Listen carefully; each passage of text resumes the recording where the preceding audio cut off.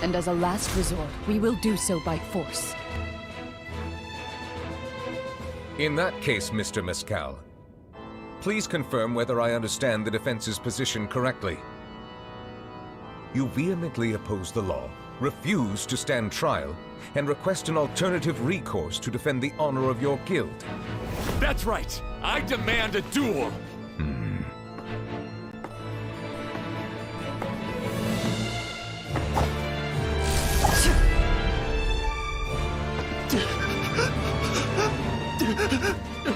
Too often, it is only when the safety is disengaged, and the champion duelist takes aim, that they finally realize whose hand controls the gun. The request for a duel is approved. This decision is irreversible.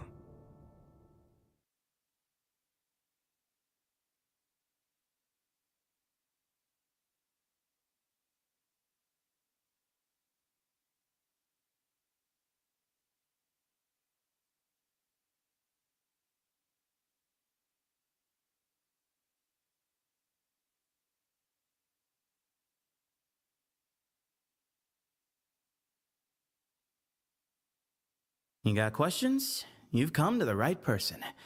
On the off chance I don't have the answers, I can ask around and help you find out. Sethos. Pretty interesting guy. He's like a distant cousin of Cynos. The first time we met, he came up and asked me if I was Hat Guy. He nods his head when he talks. It's like, oh, I don't know, like a little puppy, yes? Doesn't play enough TCG. Some of my elders say I'm difficult to control, like a wild animal. But don't you think it's kind of an issue that they want to control how other people think in the first place?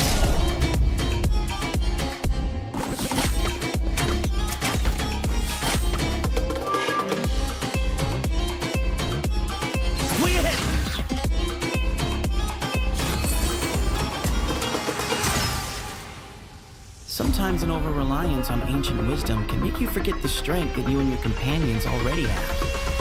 Move or be moved! Behind you!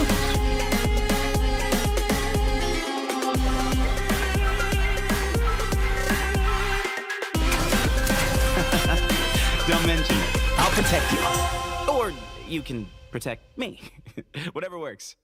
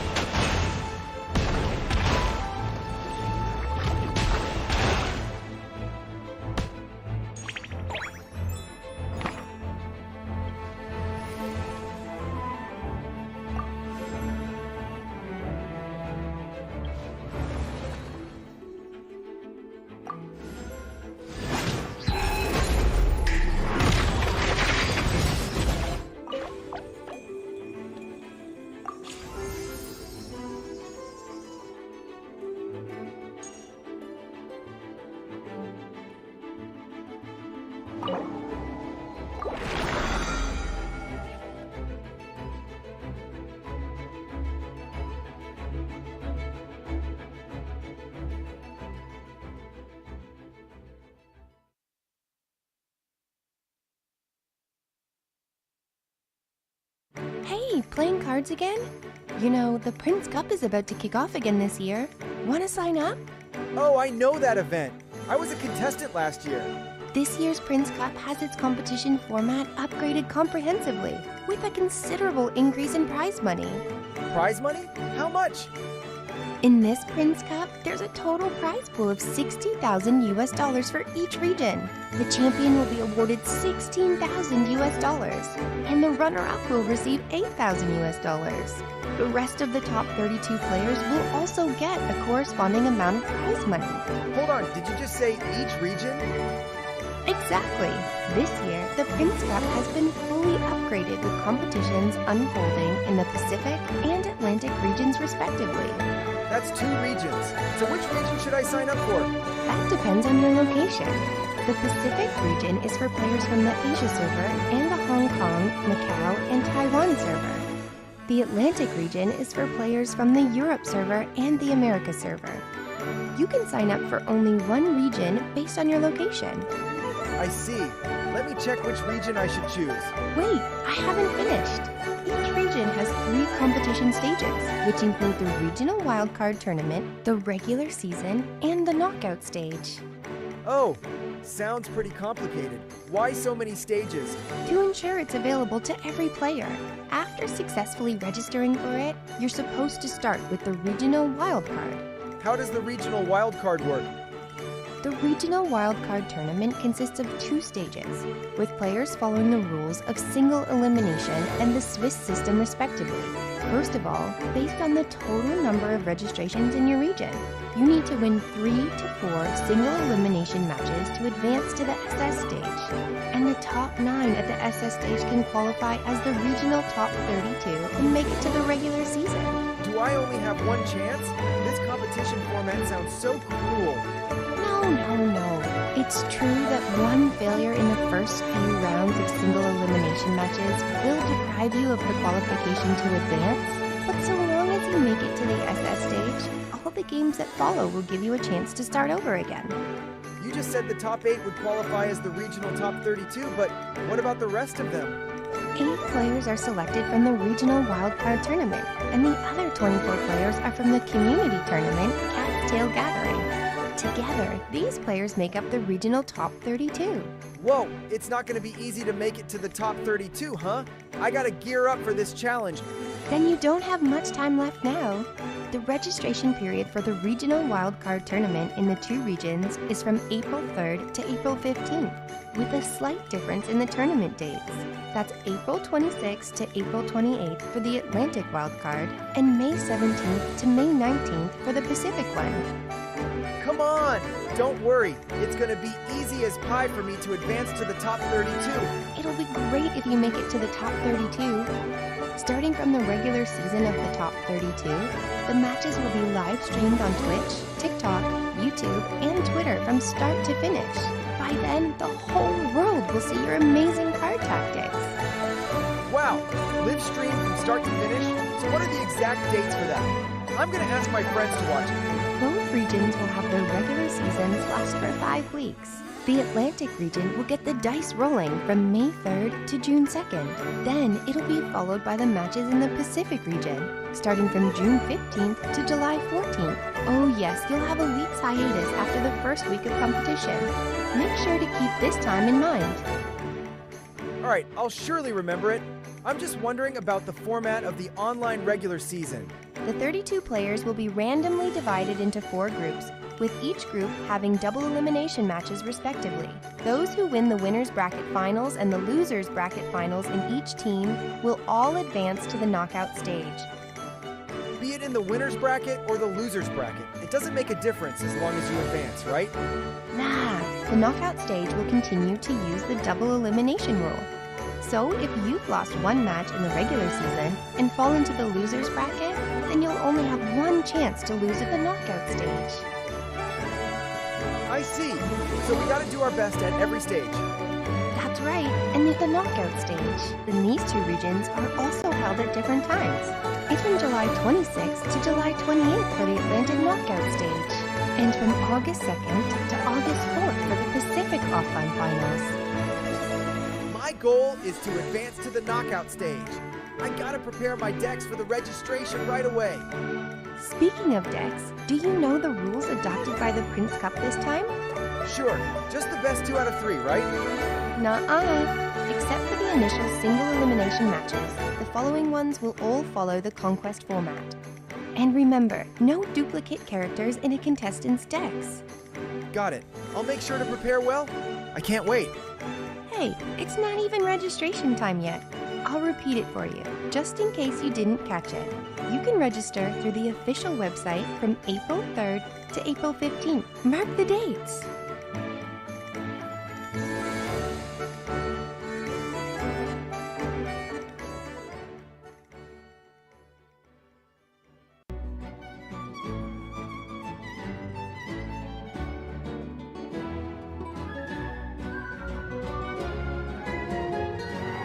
In the Prince Cup Atlantic matches, the event card Underwater Treasure Hunt brought us so many exciting moments. So how can we make the best use of this event card? Let's learn from the pro players.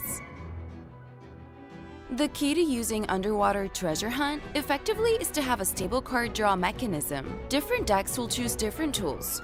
For example, Jibu's Chongyun Razor Burst deck uses support cards like Liban and Treasure Seeking Sealy as its main card draw methods. On the other hand, Binzu's mid-slow pace deck, which are centered around characters like Kuki Shinobu or Neuvillette, tend to use artifacts like Veteran's Visage and Gilded Dreams, which provide continuous card draw. Of course, when preparing card draw mechanisms, most players will choose the Lumenstone Adjuvant as the facilitator for their decks. It not only provides continuous extra card draws, but also offers Omni Dice.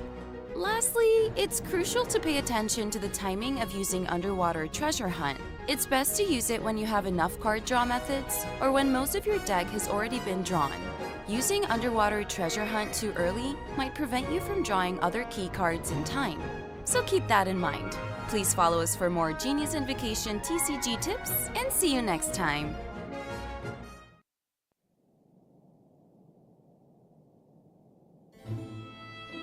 Some say that champion duelists are to Fontaine as the safety is to a musket. Which is to say, a chance to defend one's honor and avoid the scrutiny of the prosecution.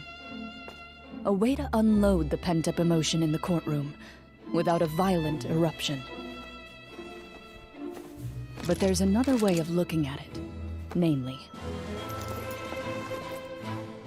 when the accused denigrate the law and question its authority, we must safeguard the dignity of the court.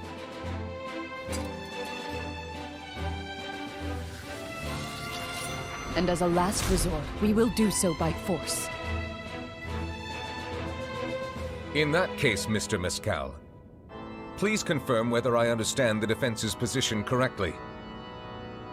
You vehemently oppose the law, refuse to stand trial, and request an alternative recourse to defend the honor of your guild. That's right! I demand a duel!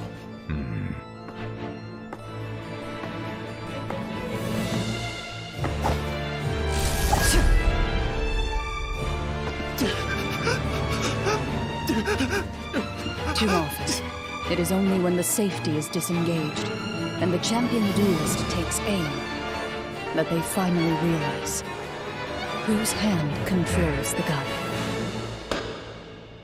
The request for a duel is approved. This decision is irreversible.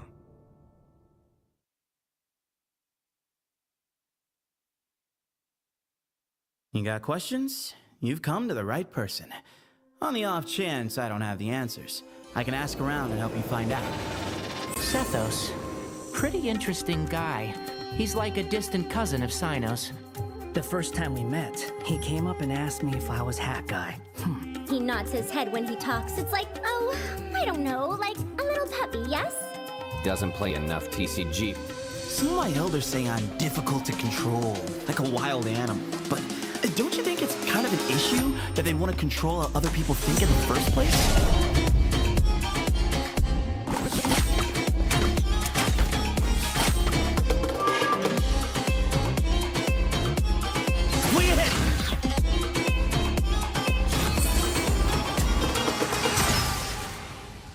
Sometimes an over-reliance on ancient wisdom can make you forget the strength that you and your companions already have.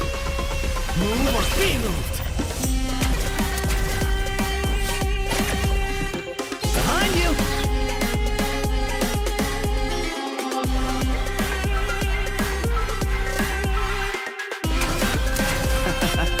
Don't mention it. I'll protect you.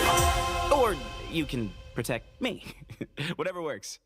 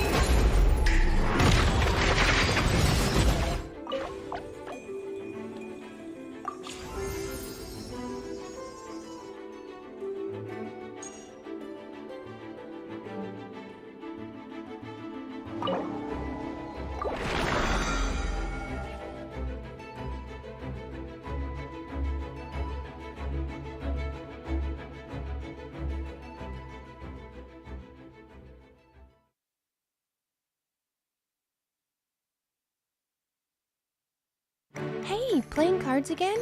You know, the Prince Cup is about to kick off again this year. Want to sign up? Oh, I know that event. I was a contestant last year. This year's Prince Cup has its competition format upgraded comprehensively, with a considerable increase in prize money. Prize money? How much? In this Prince Cup, there's a total prize pool of $60,000 for each region. The champion will be awarded $16,000, and the runner-up will receive $8,000. The rest of the top 32 players will also get a corresponding amount of prize money. Hold on, did you just say each region? Exactly. This year, the Prince Cup has been fully upgraded with competitions unfolding in the Pacific and Atlantic regions respectively. That's 2 regions. So which region should I sign up for? That depends on your location. The Pacific region is for players from the Asia server and the Hong Kong, Macau, and Taiwan server. The Atlantic region is for players from the Europe server and the America server. You could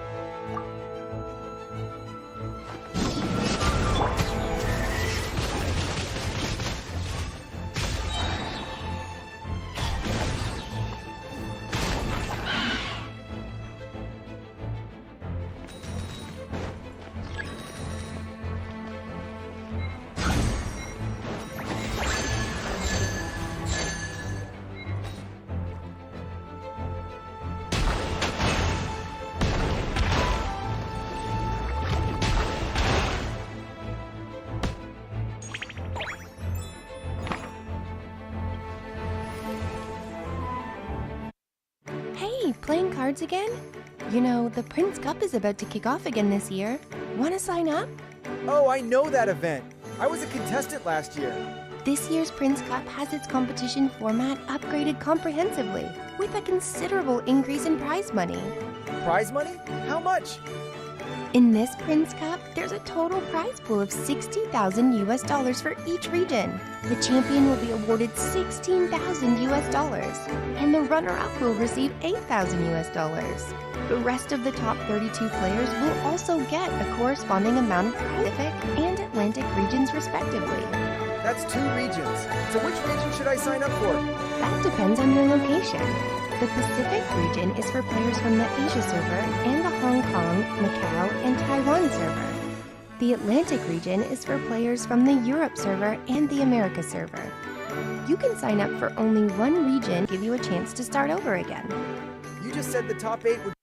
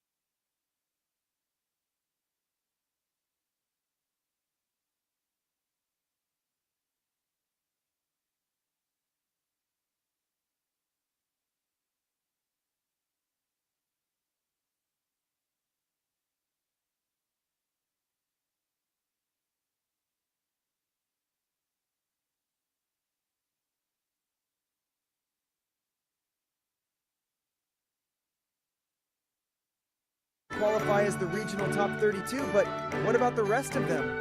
8 players are selected from the Regional Wildcard Tournament, and the other 24 players are from the Community Tournament Cat's Tail Gathering.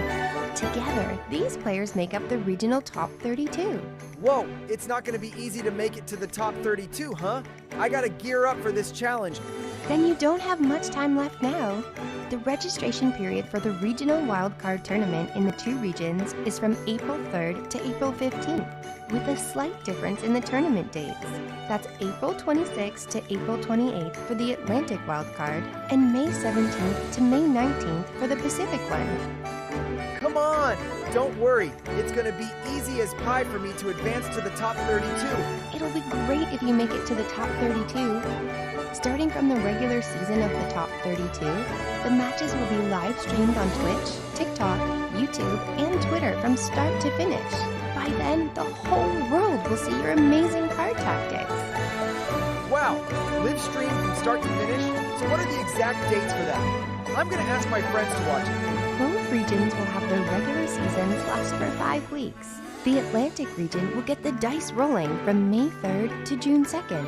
Then it'll be followed by the matches in the Pacific region, starting from June 15th to July 14th. Oh yes, you'll have a week's hiatus after the first week of competition. Make sure to keep this time in mind. Alright, I'll surely remember it. I'm just wondering about the format of the online regular season. The 32 players will be randomly divided into 4 groups, with each group having double elimination matches respectively. Those who win the winner's bracket finals and the loser's bracket finals in each team will all advance to the knockout stage. Be it in the winner's bracket or the loser's bracket, it doesn't make a difference as long as you advance, right? Nah, the knockout stage will continue to use the double elimination rule. So if you've lost one match in the regular season and fall into the loser's bracket, then you'll only have one chance to lose at the knockout stage. I see. So we gotta do our best at every stage. That's right, and at the knockout stage. Then these two regions are also held at different times. It's from July 26th to July 28th for the Atlantic knockout stage, and from August 2nd to August 4th for the Pacific offline finals. My goal is to advance to the knockout stage. I gotta prepare my decks for the registration right away. Speaking of decks, do you know the rules adopted by the Prince Cup this time? Sure, just the best 2 out of 3, right? Nuh-uh. Except for the initial single elimination matches, the following ones will all follow the Conquest format. And remember, no duplicate characters in a contestant's decks. Got it. I'll make sure to prepare well. I can't wait. Hey, it's not even registration time yet. I'll repeat it for you, just in case you didn't catch it.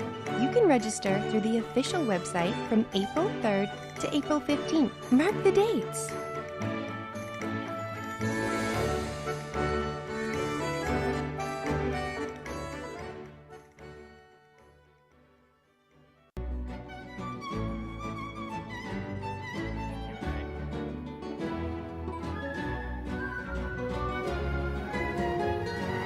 In the Prince Cup Atlantic matches, the event card Underwater Treasure Hunt brought us so many exciting moments. Gonna be my feed So how can we make the best use of this event adjust card? my setup accordingly.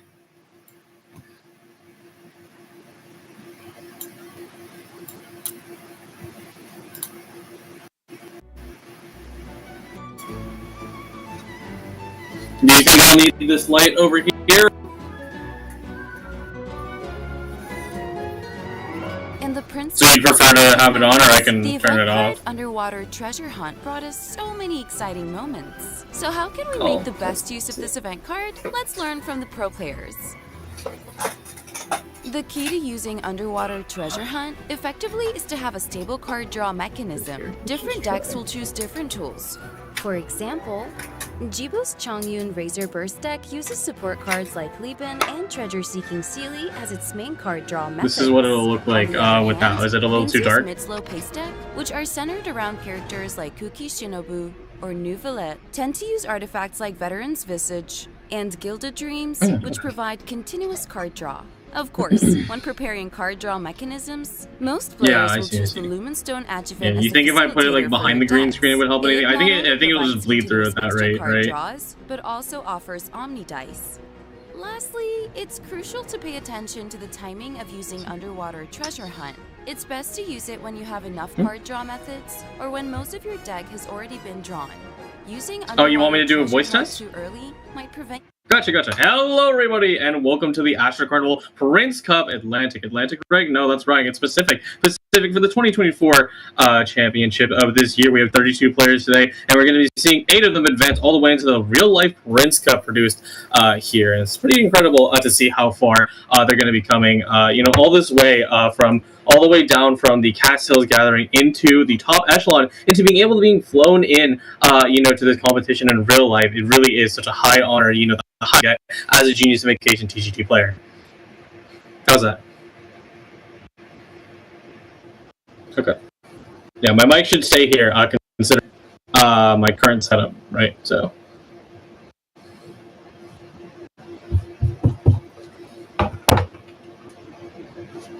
Alright.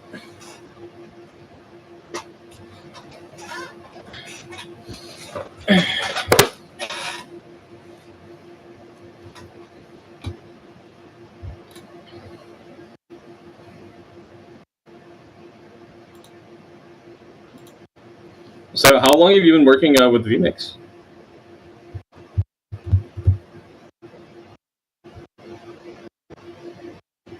Okay. Yeah, my mentor always says he wanted me to teach me vMix, but I just kind of stuck with OBS. So.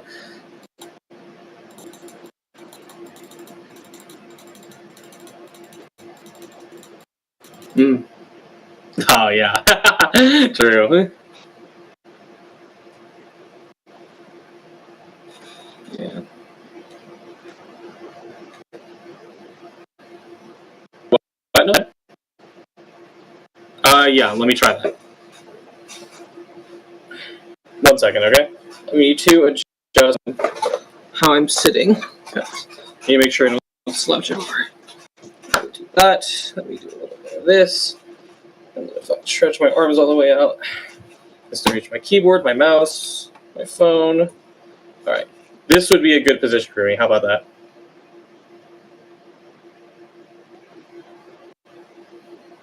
Yeah, sure.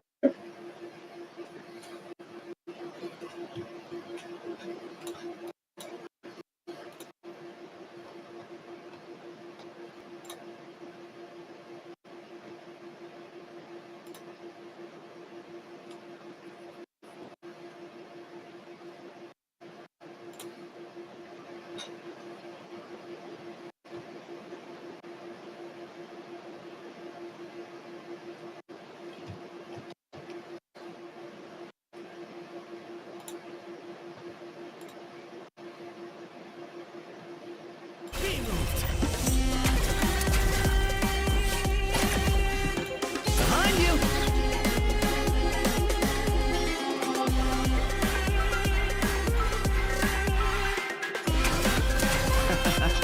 Don't mention it. I'll protect you. Or you can protect me. Whatever. Program also definitely, it's a bit low. Yeah. Yes.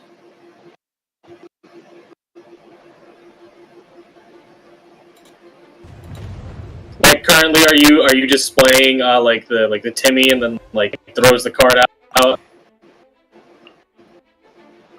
Yeah. Yeah. No, it's pretty quick. I like barely hear anything.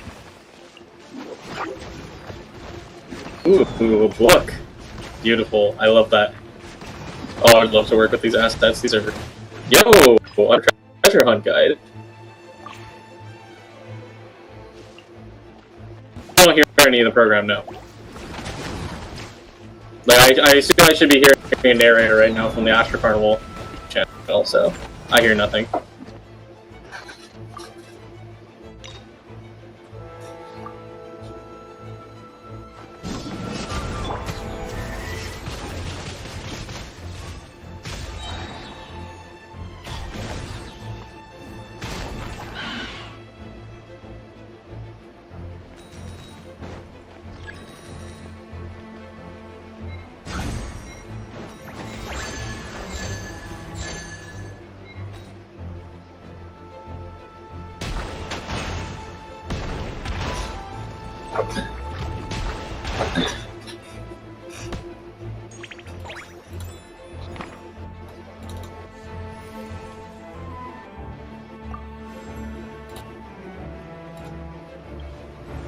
Oh, that's interesting. So, like, you guys, like, use, like, a YouTube link, and then, like, it gets ported into vMix, basically?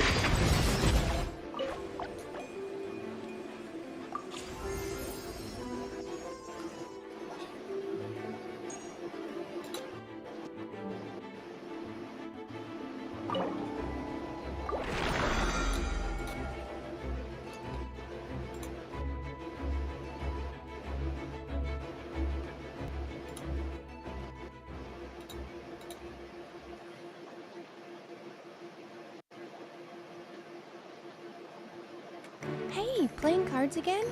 You know, the Prince Cup is about to kick off again this year. Want to sign up? Oh, I know that event. I was a contestant last year. This year's Prince Cup has its competition format upgraded comprehensively, with a considerable increase in prize money.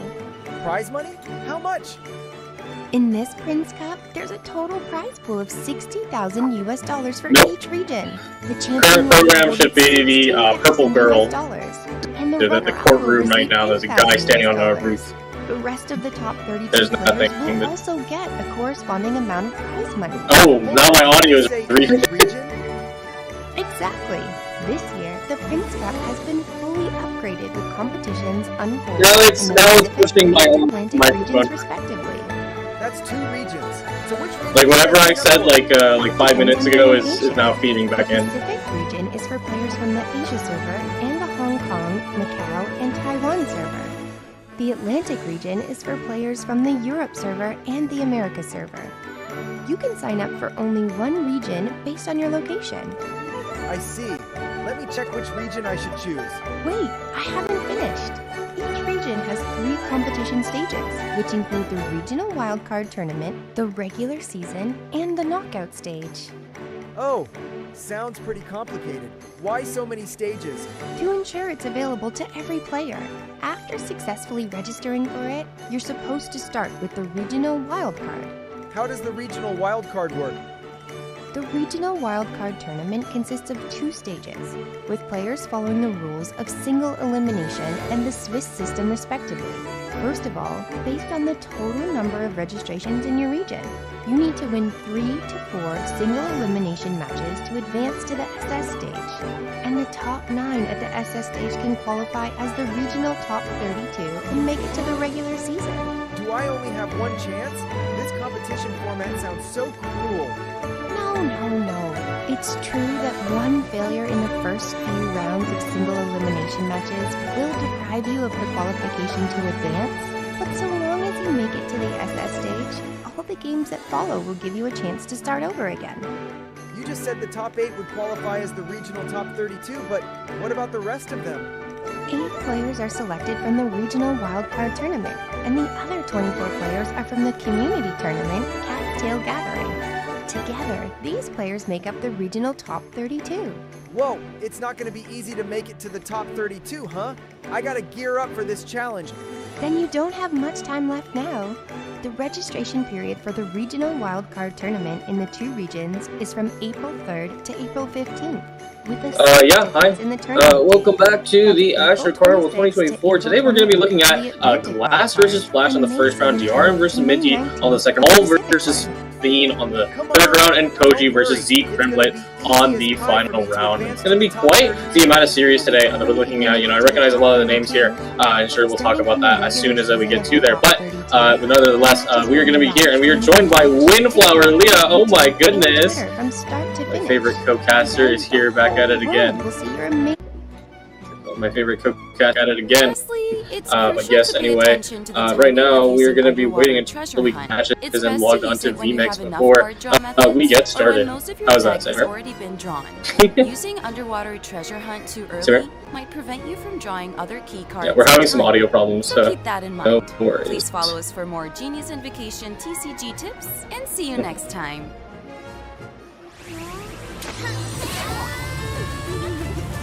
NVIDIA? Yes. I do not hear my own microphone, no.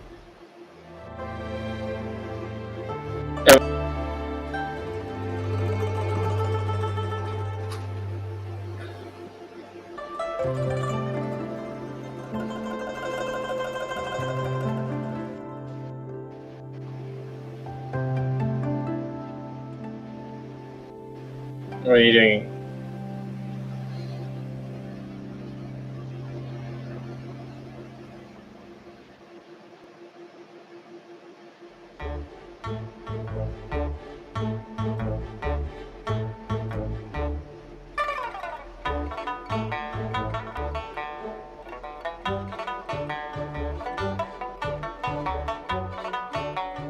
Yes. Do you want me to, just talk again, Samir? Yeah, sure. Okay. Hello, everybody, and welcome to the Asher Carnival. Not season. Whoa. Friends Cup Atlantic 2024. I'm your host, Mr. Christian, joined by Windflower Leah, who will be here in just a minute, but let's see. We have lots of players today. Now, one thing I know about Koji is that, throughout the history of knowing them inside the TCG community, is that they're very much an avid fan. I do wonder if they're going to be able to squeeze that into their text, because honestly, he's having a really hard time in the meta nowadays. It's not that he's necessarily change play. He just generally doesn't fit into the decks that wants to be played during this time. And this is quite a spicy match because we're also seeing him face off Z Kremlet, again, another series season player, since the start of the times. He did play Mirror Maiden of Lecture charge in the early patches. Dominated pretty hard with it overall, but of course, just in general, a very good player. So we're gonna be really excited to see that match going down today. How was that?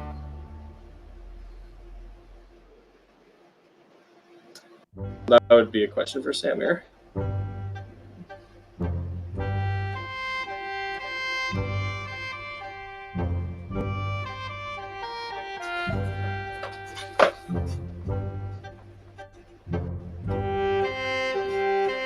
They're like,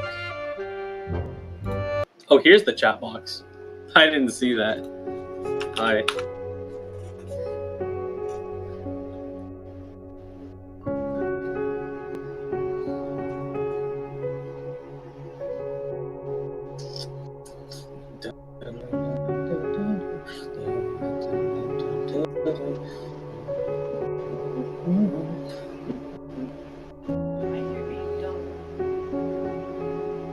I'm doubling on the VMix side or the Discord side?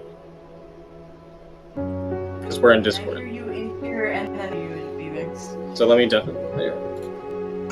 How about that? Wait, can you hear me? Can you hear me here? I can hear you in Discord, and I assume VMix because I'm getting double feeds. So like, mute yourself in Discord. I need to change my yeah, I mean on Discord. I need to change my own input.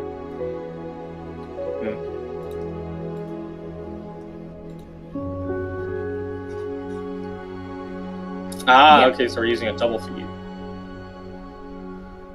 Yeah, makes sense. Okay, it is using the right microphone, but it's the gain. Like, can you okay, or should I like adjust my gain? It is? Okay, cool.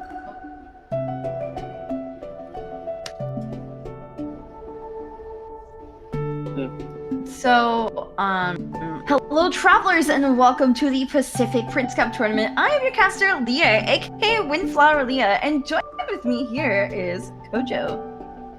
Hello everybody, welcome to the welcome to the Astra Carnival Atlantic Prince Cup. I got confused because there are two screens, but we are just almost in to our matches, and don't forget to check out the matches on Twitch, YouTube, TikTok, and X, so you can watch these. And there's actually, Leah, I think we're on the 5th week, right? So there is a raffle. Can you tell us how we can enter that? So you're cutting out, Kojo. I am? You're cutting out for me. Yeah, for me you are. You're like, are you on Ethernet or Wi-Fi?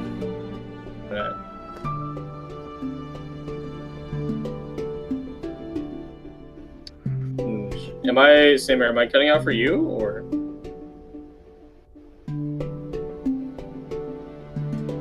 It's not constantly cutting out, but like when you were like doing the casting, like I couldn't hear like half of it, so. Okay. Let's see what I can adjust on my end then. Maybe this will do. Okay. Do you want to try again? Sure. It's, Oh wait, now you're cutting out. Am I? Wait, I think it's a VMix how you cut out. Yeah. It might be this connectivity thing. Yeah, exactly. Because we're connecting to Asia, so it's like it's gonna be like that. Right? What is it called? The same tech I use, let's go ahead and use something similar to VMix, does have like obviously connection across countries. So we never had issues with it before. Well, what software were they using? VMix. This is not my first rodeo, Kojo. That's not what I'm saying.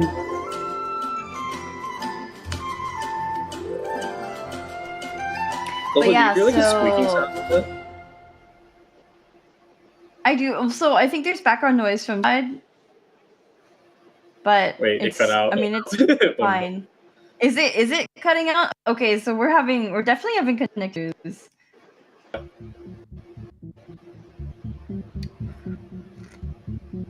You wanna like rehearse? It's hard to rehearse the like gameplay in front of us, but do you want to like? Let me see what we have on the hype test. Oh, the test stream has nothing. Do you want me to stream something in Discord? No, I mean I think it's fine. I'm just like wondering like. So let's say that Z Primlet wins. Yes. So. We could talk about this thing on screen right now. It's about Finals. card pick, right? That's not, I'm trying to think of like a hype moment to like this because you're not gonna raise your voice over the most played character cards because they're trying to test the audio. So they're trying to test the audio, so they need like the quietest parts and also the loudest parts. So like let's talk about a Risley triple sweep around. That's not exciting. Why is it? It's hype. He takes 3 kills, huh? I haven't unlocked him yet. Okay. How about Consecrated Beast? 10 damage type. It's just so hard without seeing it. Let's I mean, see. of course. With that, Z Crimlet takes home the win. Congratulations to Z Crimlet. He will be advancing to the top 8 and live later this year. It's gonna get so bad. Oh no. Is it? That's not good. Yeah, everything, just like. But yeah, that would kind of be the volume you might have at like for high intervals. movement. Yeah, sure. Yeah, let me try. Okay, let me try it and let me see if I cut out. Okay. Oh, but they're going in there. Okay. Liddy has only 1 HP left, but 3 stacks of prop. They're out of dice. Liddy takes the kill, and that's it. Koji is moving on to the next round of the Prince Cup. You're cutting out a bit. I don't know if it's that your volume's or if it's just a connectivity thing. Oh, it happened again as soon as you said that. Yes, that's what no, we're having. We are with an ask, so like I'm fine with doing a rehearsal, but we're having connectivity issues and like we're cutting out for each other a bit. So yes. I'm wondering if it's showing like that on stream as well. Yeah. Also, additionally, I still can't hear the in-game audio. So whatever's happening on screen right now, there's no audio. And when I check the test stream, it has audio. So. I hear it, but it's pretty quiet. It's like super quiet to the point where we wouldn't hear anything. So. Yeah, you're like way louder in volume than the music in game.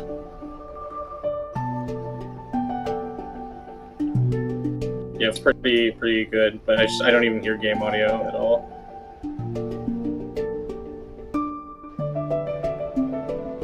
Got it. That's fine. Take your time. Oh my god, it's dead.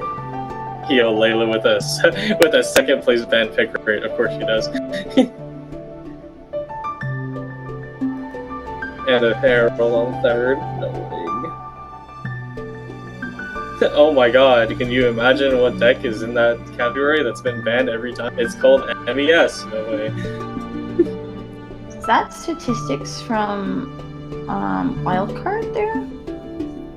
It says wildcard phase, so I guess so. That's pretty cool. Makes sense. Wildcard that wasn't this patch, that was last patch as well. So we should see similar things to what we saw in Atlantic for Wildcard if we get statistics from there. Could say the mascot wildcard was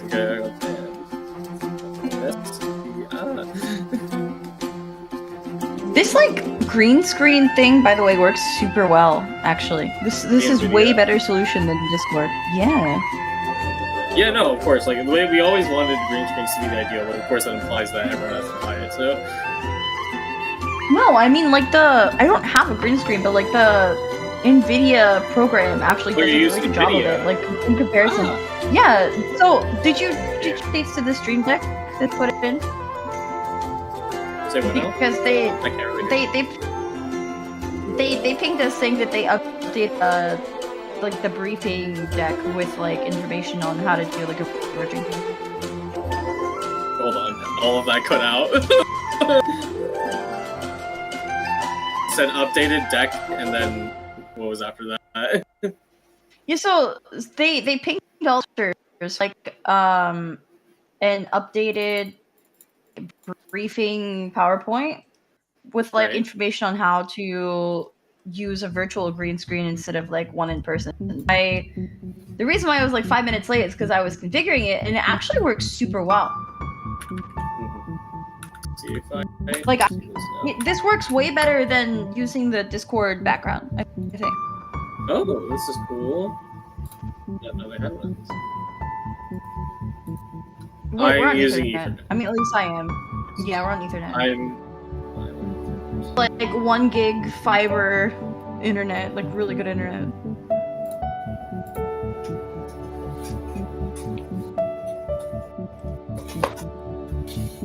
Oh, it's an app, and then you can print from there. Okay, that's another thing, Leah.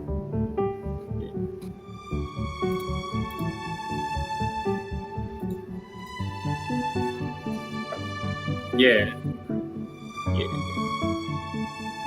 Yeah, no, with the tech, with tech like this is. I do get a little worried though, because it is to the point where sometimes our sentences will not be the most audible to each other, right, Leah? Yeah, disruptions get noticeable to where like it might interrupt the flow of conversation. I'm not sure, exactly. like because it's all like set up properly. Workaround for that would be.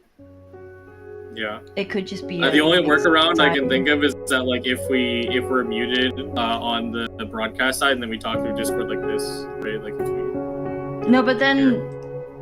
No, we can't do that because they're recording with 3 mix.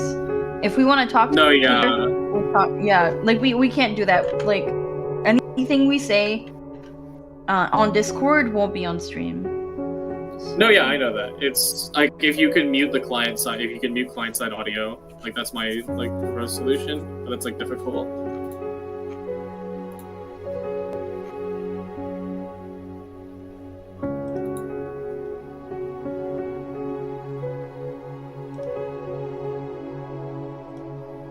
Yeah, sure.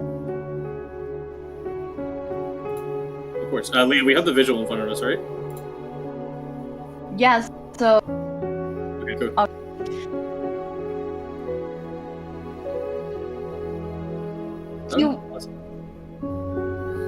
Okay, so should we just like ask for green, or should we like make up some scenario? Okay, anything. So Glass here running with Futon. We haven't seen this deck in a long time, Kojo. Long time. Kind of, yes, kind of no. But yes, apparently they say they're. You know what, Leah? Do you think that's truthful? I don't know. No, I mean I don't think we have seen this long time. I feel like so A of the Prince Cup tournament was where we saw the most Fatui, and then players were running into levels with it because they were bringing that Fatui conspiracy and constantly rolling pyro instead of any other element, and it honestly like offset people's trust in the deck to where we did see it come back, but now we're seeing it Prince specific. So I'm wondering. It looks like a pretty about that. Still running the conspiracy. It's not Duvall iteration as we've seen, and doesn't have talents. That was the one we saw later. So what do you think about it? I think it's pretty good. I'm not running that new talent tech, although I do wonder how it's going to survive in this meta. Now we have Flash here. Yeah. I think it's the opposite. I think running Lee Talon actually made the Pyro Conspiracy roll not that bad because you take extra Pyro damage with that talent enabled. Oh yeah, no, so that is definitely true. And so I don't actually think that it's like I think the iteration of Fatuizan with Linny's talent is far superior to the one without it.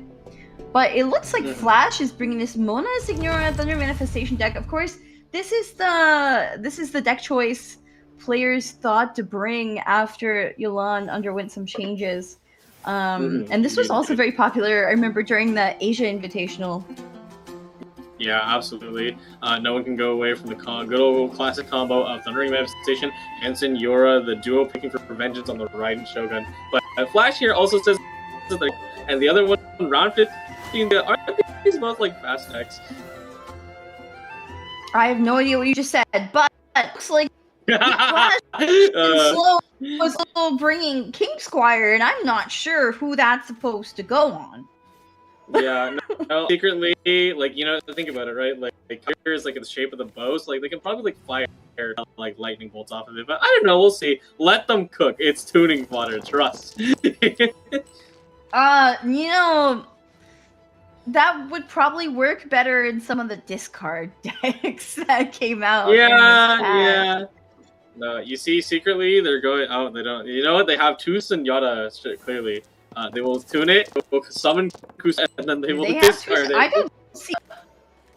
Where's the Senora? It's the magical ghost Senora because they all disappeared among the sea of butterflies. The magical. That's the Kojo. Back to Genshin Impact. Oh, it's so hard for me to make that reference. Like, I know, right? You need that line for past week. Yeah. Okay. Also, pause here for a second. It is so hard to hear you. Yeah, both of our sentences are fucking tripping. Oh no. Oh no. It's fine. They'll fix it. They'll fix it. I trust. So, I really included the tier. You know, Flash, Captain Slow. I think we can expect some slow come this player. These tags that these players choose themselves definitely give an indication to style, unless they're totally trolling. Because I mean, Flash did bring an aggro deck here. Yeah, no, absolutely. They could be trolling, they could be serious, who knows, right? I think it's a 50-50, honestly, on if the player is taking if they're using a TCG reference. I think that's an interesting observation. I think players who use a TCG reference like Captain Slow, Unlucky High Roller, tend to mean the opposite of what they are, but then you have tags like the protagonist, right, and stuff, and I think they usually mean what they say. The protagonist. Ha ha ha ha. Clueless. Slow, be clueless. Oh. All the protagonists always win. Come on now. So let's see. Hello, traveler. Oh my god, it's the AR. I love this. I love AR animation. It's the most beautiful thing ever. And Kaya and Mona. Yo, Diluc, Kaya, Mona, what are they cooking? This is like an actual game. Wait, tell me there's actually King Squire in this deck. Yes. Versus. The puzzle. Yes. Is still unsolved. Yeah. Make sure what? Oh, sorry. Yeah. Here. Sorry, I moved around a bit. Okay, we're good. Oh, they're gonna test our cameras, probably.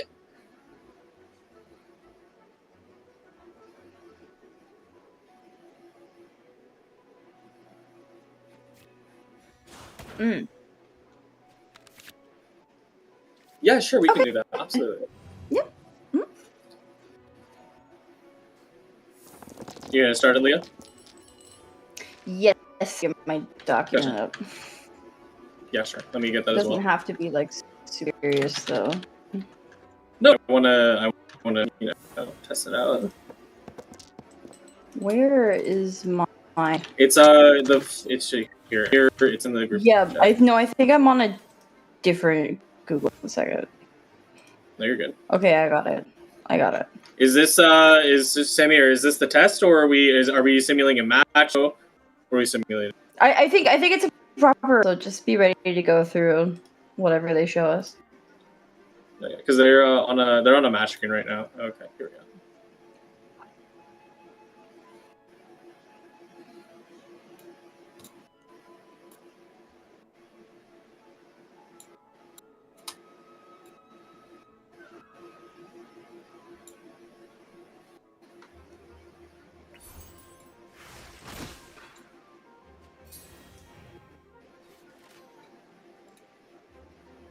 Got it. Got it. Thank you.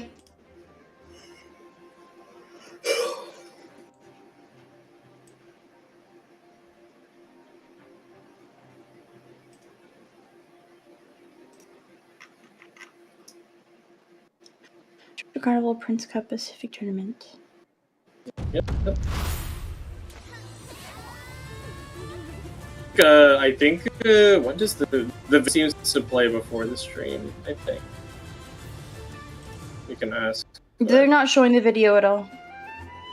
No, because they one of their scenes had the video in it, so well, it may have been a BRB screen. Though. Sorry, I didn't hear that. Them the other day if they were going to show it, and they said no. So I mean, maybe it changed, but I think they're just going through all their assets and seeing what they have.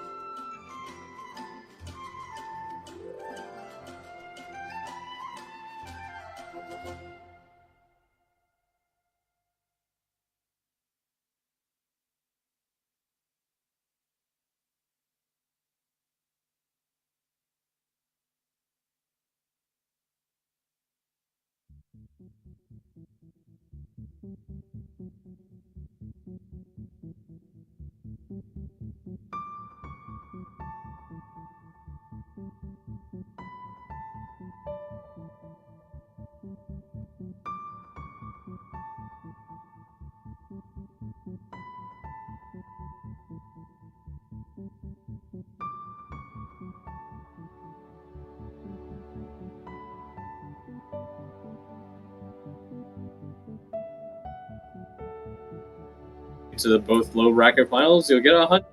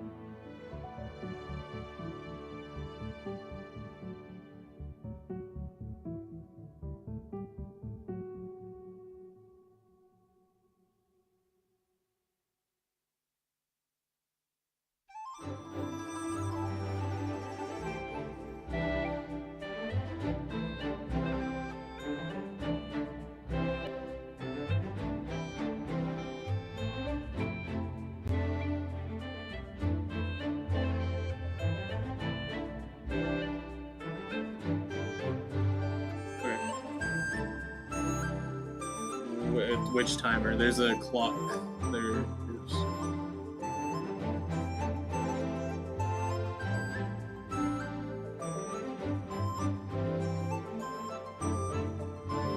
I only have the local time. No timer. Yeah.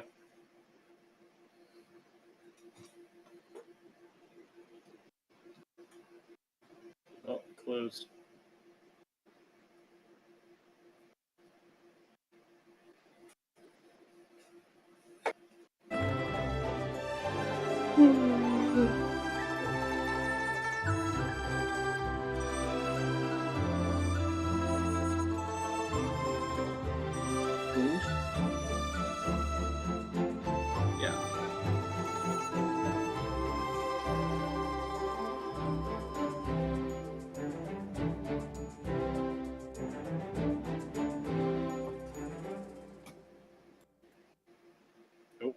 Uh-oh.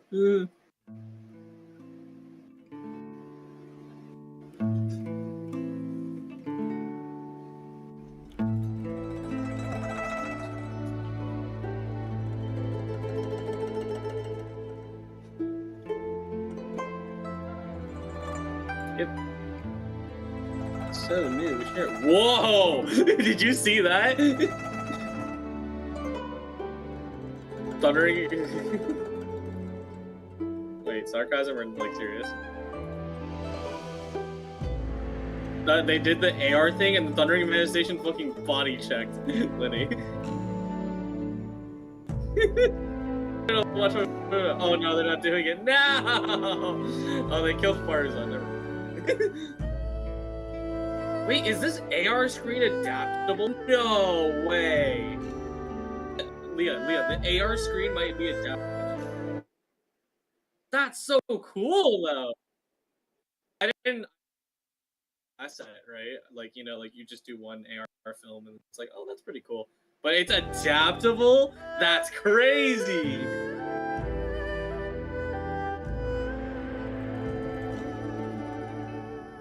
No, yeah, but like, you know, you gotta have to like, you gotta like. I mean, you get the. That's a pain, so.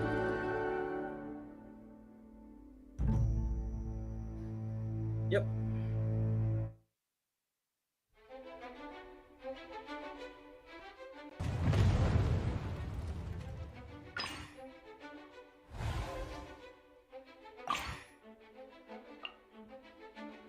Goodness. Okay. They move what? The Glass little camera flashing. thingy? Oh, yeah. Hold on for a second. Are you looking at the person versus us?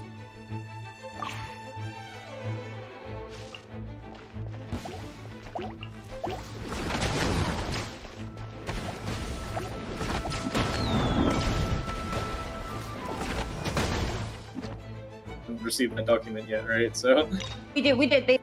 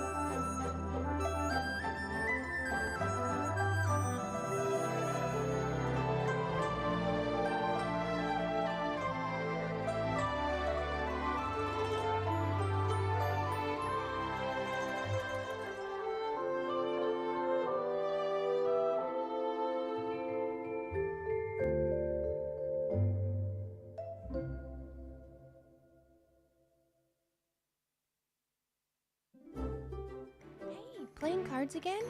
You know, the Prince Cup is about to kick off again this year. Want to sign up? Oh, I know that event. I was a contestant last year. This year's Prince Cup has its competition format upgraded comprehensively, with a considerable increase in prize money. Prize money? How much? In this Prince Cup, there's a total no, we don't prize see pool it. of $60,000 for each region. The champion will be awarded $16,000, and the runner-up will receive $8,000. The rest of the top 32 players will also get a corresponding You're the amount video of prize supplier. money. I don't Did you just see. say each region? Yeah, no, I see Exactly. nothing. This year, the Prince Cup has been fully upgraded with competitions unfolding in the Pacific and Atlantic regions respectively. That's 2 regions. So which region should I sign up for? That depends on your location.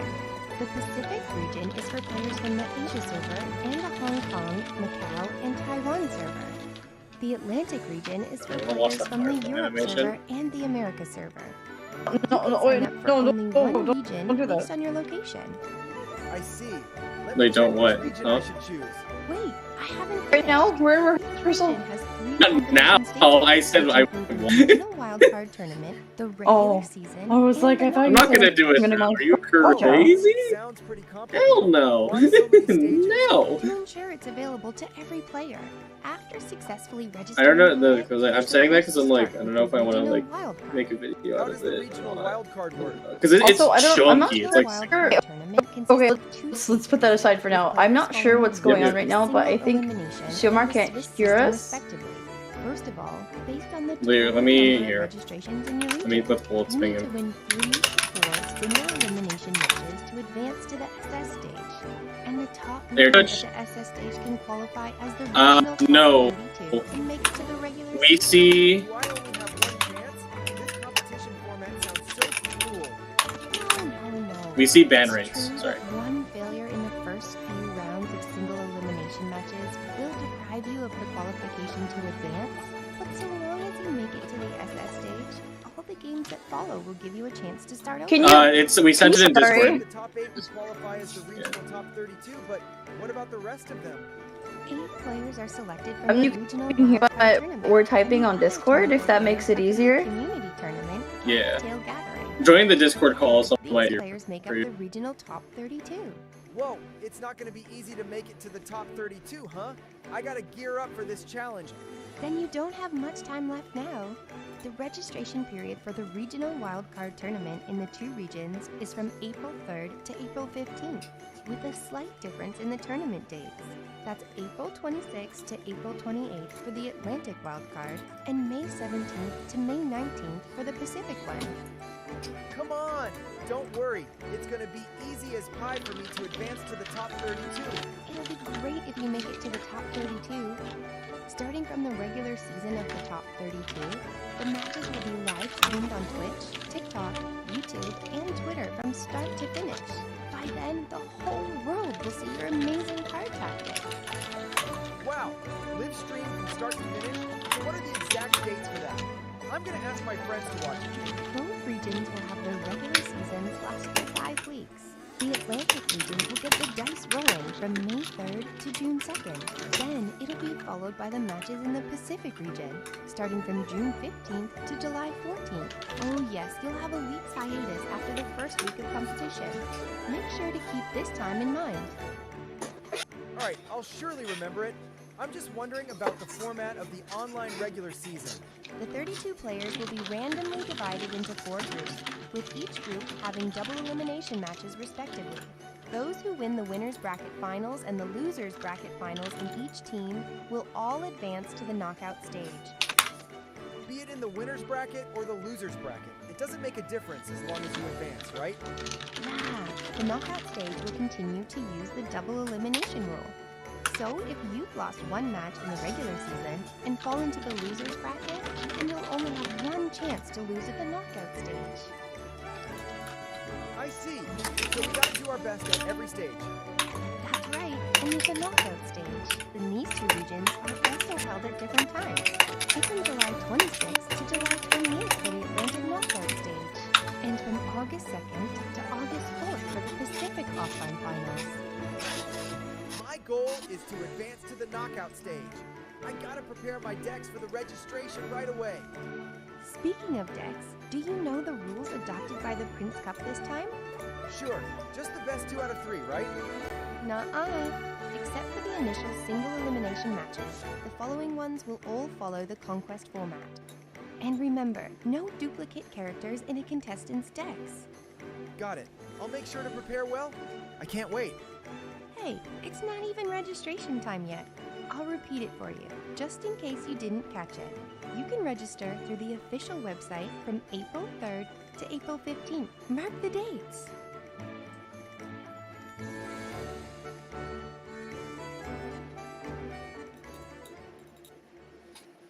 Got it.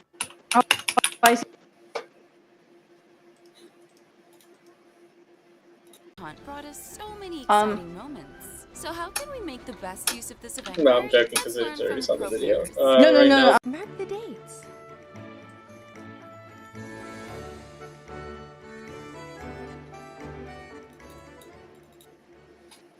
Got it.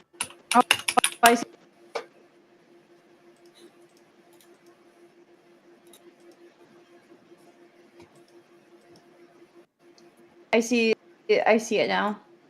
And treasure seeking truly has its main card draw methods. On the other hand,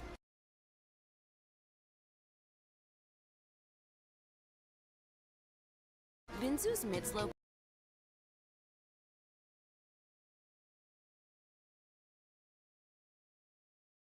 pace deck, which are centered around characters like Kuki Shinobu or Nouvellette, tend to use artifacts like Veteran's Visage and Gilded Dreams, which provide continuous card draw.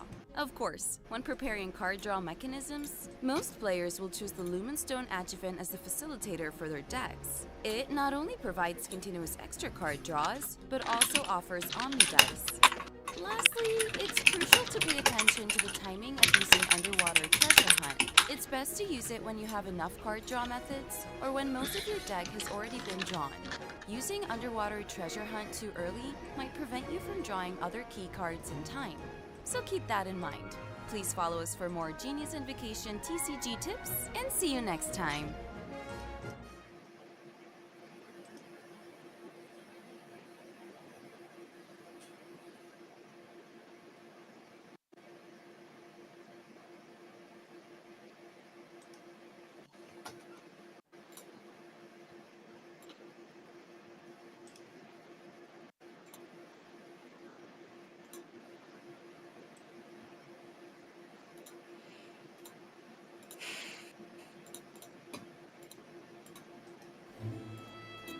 Some say that champion duelists are to Fontaine as the safety is to a musket. Which is to say, a chance to defend one's honor and avoid the scrutiny of the prosecution. A way to unload the pent-up emotion in the courtroom without a violent eruption. I have no idea. But there's another way of I mean, we can hear each other, but it's also... Oh my god, wait, do you see Corinne on your end? And question its authority. We must safeguard the dignity of the court. I said, no. Focused on the rehearsal. And as a last resort, I'm checking to see if our feeds are synced up. That's what I mean. That's why I reference on the Mr. screen. Mescal. Because if our feeds are Please desyncing, then confirm that's whether also I a problem. understand the defense's position My timer correctly. is at 149. You vehemently oppose the law. 7, 6, I'm 5, 2, 4, I'm 2, 3. I'm like Alternative 2 to recourse to 3. defend the honor of your guild. That's right. I demand a duel.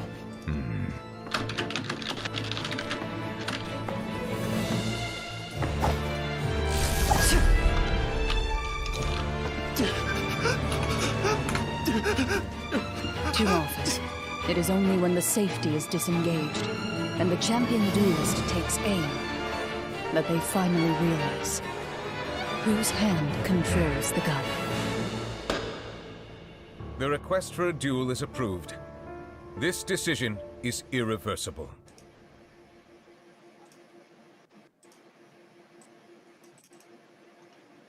You got questions? You've Oh, there's a come to the lag right issue. person. Okay. On the off chance Yeah, I don't yeah. have the answers, I can ask around and help you find out.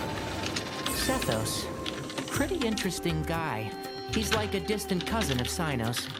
The first time we met, he came up and asked me if I was Hat Guy. He nods his head when he talks. It's like, oh, I don't know, like a little puppy, yes? Doesn't play enough TCG. Yeah. Some of my elders say I'm difficult to control, like a wild animal. But what about the game audio? Can we hear it, or is that part of the lag issue?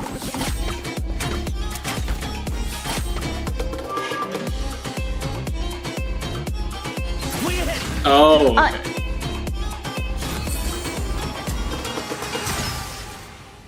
Sometimes an over-reliance on ancient wisdom can make you forget the strength that you and your companions already Okay, sounds good.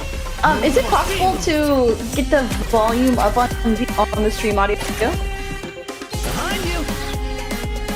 Yeah, program. Appreciate it.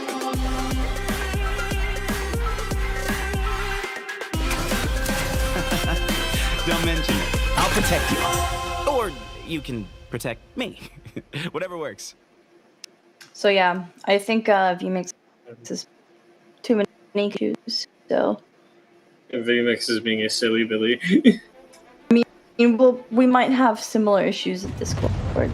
It'll probably. I don't think so. Depends on what the voice channel region is set to, but.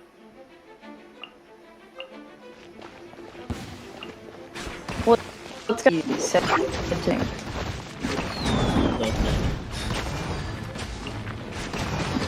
Be bad if it's set to us. I think Yeah. because their stream, it should be set to them. I think it's Discord. I think Discord just functions better with international comms. Yeah. When their remake should be fine, but if there could be some like specific thing that's like causing it to freak out, maybe it's because it's host side, and then like Discord is like concerned. They'll figure it out. No worries. Let us focus on Yes. So it sounds like we're gonna get like an actual rehearsal. It is awesome. Yeah, no, of course. So the people, let me check the bracket again. So we're gonna be casting over Glass, Flash, DR, and Minty. Okay, I almost got it. Amaru, and then Suifen. Suifen.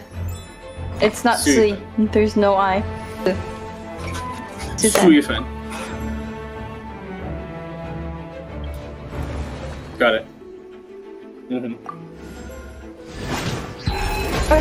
Got it. Okay. Are we allowed to talk on VMix while the count, or should we stay quiet? Yeah, like during this time, can we talk?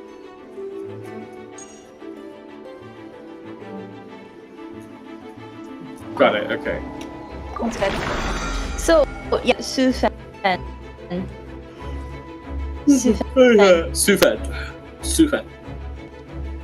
Sufen. How about that? I think if saying like Amaru is too hard, just say like it's probably fine. Playing cards again? Well, no, Amaru is is fine. about It's to kick off Sufen. again this year. Well, Want to sign up? Oh, I know that event. Sufen. I was a contestant last year. This year's Just think of it Prince as Cup has its competition instead of format doing upgraded it Sufen. comprehensively with a considerable increase in prize money. Prize money? Yeah. How much? In this Prince Cup, there's a total prize pool of $60,000 for each region. The champion will be awarded.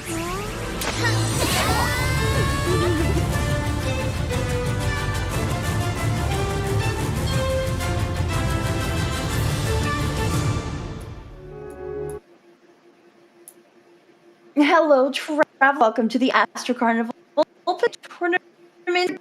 This is the privilege. My name is Leah, aka Windflower Leah, and join with me here is Kojo. Hello, everybody. Kojo Creations here with the CCG guys on YouTube. I'm so happy to be here and joined by Windflower Leah. We're here for a wonderful cast for the Pacific Prince Cup. Yeah, so we just casting for the Atlantic Prince Cup tournament, the American region combined, and now we're going on to the Prince, which should be the top spanning all of the Asia. So we're excited to get into this, and our top going to be and of the champion of the entire Prince Cup tournament here, granted 16,000 USD, which is nothing to scoff at. Absolutely, and that's not only the only prize the players will be walking away today. There are multiple prizes down the bracket. We'll be talking about what prizes players can potentially earn. But regardless, even outside the prizes, these are going to be some really tough matches. Players are going to be fighting neck and neck so they can get that top 8 spot. Yeah, so there's going to be groups of players, and the top 2 from each group will be advancing out. 4 groups of 8 players, I believe. It'll be very small in the Atlantic Prince Cup tournament if you were watching along with us then. But it's also the same price distribution. So top 32 will be going home with 600 USD. Top 16 will be 1,200 USD. And the top 8 will already have won 1,600 USD and will get a trip over to the live tournament, wherever that will be this year. But it's so exciting. So first, we're going to start off with a group A. Just a reminder, if this is your first time, make sure you're following Astro Carnival socials, whether Twitter, YouTube, Twitch, TikTok, just to get on. Yes, Samir? Yes. Okay. See it. They want to try it again? Got it, okay. Alright.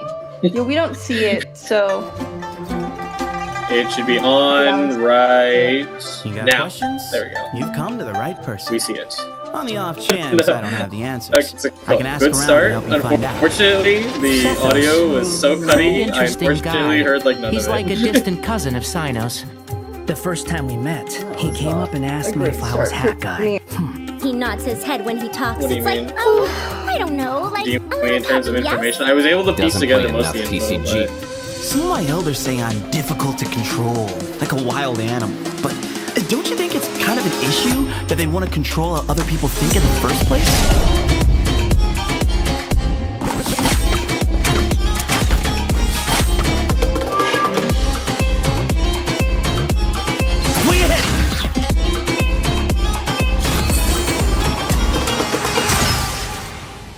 Sometimes an over-reliance on ancient wisdom can make you forget the strength that you and your companions already have.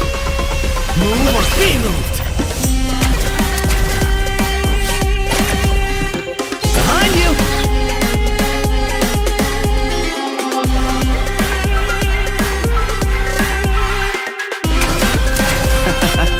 Don't mention it. I'll protect you. Or you can protect me. Whatever works.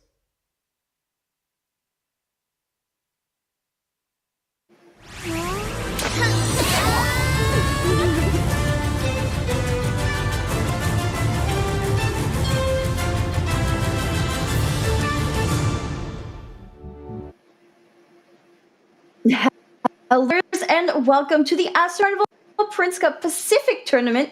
I am one of today, Leah, aka Windflower Leah.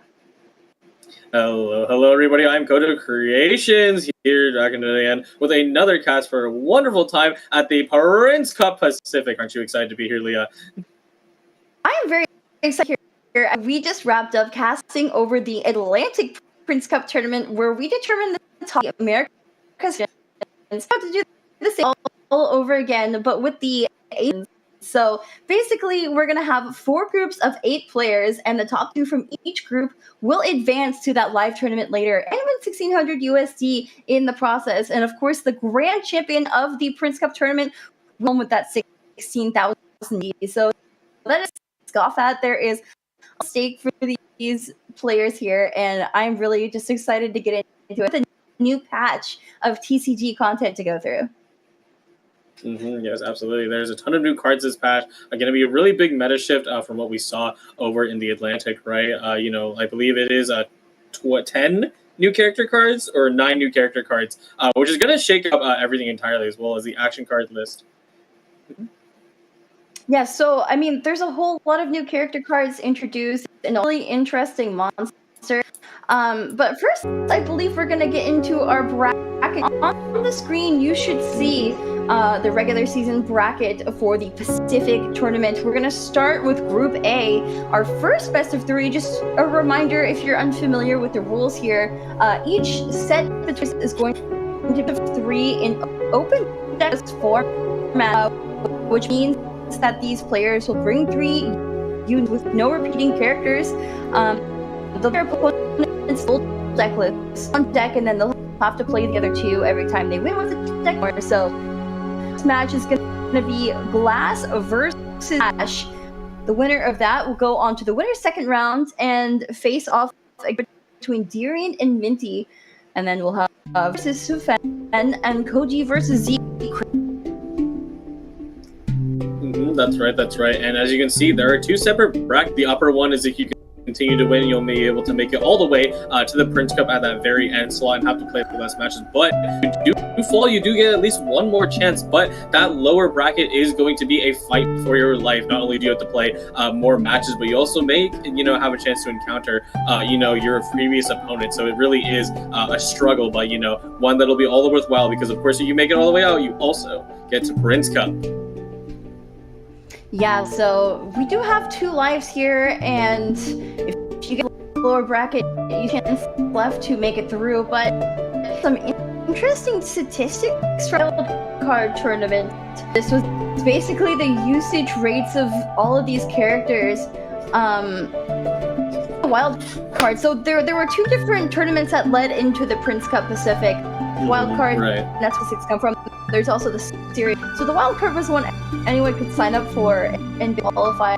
There were 8 wild cards. So looks like Mona was included in 75 of the decks in wild card. Yeah, no surprise there. Thanks to Mona, always been the adaptable character across the board, and most likely, is congenitally joined with Eula over there at 22% usage rate. Probably, including Wanderer as well. We may see what else is missing in there. But we also see right in the middle a very familiar deck list, huh? There's just like an interest right in the middle there. Though the usage is different, which tells me that they were not paired together. Players on Linny and Lynette for 2 deck, I like to call. But with Fire's on at 63%, looks like she's had a little bit more than the other 2. Something I want to point out here, though, just disregarding the characters themselves. So all of these characters belong in more decks. Yes, absolutely. Yeah, as much as they have like the percentages here, and there may be some decks that people may spur to mind. There will be different decks. I know Farzan will be in Mod Thank you. But we have a different screen right here with the ban rates of all the characters, and oh well, look who's sitting at the top again. So I just wanted to remind players this information was from the what happened last patch. So this is not the current data. We're looking basically. This was the preliminary tournament to the Pacific Prince Cup. So see some things change going to games. Interest was picked and banned. Mona being top pick ban is so interesting. Yeah, absolutely. Not only having the highest usage rate, but then also the highest ban rate. I mean, maybe they ban right because if you have a Mona in every single player slot, right, then therefore increase the chances of her being banned. But of course, also the deck fits into is very polarizing. Going down to the second and third pick rates, I think these ones are slightly congenitally joined. And now Layla, and I'm sure we know how fighting against those decks can be. So, Layla and Harold being second and third in the order of ban rates, this kind of tells me, so a lot of players brought aggro decks, as we saw from the pick rates, but then a lot of players seem to be these mid-range, or combo decks from their opponents, I think. Right. Yes. Aggro. But does normally include, example, the double deck with Nuvaled and Ashta.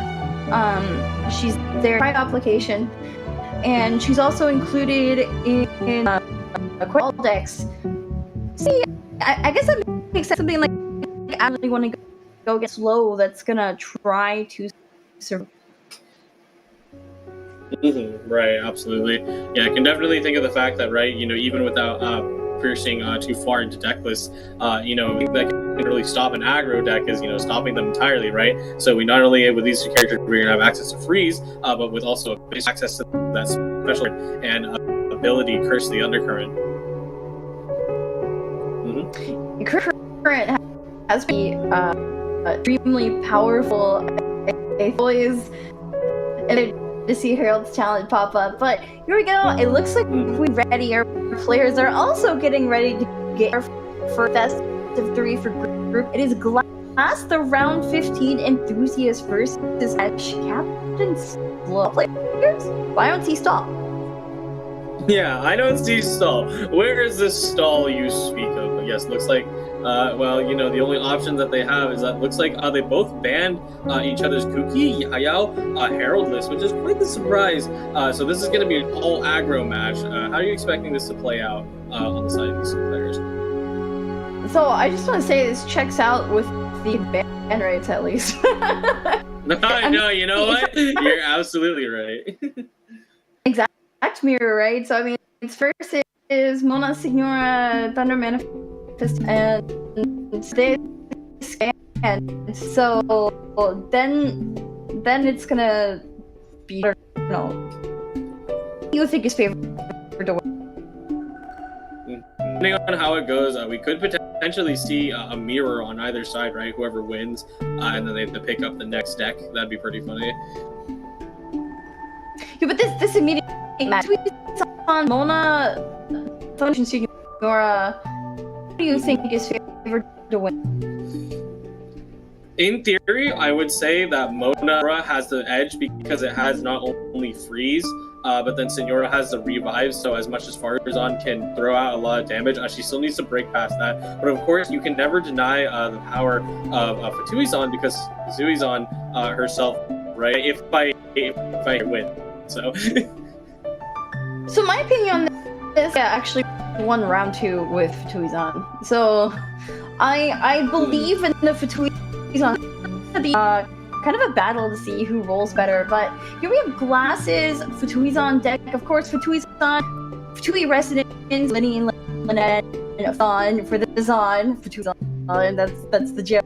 This is double deck, the Pyro. You have 2 copies of Farazan's talent. There is a Sacrificial Sword. Yeah, Sacrificial Sword, kind of, I would say, something that's a really interesting factoid about, the side of the cultural difference between Asia and these sort of other Western countries is that, this side of the world likes to run equipment more often, especially, previously when we had Bennett decks. And now again, it's going to be used on Lynette to make sure you hit those dice break points and close out your endgame properly.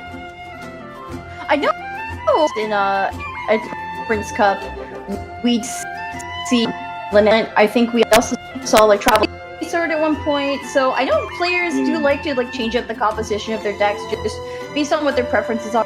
So and on this Fatuizan deck only for 5, and some people need saw and Tang bring Liddy talent, I believe, and then some people do like to bring Lynette talent or an equip for her as well, just in case after Farazan goes down. We've also instead of Fatui Resident iteration this deck, Dvalin instead of Lynette, which I think is so interesting. Here is Mona Signora Thundermation deck. I think it's really funny. Both these players took stall tag. Stall. Look, it's very funny that they took this the Stally type tags, but you know what? I think the Secret Flash is Captain Slow because they have freeze on their side. They do freeze. The double treasure feels pretty scary, but I think in the long run this is an advantage over Fatuizan. But Fatui's an edge in the first couple rounds if the damage off fast enough. But I don't see anything that really stands out to me in that deck as to. But here we go. We're getting into our first match. Our round 15 enthusiast versus Ash Captain and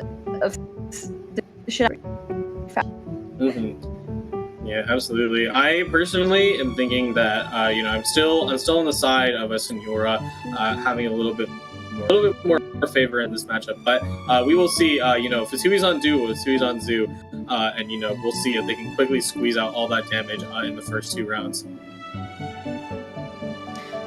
So yeah, we're gonna have to see. It could definitely be deadly. Oh, also look at this awesome AR screen we have here. We see our character. Yeah, absolutely. Getting red battle. Yeah, an incredible Ooh. display that we are going to be seeing.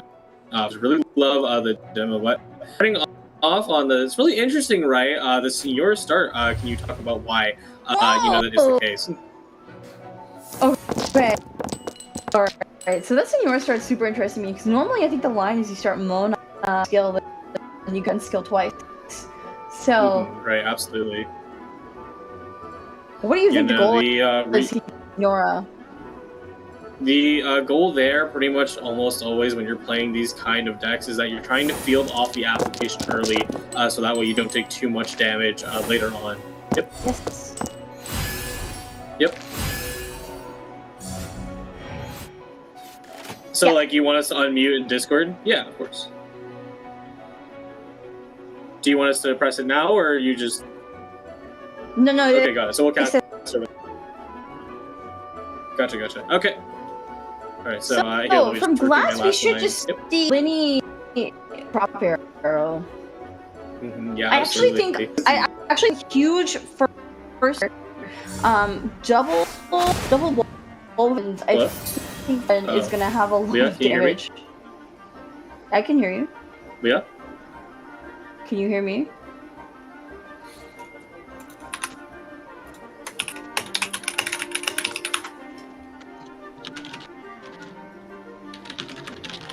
Oh. Oh no.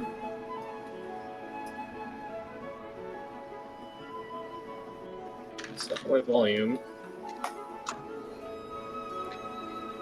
Samir, currently I cannot hear Leah.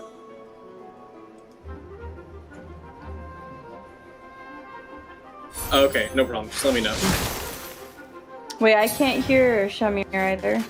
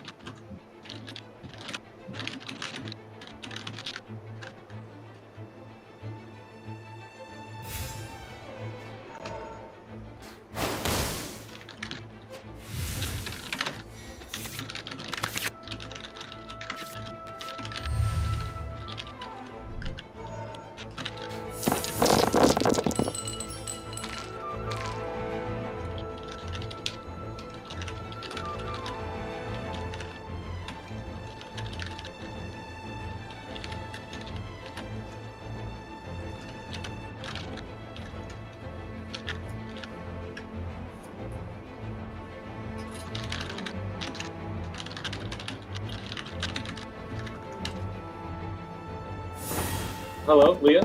Hello? Leah? Hello? Hello? Can you hear me, Kocho? I cannot hear. Unfortunately, I cannot hear Leah. Okay, Kojo, still okay. I'm not sure. Can you hear me? Shamir? Sorry. Okay.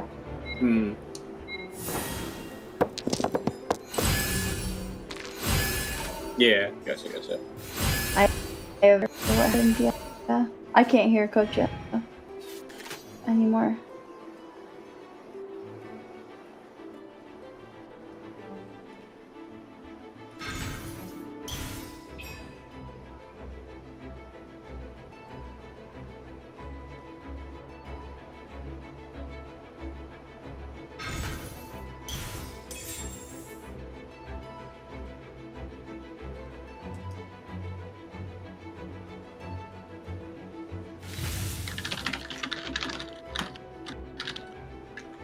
Oh, here's the thing that I was talking about earlier.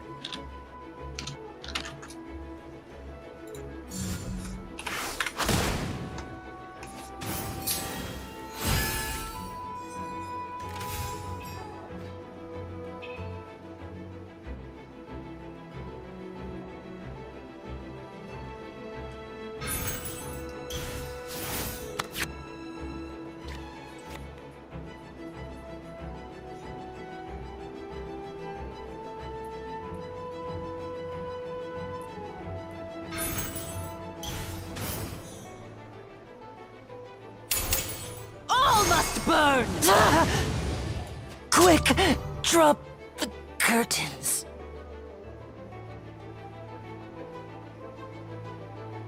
No, SI still coping on another line. I never asked for redemption.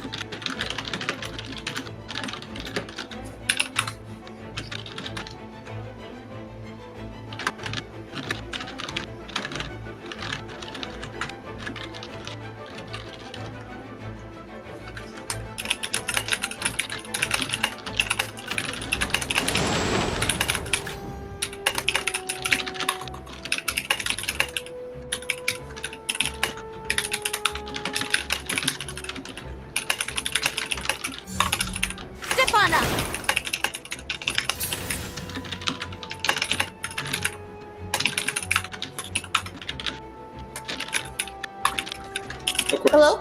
Wait, Coach, Hi, doesn't hear me Leah, yet? Windflower, Leah. Oh my goodness. Do you like that quest? I can't hear. didn't like that quest. I don't hear Leah. I could not.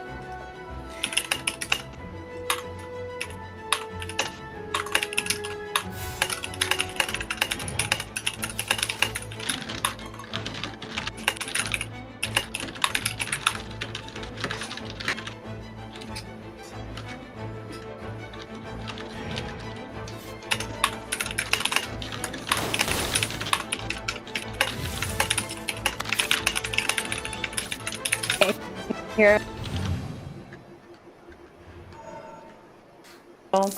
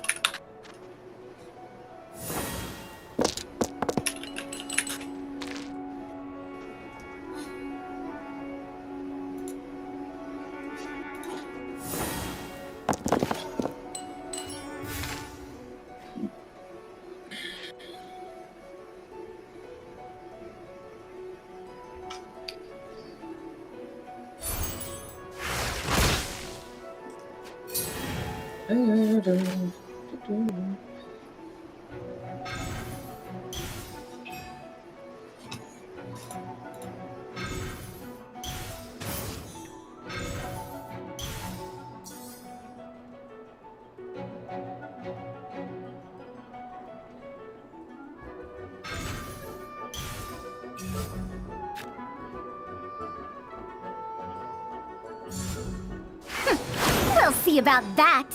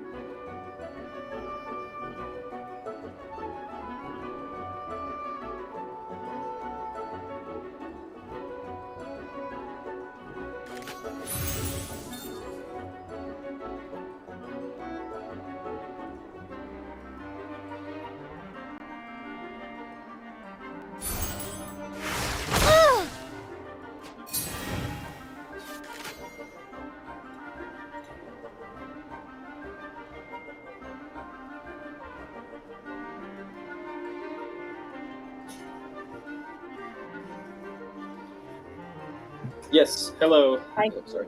Hello. Hi, Leah.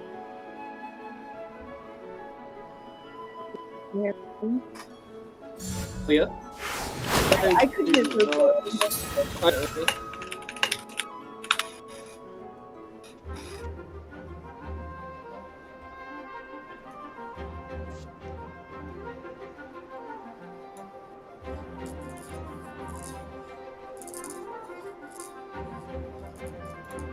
What if I do this? Hello, hello, hello?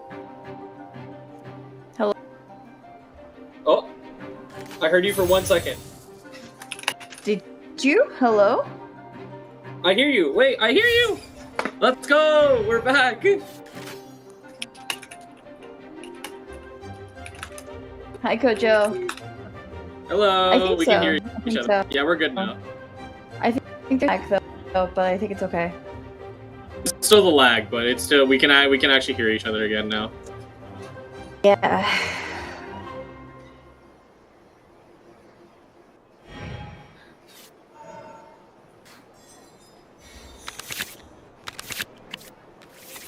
So I guess it's still going on. Oh, Senora already flipped the crimson witch.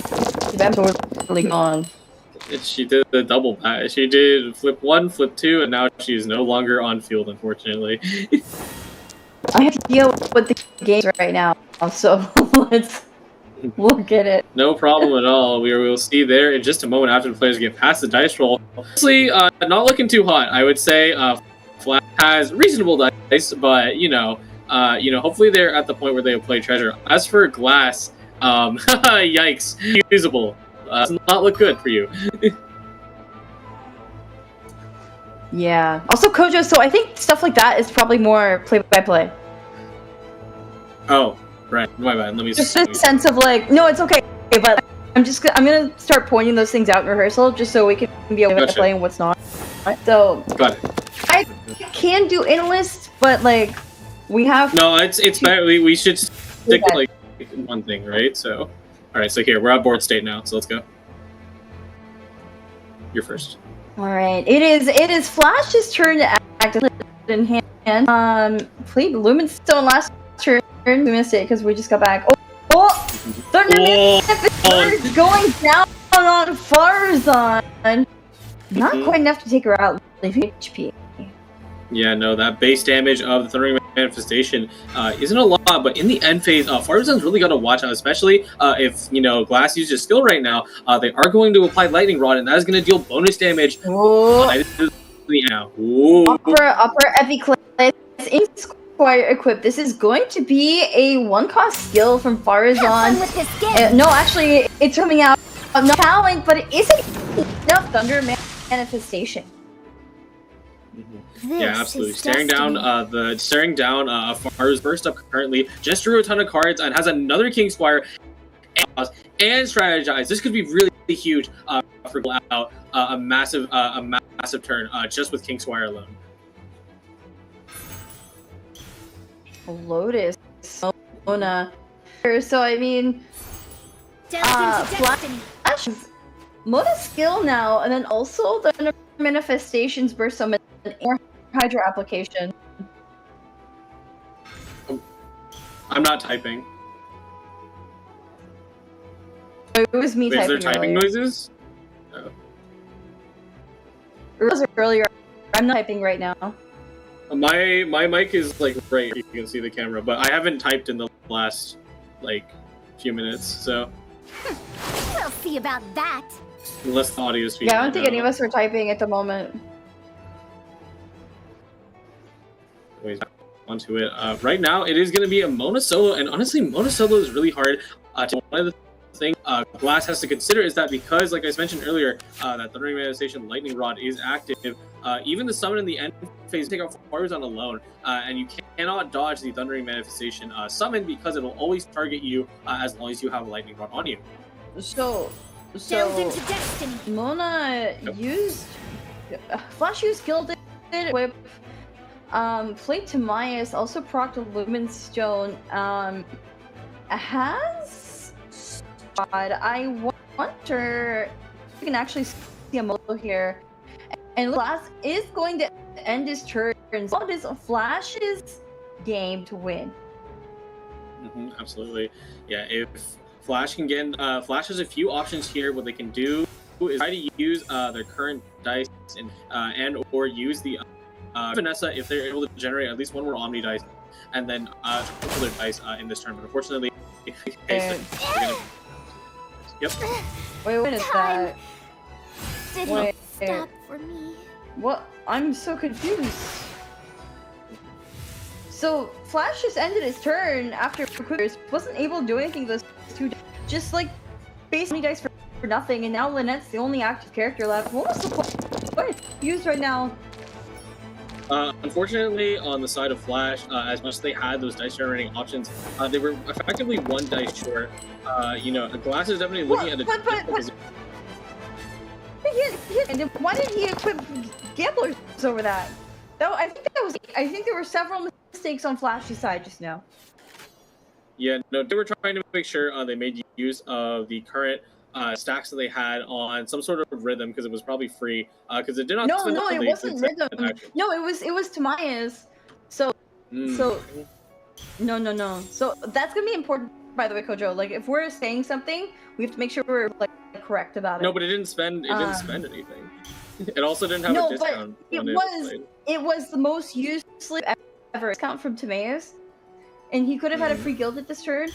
It was useless ever, and he had stove in his hand that he could have used to like fish out something else, like a liar, to just go for the win.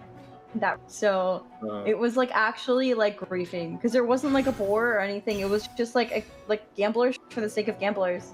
Like he doesn't even get a card draw at the end there because of the gamblers equip. It was like actually like a bad mistake. We should make sure so we don't have to like be insulting about it, but like that's something that we should out for and not just like make excuses for players. That's definitely something. No, yeah, I can see what you mean. Yeah. All right, okay, Vanessa comes out. Mona.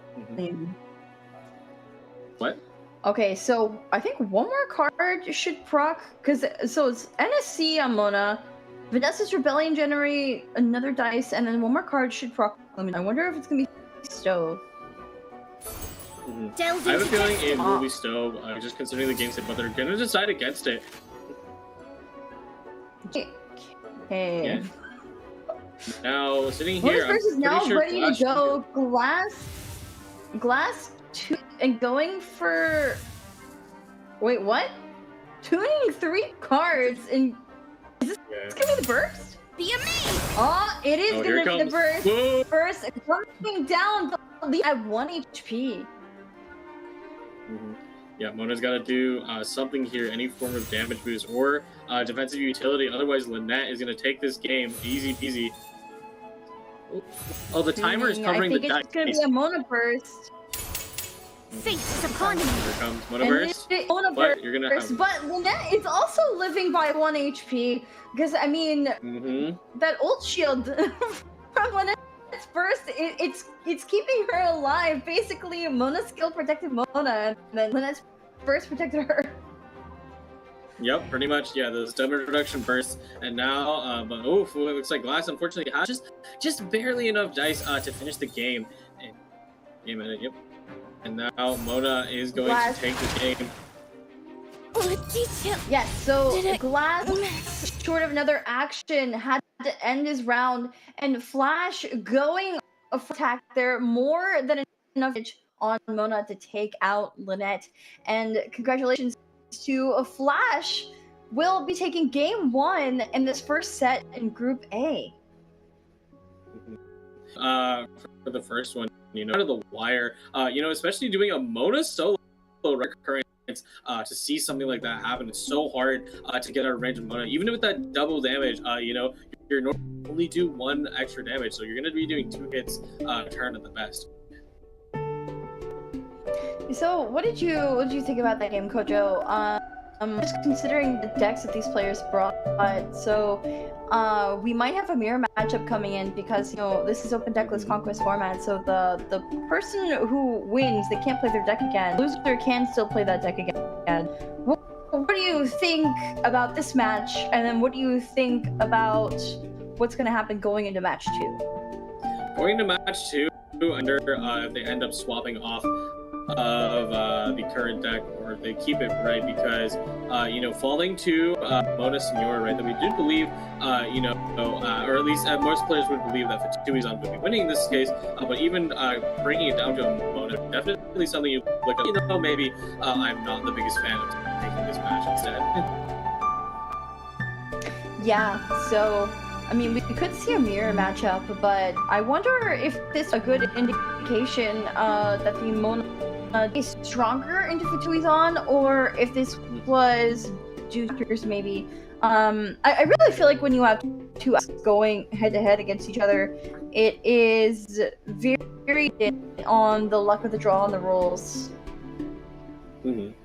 Yeah, no, absolutely. I think Fatuizan itself, even when we saw, as much as it wasn't necessarily Glass's gameplay, they did get those web very end, right? And that's very scary because that was going to be possibly the difference between Lynette taking lethal and not, right? Yep. Yeah. Okay, got it. Okay, thank you. Thank you. Wait, do they like a mute in Discord? I'm good. Oh my. Awesome. That would be enough. We're not lagging anymore. Yippee!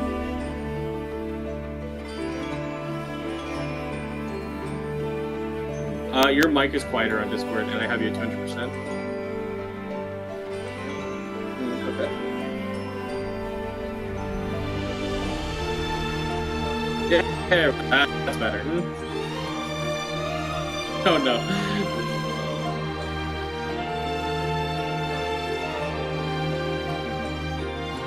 Yes.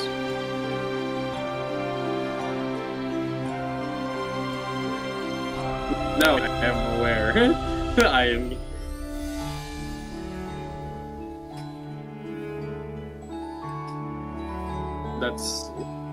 Yes, that's what I was talking. One thing that will help me a lot is if you throw me more questions.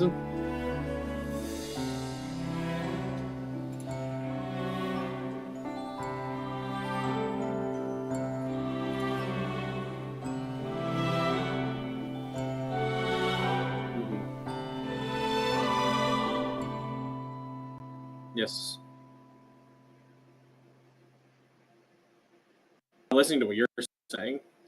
The only times okay. I mean, well, let me finish my sentence here. The other thing, when there's something I can give insight to, then that's when I'm looking at the board.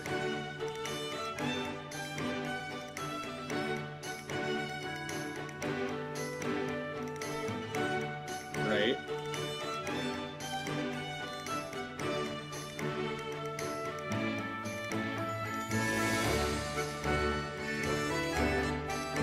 Okay. Well, I mean, maybe it's because I'm not picking on what your prompts are. That could be it.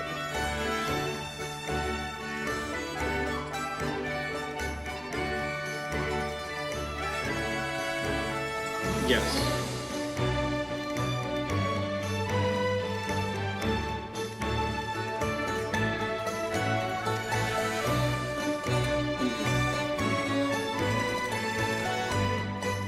No, I know.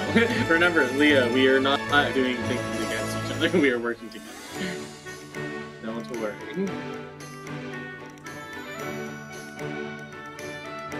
What were you saying before that?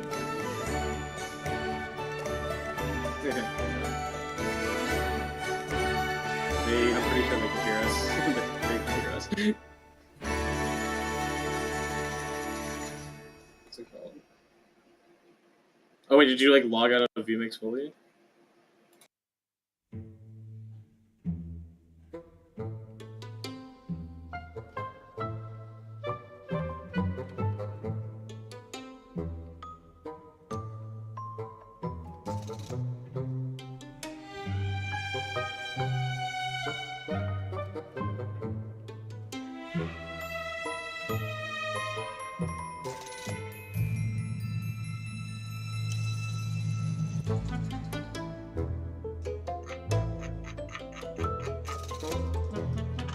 So in the past, when we've tried VMix,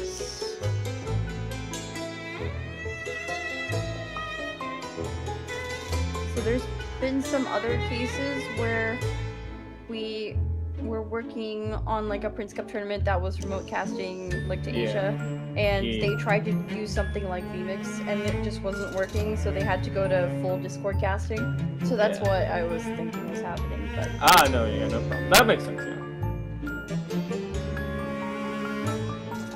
Yeah, they played the original deck. That's funny. Hello, Senior.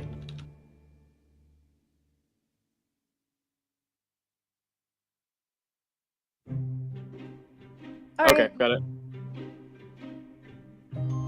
Oh. Oh, yes. Wait, do you want to just like have a conversation? Gotcha. Hello, Leah. hello, welcome. Hello, Kojo. It is great to be here casting with you. Yes, casting once again. We're basically gonna simulate all 10 casts at this rate, True. Also, I'm turning on my camera, but I don't have the green screen thing. Just use the virtual background thingy,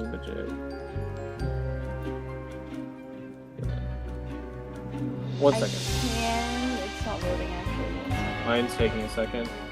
So my Discord doesn't pick up NVIDIA broadcast as a source.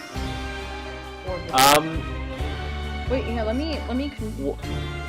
I have a suggestion. Why don't you go into the Nitro custom button and put in a green PNG? That might work. Maybe it will now. 1 second. Oh, it does. Let's go.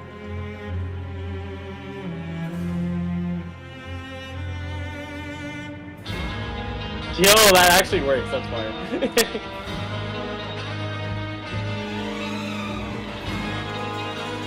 I feel like I can just PNG it, honestly. What happens if you like wave your hand? Does it like disappear?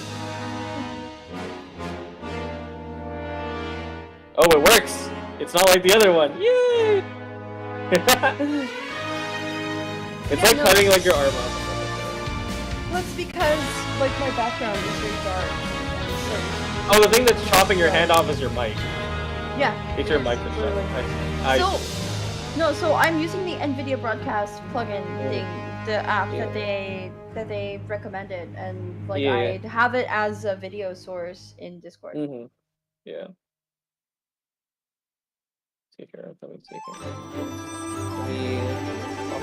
Let me set my thing properly. There we go. Oh, that's not correct.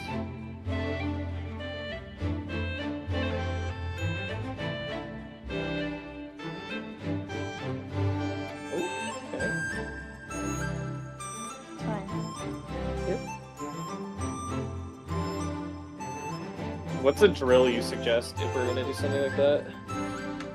Because I have ideas in some drill. I don't know if I've ever done a specific analyst drill. So, or at least I can't think of any at the top of my head right now. I'm not trying. Hi. Yes. Yes. What was your name? Sorry. Okay, gotcha. That's what if we want to know your name? Yeah. What if we want to know your name, huh? Hi, Daniel.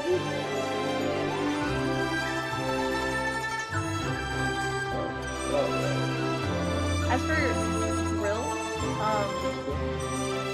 so like we should just think of something that will work for our dynamic rather than something that's like done traditionally. That's fair. I was just thinking because you said drill, so I'm like, oh, okay. Do you have like some drills in mind? Because I have some drills in mind off the top of my head. But I don't know if they'd be specific to analysis. I say drills because like we should probably practice the same thing over and over again. Yeah, no. But we should practice whatever is not working well. And I think right now it's getting to the right mindset for our roles and sticking to a strict delineation. Because I also tend to pick up on analysts, especially if I think that something's not being said. And I shouldn't I shouldn't do that. Like, I can do that a little bit, but I shouldn't do that.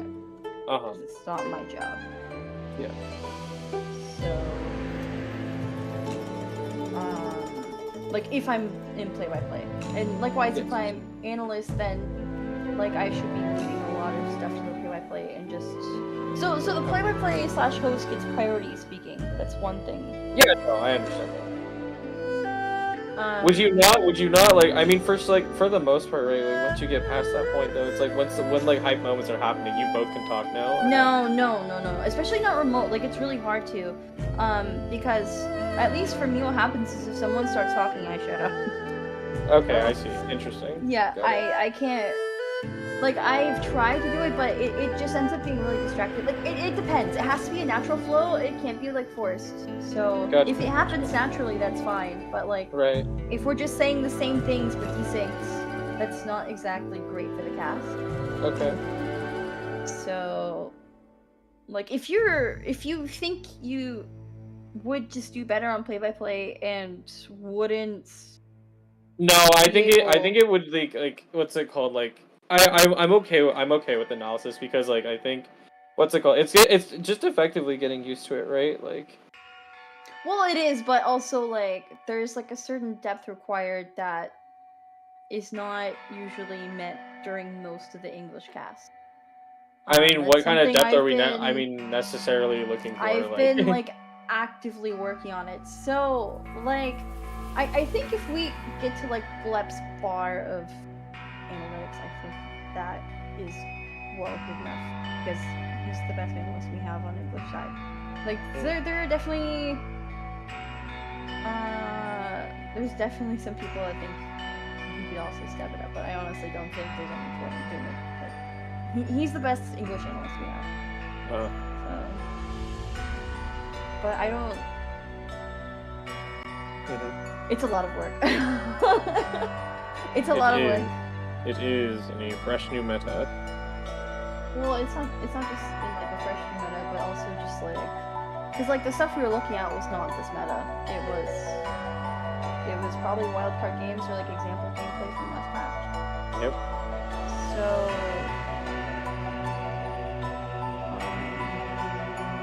Like we should.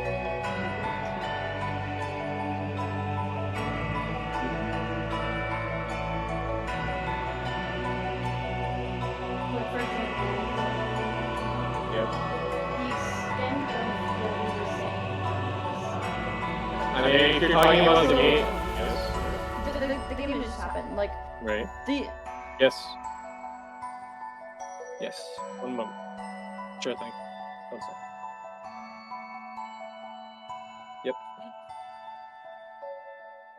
Wait a second. This should be good. That's right.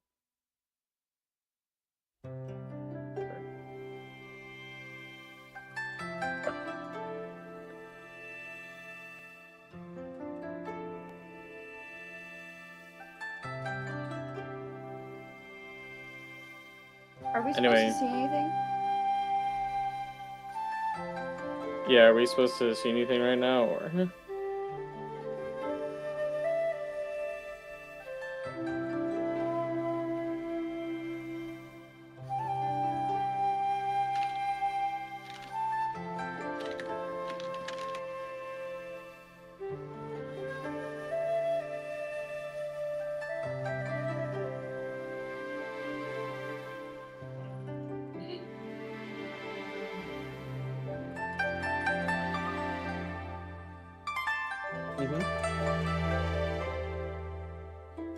Yeah. Are we good?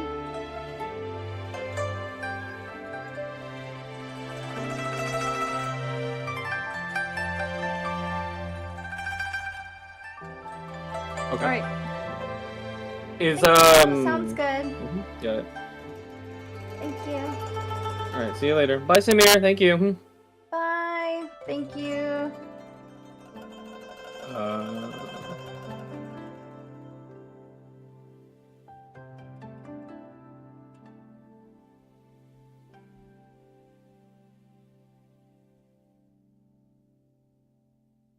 Oh, hello.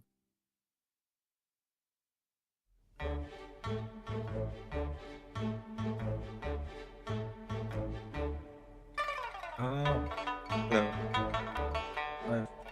I think. I hope soon he's coming back. He said like 15 minutes ago he's making some food. Is it background? Yes. I can hear. Oh.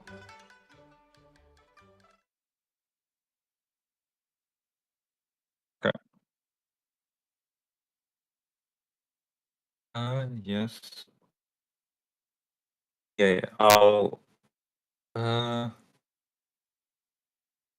quickly. Okay.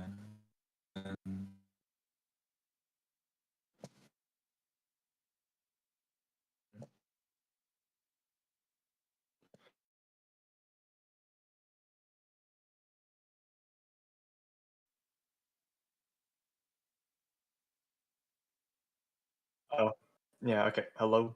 Hello, testing. Testing. Hello. Talking. Noise. 1, 2, 3, 4, 5, 6, 7, 8. Testing, testing. Is that good? Or do you need more? Okay, maybe it's just my voice. Is this better? Yeah, okay. Testing, testing. 1, 2, 3. Testing, testing.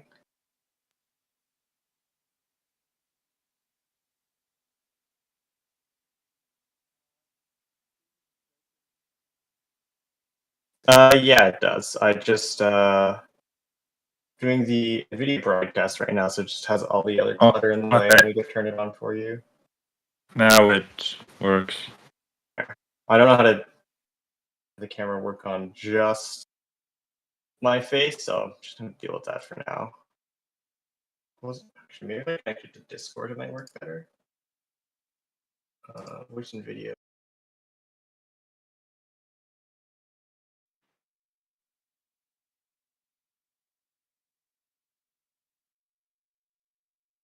You also can't see my camera, right? Because on my side it's not loading.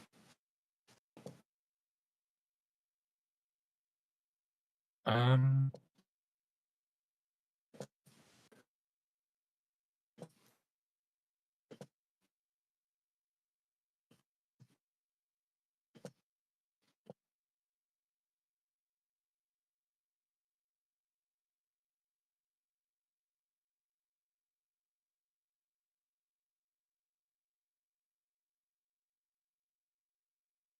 Question is, why is it not loading? It's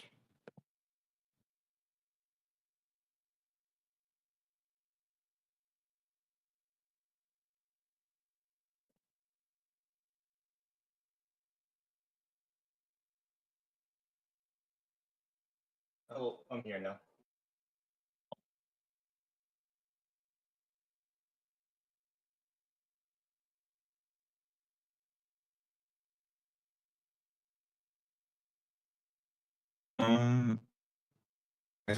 would it be okay if I stream my OBS because somehow the virtual camera is not responding right now?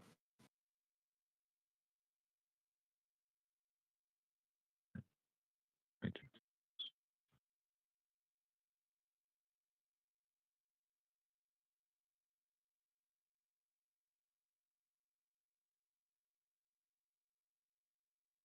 Okay. I can. The link for the vmix. Oh, stream. Only we just make camera here. Oh, okay. That's fine. Hold up.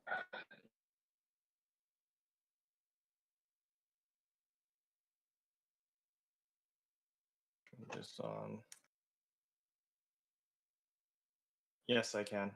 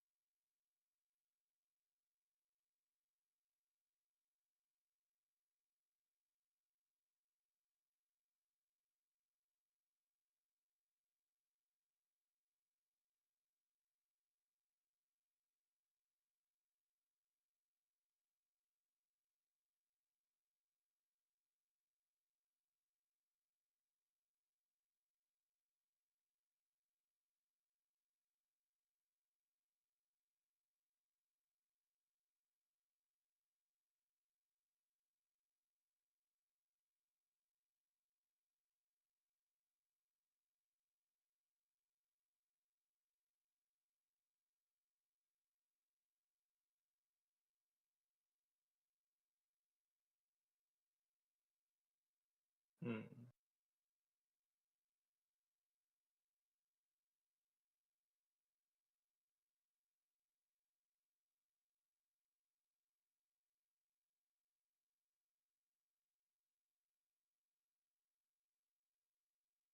Yeah, I'm here.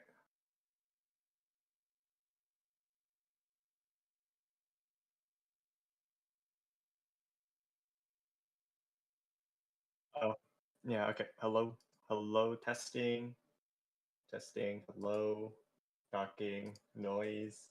1, 2, 3, 4, 5, 6, 7, 8. Testing, testing. Is that good? Or do you need more? Okay, maybe it's just my voice. Is this better? How's... Yeah, okay. Testing, testing. 1, 2, 3. Testing, testing.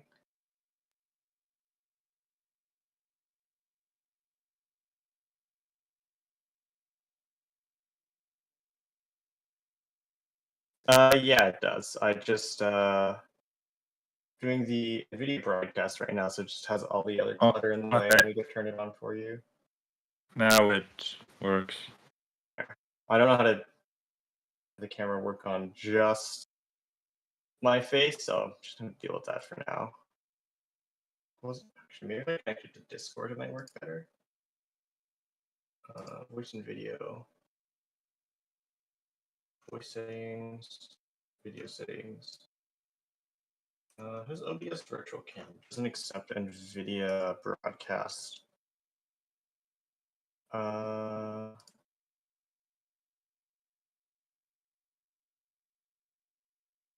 Can you see my camera now?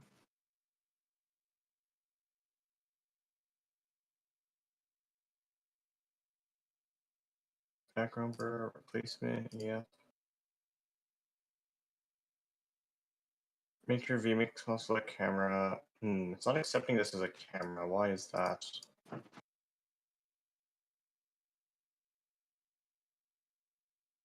Camera source. It's the quality, that's fine. Don't need to mess with that. Background replacement. Why is Discord not accepting this as a camera source?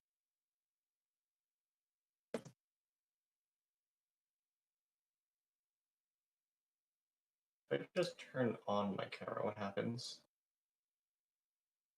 Oh, nothing happens because NVIDIA is using it right now. Huh. That's weird. This is not working. Go broadcast? No, this is this. Why is NVIDIA broadcast not showing as a camera source? NVIDIA broadcast isn't showing up as a valid camera source, so I can't use it with camera right now. That's not it. That's not it. So when I try turning my camera on, it only has my webcam and also OBS virtual camera. It doesn't let me share it through NVIDIA Broadcast, which is where I have my green screen set up because my physical one isn't coming in until tomorrow. Trying to figure that out right now. No, it's not. I mean, I had the same, but I was using browser mode Discord, and the downloaded one helps for me, but I don't know. I'm using the app one right now. It's not showing. Yeah. So my normal webcam shows up fine.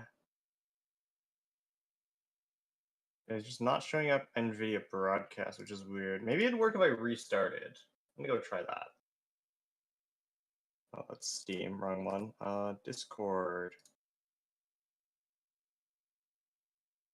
Oh, there goes Sumi.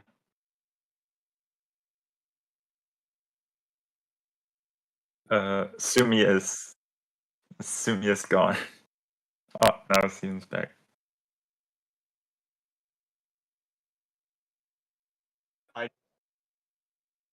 I just need to restart Discord. Works now. Hold on. There we go.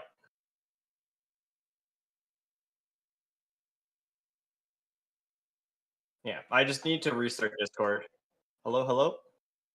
Hello, hello. Hello, hello? Yes. Hey, hey.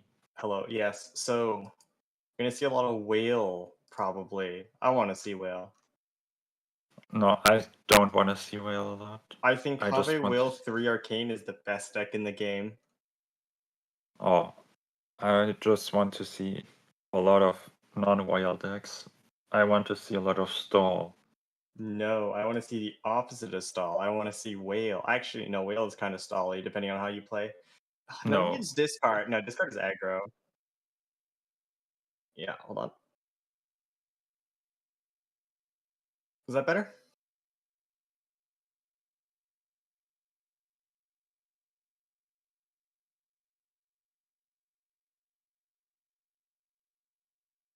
I think it doesn't catch my mic. Oh, it's not catching my mic now. That's good. I think it's out of frame. Cool. Oh, no, now it's in frame. Okay. When you're touching it, it's in there. Yeah, I need my hand close to it. I have to move it here. You're just moving around nothing. Yeah, Yeah, moving around perfect. thin air. Good, that's out of frame. Cool, cool. Okay, so that's my camera settings situation fixed. Hopefully that doesn't come up again.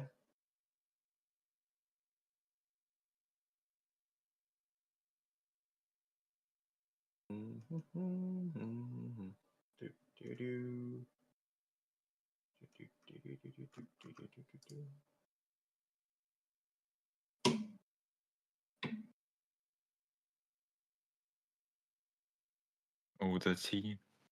Oh, it's still so hot. Like I put in the fridge too and everything to cool it down. Still boiling me. Please don't blow up. Hold on, let me put the lid up. Alleviates my fears of pressure buildup. Come on.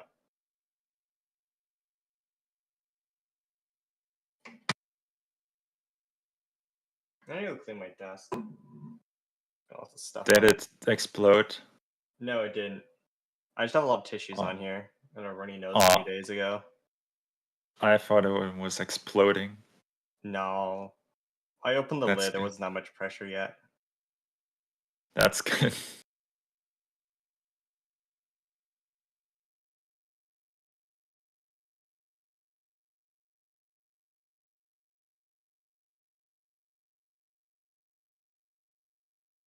My dingy ring light's keeping me nice and well lit. The more you lean back, the more it seems like you're into nothingness. There's just nothing behind me. It's an endless void of green. Yeah. Where does this camera reach? Ooh. Oh no, if you put your arms up. Yeah, I probably will lean that back, like over here. Man, it's really good at recognizing what's human and what's background. It's pretty impressive, actually. That's cool. Yeah. It's really good there. I don't know. That's impressive stuff, NVIDIA. Good to know your stock price isn't stupid high for no reason. You're gonna invest now? No, I'm too broke for that. Not Honestly, I invest in probably should. green screen technology. Yeah, you know, maybe with the rise of influencer culture, it might be a good idea. Yeah, you're just gonna go into the green screen. The green screen space. I can become a big shot player in the green screen market. Yeah. Yeah. I'll be a green screen tycoon. It'd be great. Yeah, yeah. We're gonna meet up and you're gonna sell like green screens on the corner. No, why would I sell green screens? I'll just sell them the software. That way they have to keep buying from me. You know, it's gonna be like an Adobe type thing. Oh, yeah. And then I'm just gonna throw in the terms of service thing where I can just use their products for AI, and they're gonna get real mad. Yeah.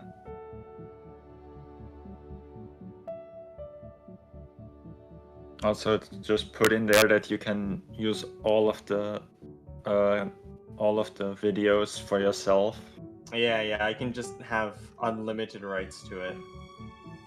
Oh, that sounds so good. You should do that. Everyone will buy from you. It'd be great.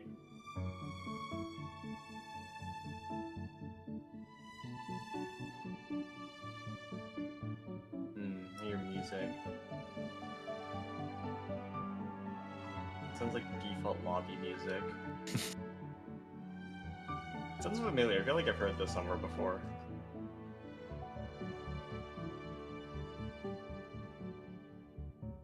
Poof is probably eating right now.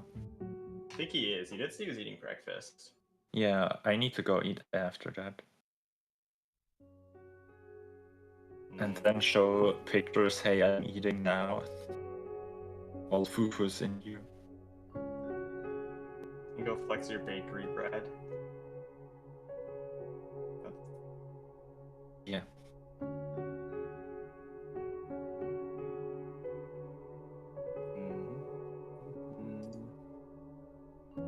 Oh, my daily's reset. Okay, that's good. So it was at 5. Well, I'm assuming I haven't opened it up yet. Probably have, though. If it's not at 4, it must be at 5, because I don't think they reset it at 6. No, that would be weird. I think 6 is too late.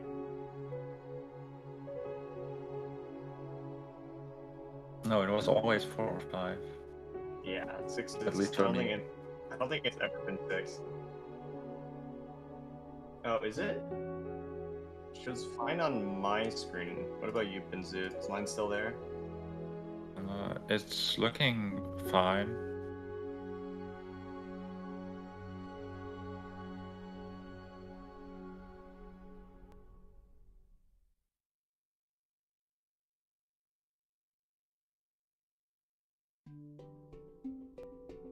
Man, I can't look at my green screen too much. It's making me dizzy. If I look in, weird. If I look at my in the greens in the what's it called in the video in the camera, it has like different shades of green because of lighting and stuff, right? And then it's making me a bit dizzy. I don't know. Or like if I just concentrate on it a lot. I think I have that problem. Our green screen is full. Yeah, it's the same color. It's a static lime green. I don't get the dizziness effect when looking at yours. Weird. Yeah, I'm not getting the dizzy effect. No, it's probably just a me thing. Maybe. Humans are weird like that. Yeah.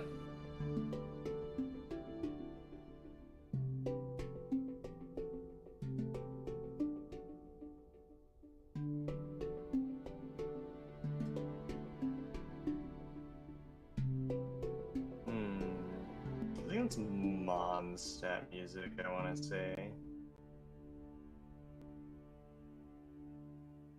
It's either that or it's the Fontaine Underwater theme.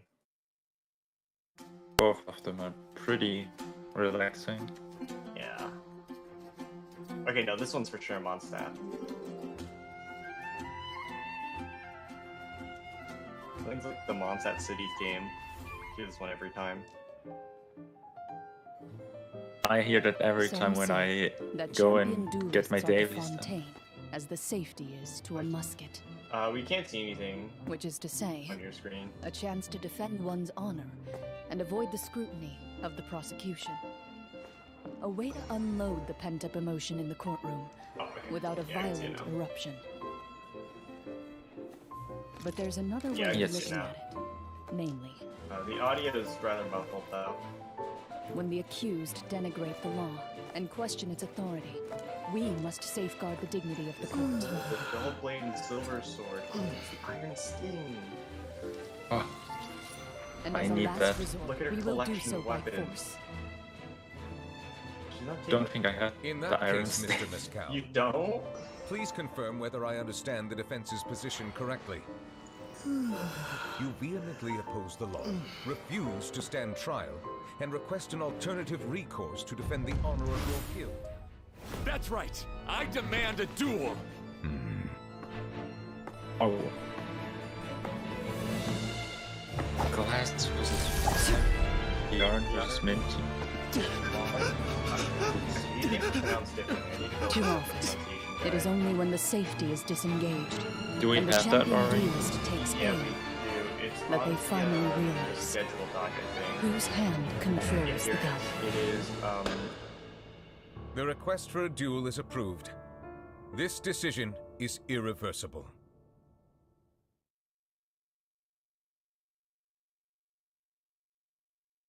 You got questions? You've come to the right person.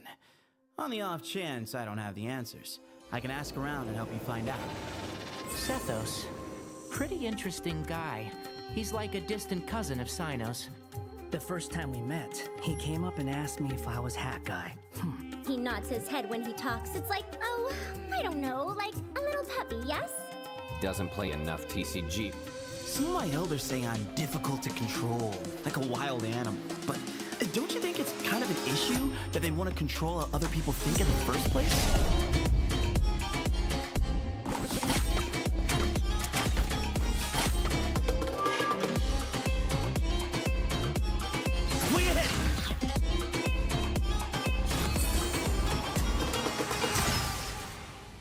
Sometimes an over-reliance on ancient wisdom can make you forget the strength that you and your companions already have. Move or be moved! Behind you!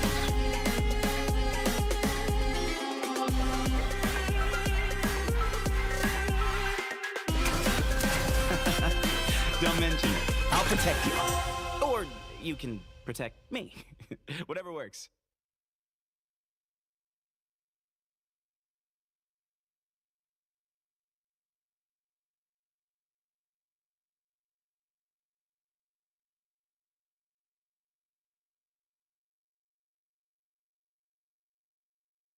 Hello, everybody, and welcome to the week one of the Prince Cup Pacific Day 1. I'm going to be your host for today, Sumi, and joined by me today is a special guest of Binzu. Hello, I'm Binzu. I'm a player, and today I'm casting here with Sumi, so it's an honor to be here. It is an honor to be casting with you. I know from your experiences, your deep history as well as knowledge of the game will help us get some more insights on today's matches. Starting off today with Glass and Flash in Group A. Yeah, we're probably expecting some sort of like whale decks from them. I heard they play a lot of whale decks, so let's see if they actually brought them. Yes, Whale is a deck that I think is rather popular, especially in the Pacific scene. I know it's a really popular Whale deck using the two new Consecrated Beast cards. All those energy and dice flying around could sure make a deck pack an absolute punch. But it is on the slower side, so we'll have to see if it can keep up with some of the other popular decks in the early patch schedule. Yeah, I saw them experimenting with some Whale Kave deck too. So I heard it's pretty good into the Consecrated Beasts Whale deck, so we'll see if any of them will actually be played. And I mean, when we talk about decks, we can't just talk about the new things. We also need to consider the old. There's so many strong decks from last patch, mainly that Xingqiu OTK deck. It had like a 60% pick rate or something. Absolutely dominated the charts for Prince Cup Atlantic. So we'll have to see if it's going to make a comeback in the Pacific region. Yeah, a lot of the old decks probably getting played since the meta is quite new right now. and we can't really say that they are definitive decks that everyone will bring. Mm-hmm. But enough about the decks for now, though. Let's take a quick look at our players for Group A. Yeah, so we have Glass versus Flash at the very start here, and after that we have some interesting matches between Diaren and Minty, both of them pretty well known, I would say. Absolutely. And then after that, we're gonna finish off our duo with Amal and Shufen. So, Amaru and Shufen. These players are, I think, a little bit newer on the scene. I don't quite recognize their names, but like always, these dark horses have a way of absolutely surprising us and bringing things that we don't expect for them, and surprising their competitors as well to make it up into their surprise spots. Yeah, we're gonna have a lot of good matches there, and they act like new players probably gonna surprise us a lot there, so they're probably one of the more interesting games to watch then. Yeah, one of the things that I think that the dark horses have over our more veteran players is that surprise factor. When you think of like big names, you kind of know what types of decks they like, right? Robot Wizard likes to bring combo, you like stall, and Jibu really likes Klimona, that has been out of the meta for quite a while. And so being a little bit more unknown lets you have a surprise factor. Your opponents don't quite know what to expect. And maybe you bring something wacky, like Jiro's Crab Sino deck. Yeah. Good staple character in decks because she's safe and has actually like not good crowd nothing to application, show but for you have them. off-field They access to it, actually which makes are your quite lines against decks you serious want to opponents, stop, since decks that you want to they might freeze. counter It you, makes but it so your you game plan is can't rather really bring flexible and you anything can to stop play them, around that since freeze to threaten your they opponent and force them to don't waste do dice while anything. swamp stalling. Yeah, In addition to that, so in the much double less dragon of an deck, Reverse opportunity is to really get good that at applying counter pick. crowd. It's so much It lets harder to pick Nuvolet do good a matchups when bunch you of have no perma-free clue what shenanigans, your opponent is and I bringing. think the shield on skill as well helps her maintain HP. Really flexible in a it's lot of different decks. honestly really but difficult to I guess think what some of certainly one of the most used decks is the Double Dragon, like you said. It's probably the deck why she was banned the most times, so I'm quite surprised we didn't see Ashtaha or Nuvolette on there, but it seems like some decks with Lila were there that she was in and was kind of a threat itself. There's enough speculating. I think we have our players' decks showing up on screen soon. Oh, never mind. Yeah. It's the usage rates. And Mona, #1 at 75%. 1 in every 3 decks. No, Yeah. sorry. 3 in every 4 decks. Yeah, 3 out of 4 decks bringing Mona, and we see the Fars and Linny Lynette combo being in like almost half of the lineups, and it really shows the strength of them. And Eula making a surprise pick at #5th spot. I would have expected Xingqiu to be there considering how dominant that deck is, or perhaps maybe like the Thunder Manifestation, quite a versatile Pyro character, but Eula is rather interesting. Yeah, it's probably because of a lot of people running Mew or some deck with a really strong cryo anchor for needed, so you probably want Eula a lot of the times. You know, speaking of Mew, I noticed that when we enter these new patches, players tend to gravitate towards decks with simpler game plans, right? Last patch, Fatuizon dominated Group A when the patch was still new, we were figuring things out, but it slowly fizzled out as his game plan was a little bit too linear. We kind of saw something similar with Mew, where players really like to bring it early on. That kind of fizzles out unless players want to go for the counter matchup, or maybe they're not too sure about the third deck and bring it anyways because it's very easy to slot. Do you think we're going to see something similar for the Atlantic tournament in Group A? I would think that we should expect a few simple game plans, but we know that these are the top players of the region, so I would expect them to bring more complicated decks the further we go, since complicated decks often are more on the skill side, and these players want to show that they're the best and they can win, so probably gonna see some more complicated decks, with a lot of actions probably. Mm-hmm. And in addition to what different types of decks they're going to bring, what about the different types of players? Do you think that some are going to have advantage over others, right? Like some players really like to innovate and find new tech, while others like to wait a bit to find the meta to stabilize, find a deck they really like, and then optimize it to absolute perfection. Do you think like maybe the innovators will have an advantage here, or do you think as the tournament goes on, the optimizers will slowly take over as they have more time to gather data? With this, what we've seen so far, there's a lot of innovators probably going to be there, but once we find a deck, probably the perfectionists really start to get in there. Rates now. Wow. Yeah. 9.1%. Yeah, we see Mona being banned at the first place. Not that surprising, since it's the most picked and gonna be the most banned as well.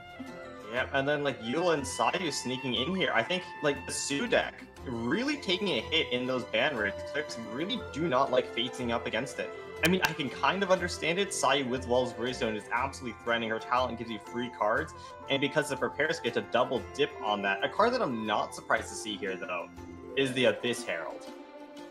Yeah, it's been very dominant every time it's on screen, and really the dice reduction and stuff, or like the dice increase, really annoying to deal with. But what do you think? Why would Lila be even there? I think Layla is such a good staple character in decks because she's safe and has like not good Crow application, but you have off-field access to it, which makes your lines against decks you want to stop, decks that you want to freeze. It makes it so your game plan is rather flexible and you can play around that freeze to threaten your opponent and force them to waste dice while swap stalling. In addition to that, in the double dragon deck, her burst is really good at applying Crow. It lets Nuvolette do a bunch of perma-free shenanigans, and I think the shield on skill as well helps her maintain HP. Really flexible in a lot of different decks.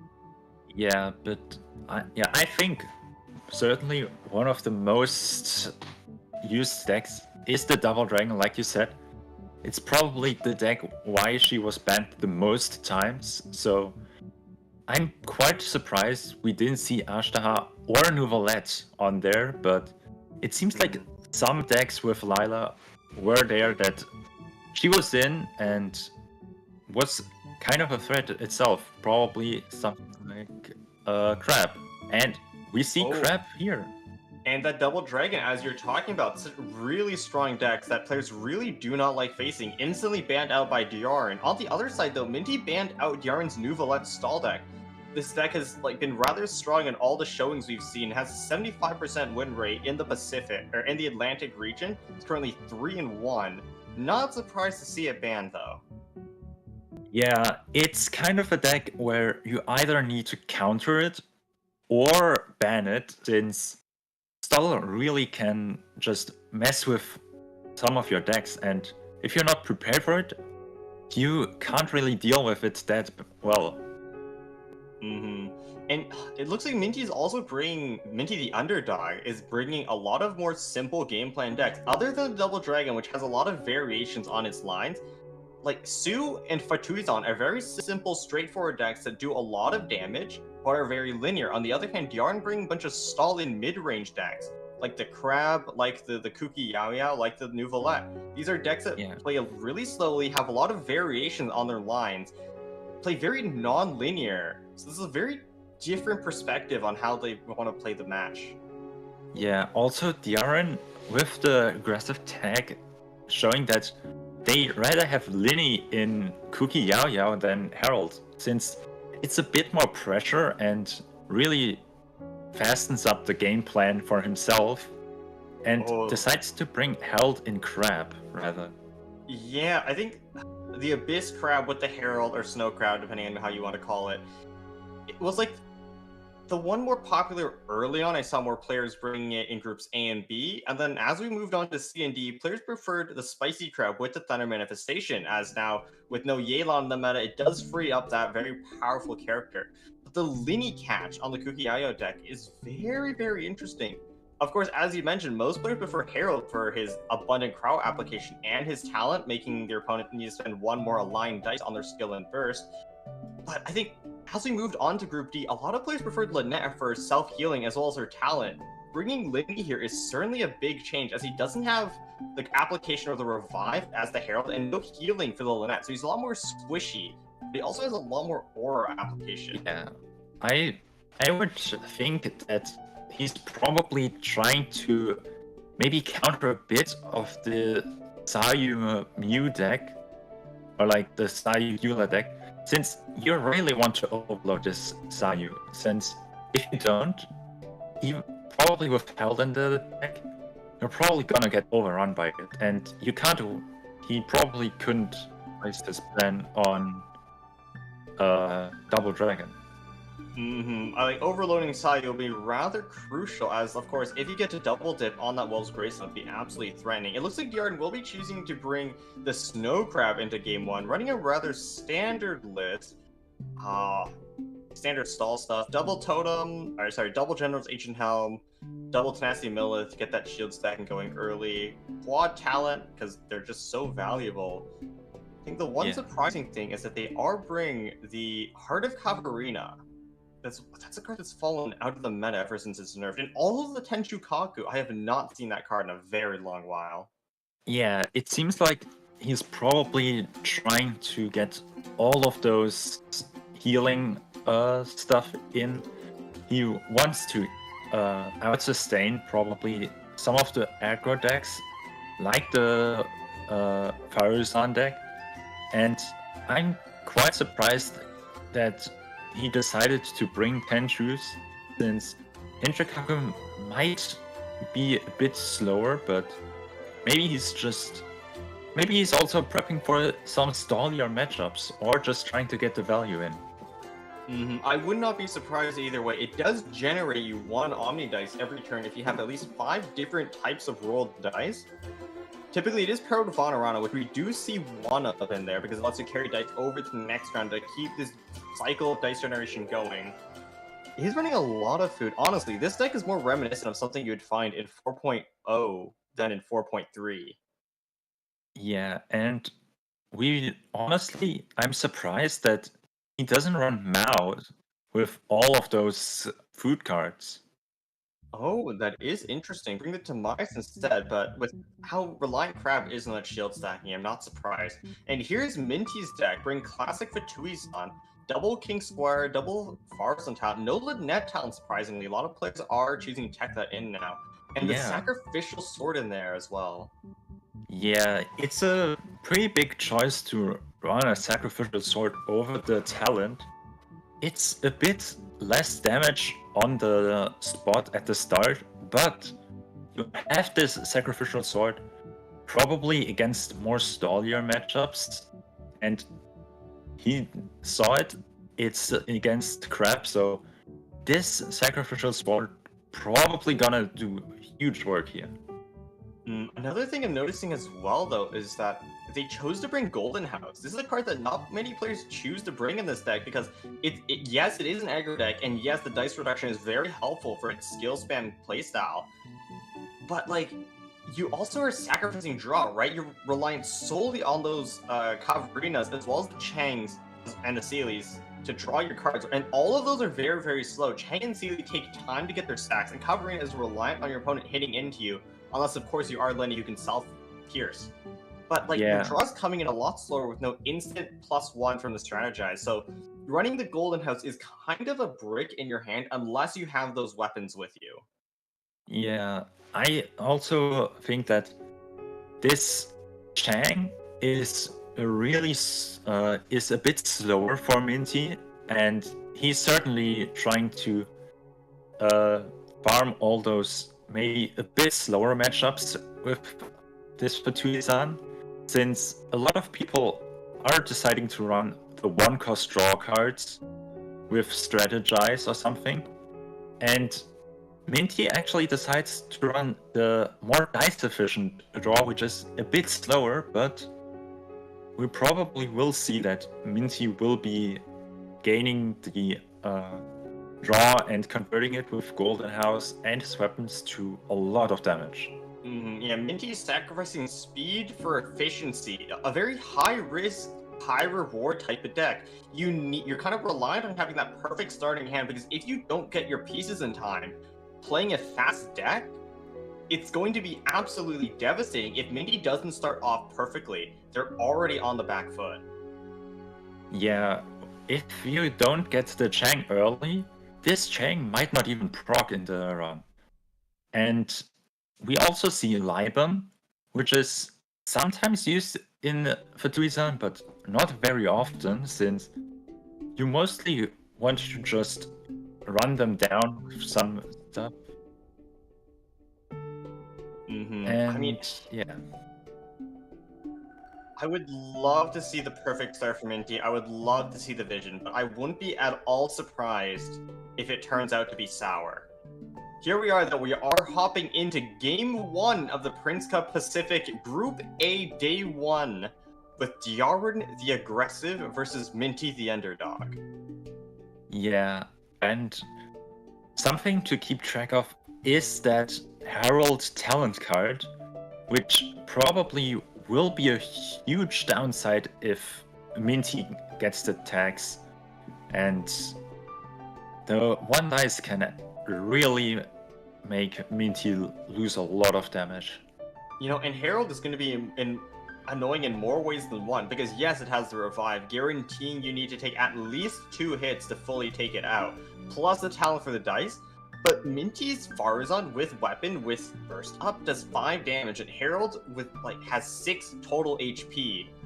Meaning Minty could take upwards of 4 hits in order to kill Herald with no healing. Yeah, and Diarin also has this freeze from Layla plus Herald, so it will be quite tough to break through, but maybe Minty with his greedy list can actually do it. Of course, it is fully reliant on getting that perfect opening draw like we talked about. If Minty's missing any of those pieces, if they draw bad early, this game could be over well before it even starts. Yeah, and maybe Minty also wants some Libans in the opening hand to just get more draw, more dice, and maybe not be as aggressive turn 1, but really push it to turn 2, turn 3, where Minty has the Farazan burst and will be able to kill all of the characters before Diarin can even set up. Honestly, that's a good point. With how much dice reduction there is in Minty's decks, it's very much possible to out-resource Diarin, just have more dice than they can deal with. Because yes, Crab can absolutely shield stack, but the thing is, he's taking all of the shields, all of the sustain from Diarin's side, and yes, Diarin does have quite a bit of food, but to play those food, you need to use your dice. If you're using your dice, you're not generating shields on Layla, you're not applying Hydro with the Herald, you're not freezing the opponent, you're not building towards Crab energy.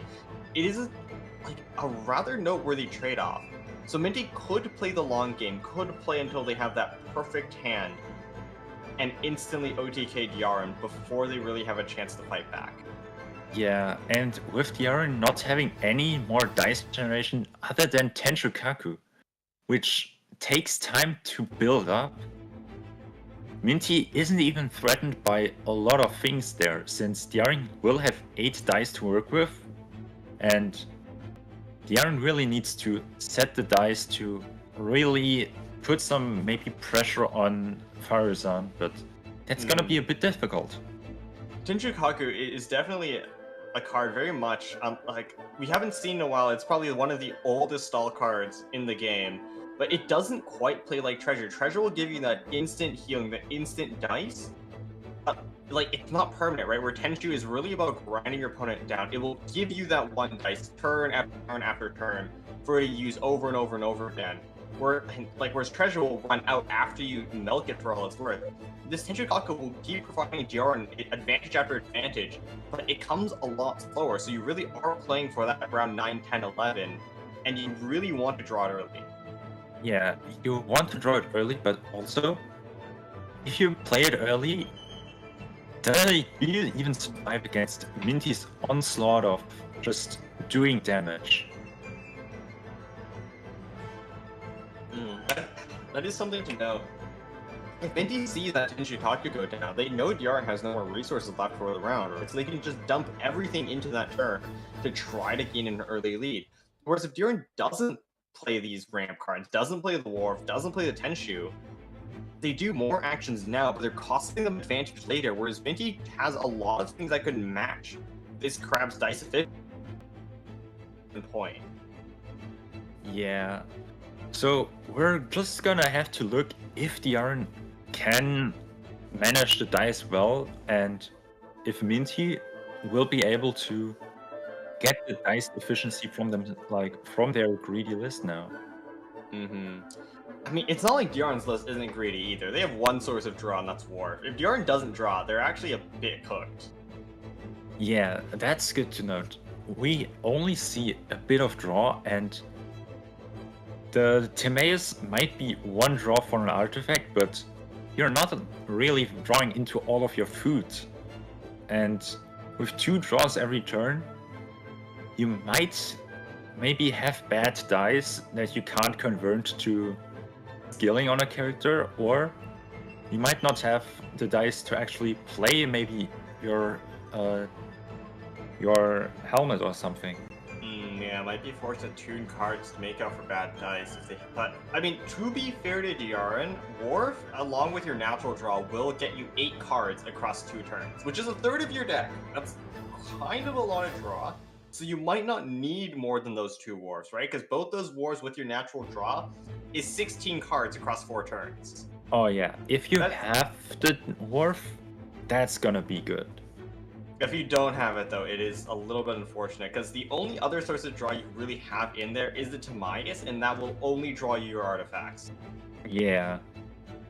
So, yeah, we see from Diarn actually having a 2-cost draw, but for a lot of cards, and Minty running a lot of low-cost draw, and that's gonna be the main point. Mm-hmm. I mean, both decks are kind of reliant on these to get their resources down. Minty has a lot more of it, but it's a lot less reliable than Diarn's. They have to meet quite a few conditions, right? Sealy needs to skill 3 times. Chang needs you to do either 3 instances of physical damage or 3 different reactions. I mean, you have a swirl deck, so that's not impossible to do, but unlike something like Wanderer or even a Sucrose or Jean, Farzan can't force Diarn to take swirls on his other characters unless he physically chooses to swap there himself. Yeah, and Diarn is not gonna make it easy for them, so... No, absolutely not. I mean, Diarn knows that, Minty is reliant on these cards to draw, right? Like, if you're not going to draw... I mean, you can't deny the Sealy, right? Because you just need 3 actions. But if you're doing 3 actions on the Sealy, that's 9 dice you can't use to be playing your other cards. And of course, if you're feeding Liben, that's 3 dice you can't use this round as well. So there is kind of a push and pull here. If you want damage, you can't get your draw. But if you want damage, you can't get your draw. Yeah, the only really cheap way to draw for them is to play the Chang, but you're doing animo damage most of the time, so if Diarn just swaps to someone without Pyro, you're kind of in a loss of proccing it. Mm-hmm. I mean, or Diarn can just stay on the same character, because if you swirl, there's no force swap, there's no wind favor to hit onto the next character. You can just sit tight and just tank the damage, make sure they can't get those Changs, make sure they can't get those draws. And an aggressive deck like Vatuizon, it is very easy to gas out. You're tuning a lot of the cards in your hand to be able to do those skills. If you can't get your draws to replace them, eventually you just have to normal attack. Yeah, but that's why Unseen Razor is also so important. It's actually so much dice generation and dice fixing for them.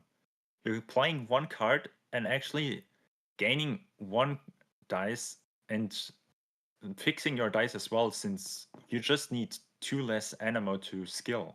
I mean, if you combine it as well with the Golden House, it makes it so it's effectively a free equip. And on the pullback with the Unseen Razor, it is like a net +2. So that will be quite nice if Minty is able to get that full combo off. I mean, we see a lot of this King Squire, Unseen Razor, Golden House stuff in Weapon Quicken. It wasn't a very popular deck, but it had a lot of like high skill ceiling, pop off potential where you just pull back the weapons, get a surprise bit of damage, move on to the next character, rinse, repeat. But you need to get those draws early, and you need to get your pieces. Otherwise, the deck doesn't work. Yeah, in the weapon package, you really need your King Squire early. So the Unseen Razor does nothing if you don't actually get the weapon. So you need to draw your weapons or pray that you get them at the right time. It will be rather hard for me to do that because once again, there is no instant draw. They can't pop a strategizing, just get the Unseen Razor right when they need it. They need to work for every single card that's in their hand, either through natural draw, or if you're waiting until their Celius proc, or to get enough reactions for Chang, or to pass dice to Liven. Every time a card enters Minty's hands, they need to work for it, and they're sacrificing damage. Yeah, so with Sealy being there, you might actually get your weapon just as you're about to burst, and then you're already used 2 attacks on Farazan, and it might be a bit too slow. I mean, that's enough talking for us, though. We're gonna have the game pop right up, so we'll see how both players deal with their draw issue, and who at the end of the day will triumph over their opponent. Here we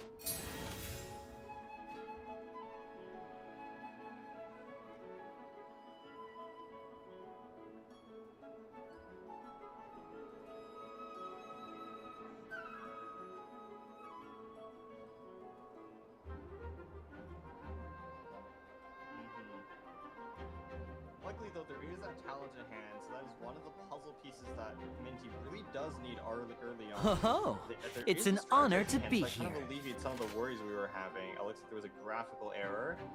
So they do have some access to instant draws in a really tight situation. They can just pick something up, and hopefully it's exactly what they need to overcome the situation.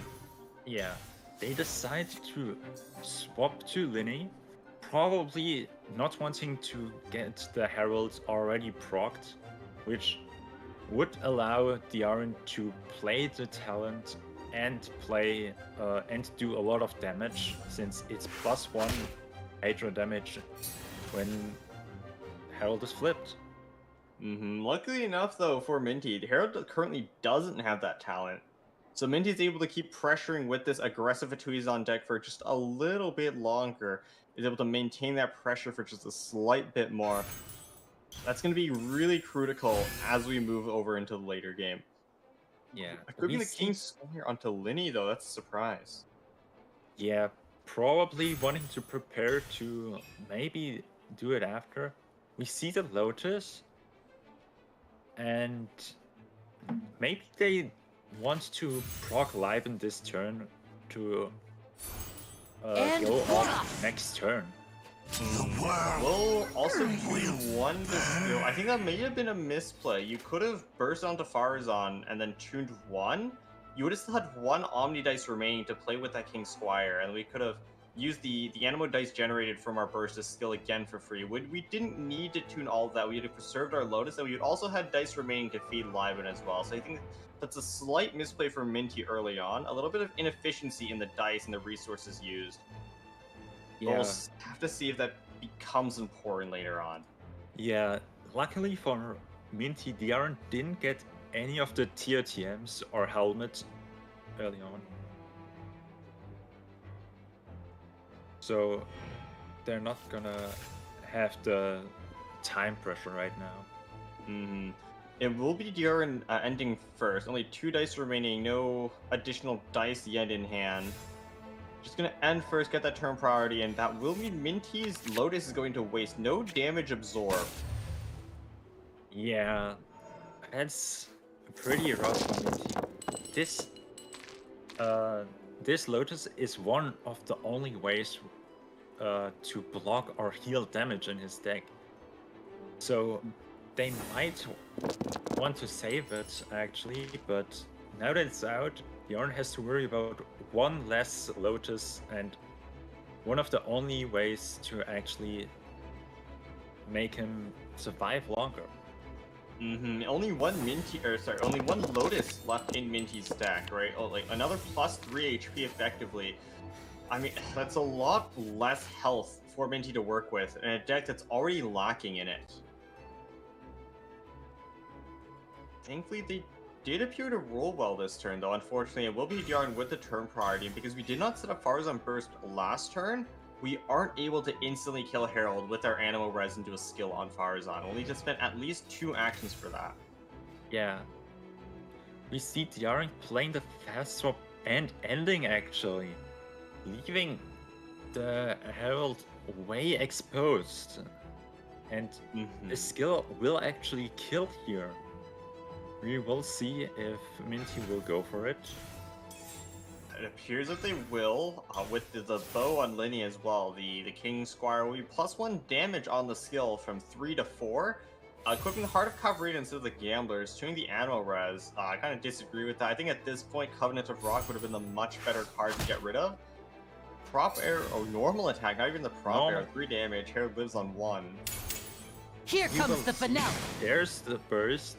I think that's rather inefficient on the damage. I think we could have normal attacked again and then bursted. We wouldn't have generated another energy if we do choose a normal here, but I think I'd much rather just the damage go another character than worry too much about the energy at this stage of the game. Yeah, they decide to normal attack again. They didn't have the perfect dice, but they had enough dice to actually swap to Farzan and burst if they wanted to, which would have actually put a lot of pressure on the Aaron here. Yeah, like the 2 damage end phase, like plus the swirl, and then also just the threat of a Farzan with burst up is absolutely huge. Didn't choose to go for it though, will stay on Linny. Yeah. On the late Gamblers as well. Yeah. They probably weren't aware how many dice they would have left after, so they decided to equip Gamblers now. And thinking if they want to play Covenant here. They could just Covenant and then feed 2 dice to Live, and I think that's probably the best use of Covenant at this point in time. Where he's so late into the game, or Liven's kind of just on the board. And with no status on Farzan to discount or charge attack, I don't think we're going to get a better chance than now to use it. Yeah, you could also think about swapping to Farzan now to maybe get Farzan burst off next turn, but might as well be that Linny is actually the main carry here. With King Squire already used on Linny, you probably want to do something on him. 1 stack of prop surplus too. This Linny hurts quite a bit. We'll be Buren starting first once again, of course, with that turn priority. Starting off on Layla, we'll most likely just generate shields for that crab to increase its burst damage. Crab burst, one of the most threatening in the game, but on the condition that it needs to be chunky with shields. Otherwise, it kind of hits like a wet noodle. Yeah. With the Unseen Razor now in hand, Minty actually has 1 woven effectively for this Linny, or maybe Minty is gonna swap this King Squire off to Farzan. Oh, and we can see here, like, the consequences of not prop airing earlier. Farzan at 6 HP, and with 1 prop surplus, we only do 5 damage. That is a cool graphic. Yeah. Now we see Linny actually doing insane amount of damage here, and if the Aaron swaps to Crab, this might just be Pyro applied to Crab, and then Farzan will actually kill Lila by Swirl, so Yaren really needs to stay on Lila, but sacrificing 1 more character it doesn't seem great for him. I mean, we've seen Crab solo do absolutely amazing things time and time again. But when there's just such an HP difference between the two teams, I don't think it's enough in this situation. Yeah, and if we look at the Orange hand, it doesn't look good. They have some sort of gilded in their hand, but that's the only dice generation for them. And Crab no energy, only at 7 shields. I think this game is as good as done at this point. Yeah, we see tuning. A round of applause! That's Lila taking out. Second burst coming out, getting the Gambler's refresh as well this time. I think once again, I would have loved it if Minty did a normal attack first. That way we can burst onto Crab. I think a little bit of damage of, like, inefficiency there. Yeah. I think both players right now really having pressure and are not efficient with their dice and damage. They aren't using the Lotus on Crab. This Lotus won't actually come up. We saw this with Jiro in his Crab game. Because Crab already absorbed the statuses, Shield goes before the Lotus as the character status. Which means that Lotus will not activate until all of Crab's shields were already broken. We saw this with Jiro's Asceno Crabless when he played Day of Resistance on Crab, after he had already taken an action and after Crab had already absorbed shields. Yeah, that's the importance of actually using your actions at the right time. Since the Lotus won't be absorbing anything, it's just wasted for them. And these 3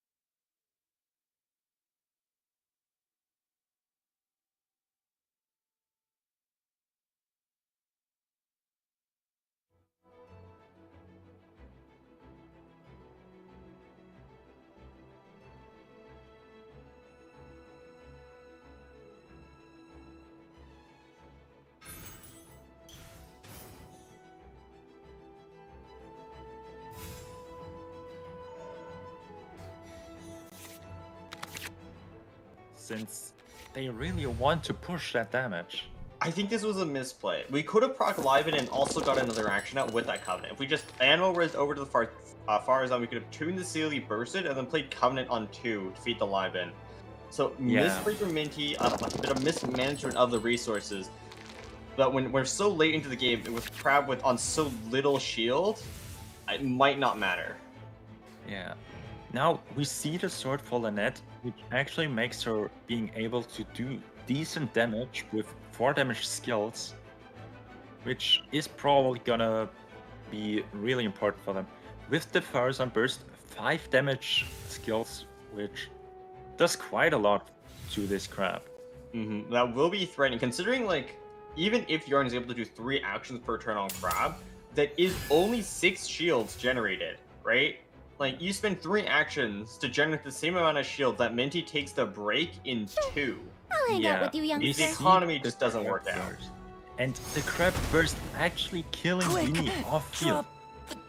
Now Linny with 1 stack and the bow is down, which is a huge downside for me. Have fun with this gift. Bursting, but with no talent. I think that's definitely some of the tournament pressure getting to Minty's head. Forgetting the talent in hand, that's -1 dice over the course of 3 turns. That is an entire action that Minty will have access to because they forgot to play that talent.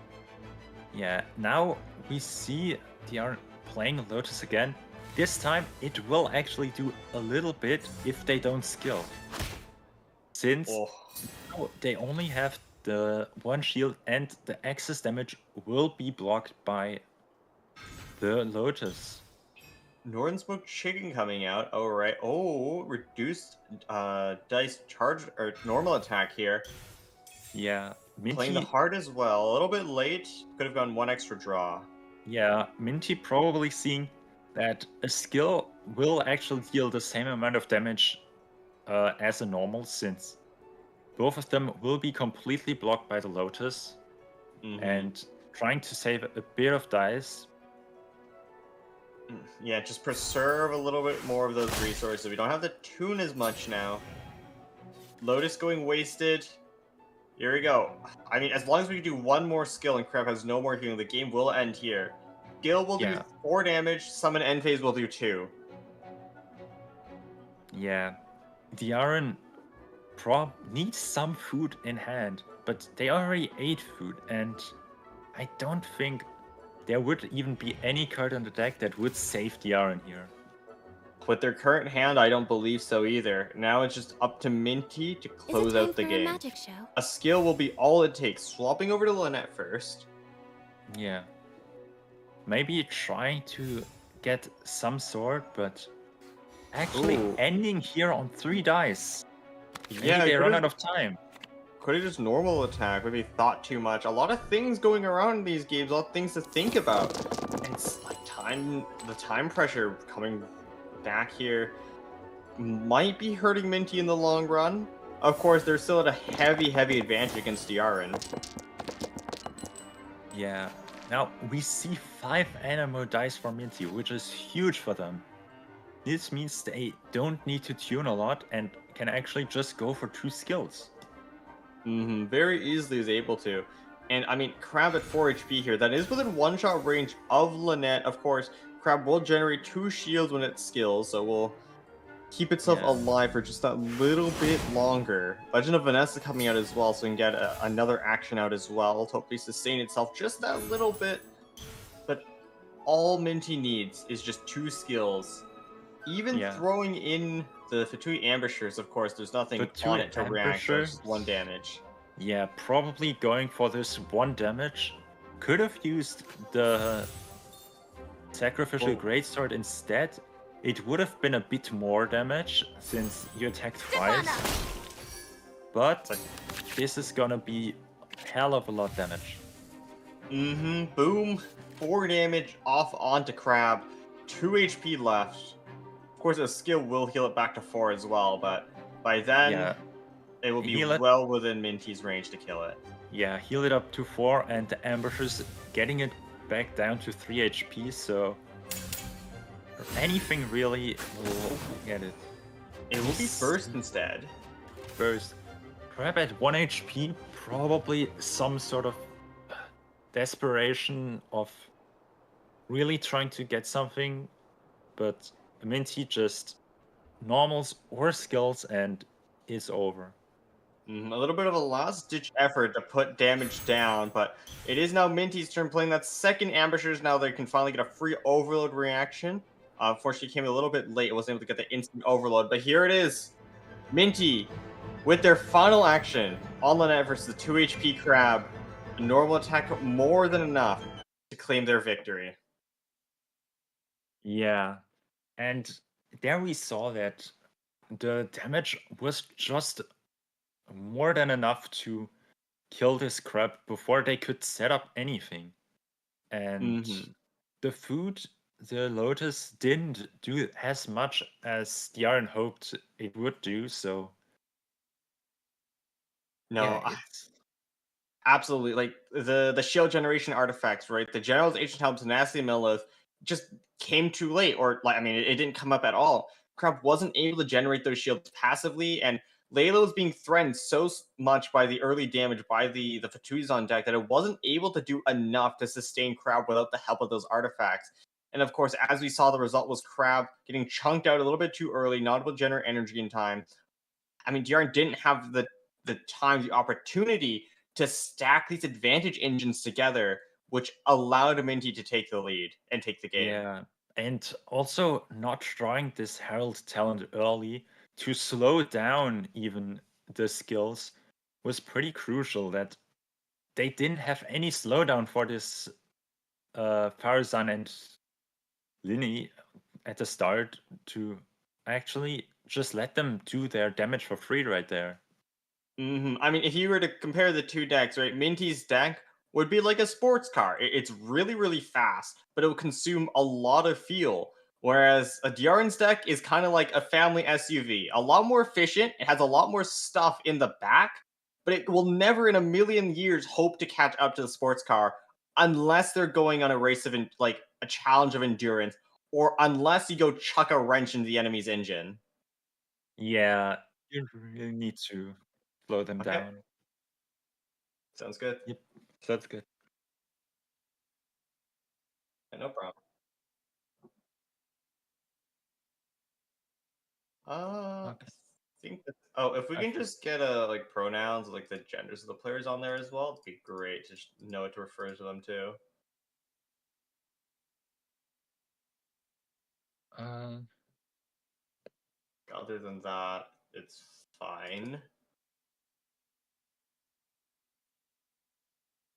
Makes it easier on me if I know if I to refer to them as he or she when casting,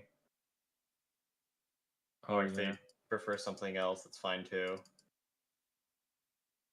I think it's all from me though. It's the only other thing I'd request.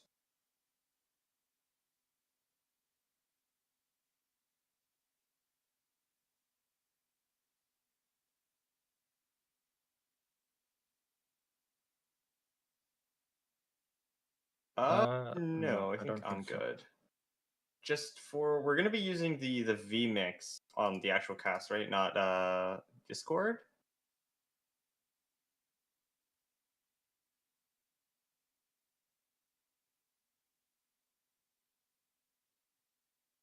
Okay.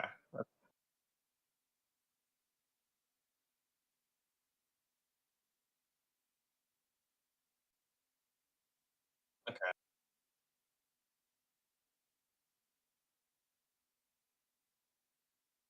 Okay. And Okay. also the audio, I wasn't able to hear it. That's probably because you're streaming on the same account. Are we gonna do something different for that?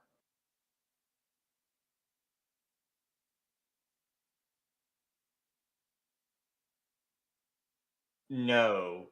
I mean, at least I can't.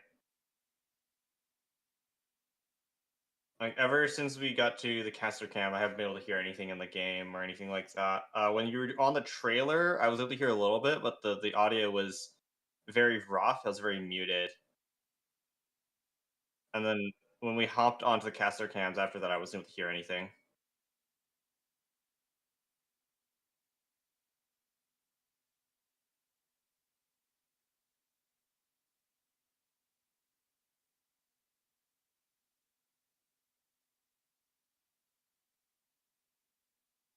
I'm pretty sure I can't hear anything. I heard no game audio. I didn't hear the transition music, so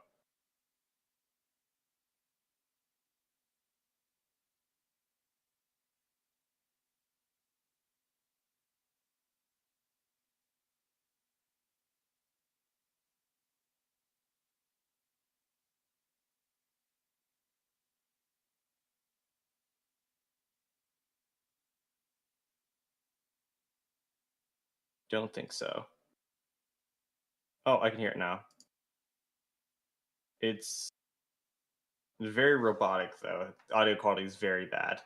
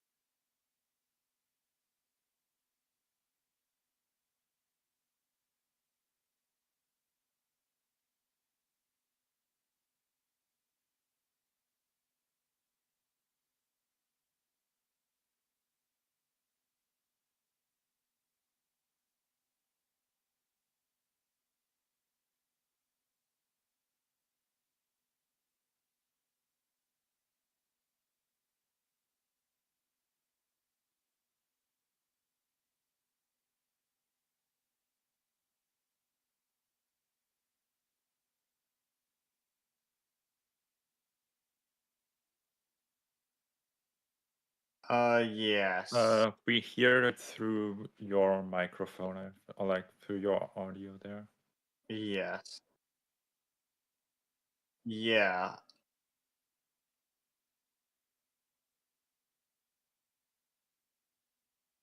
I think I'm hearing the audio through the microphone you're talking into. Yeah. It's not through the It's screen, not through your but screen, it's through your microphone. Yeah.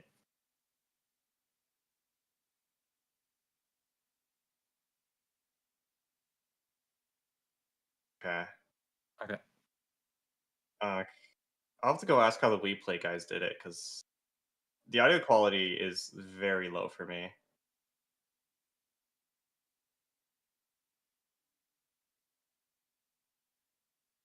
Yes.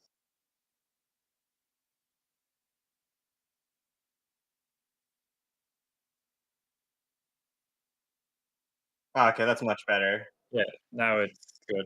A little too loud now, though. I can barely hear anything else.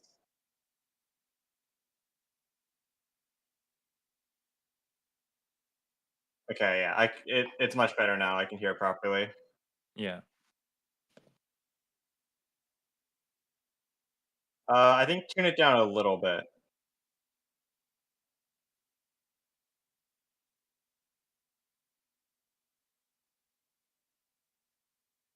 A little bit more.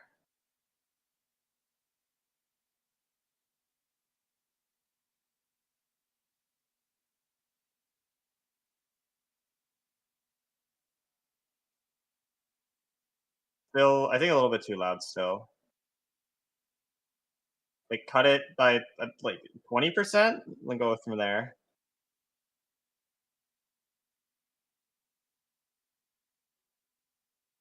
Okay, yeah, this is much better. Yeah.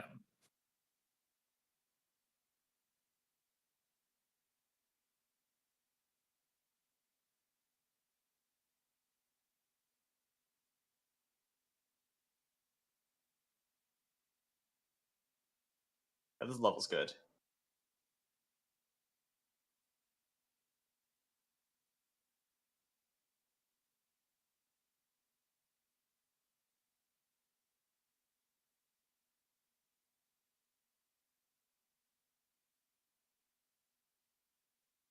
Yeah, that's that problem solved. That's good.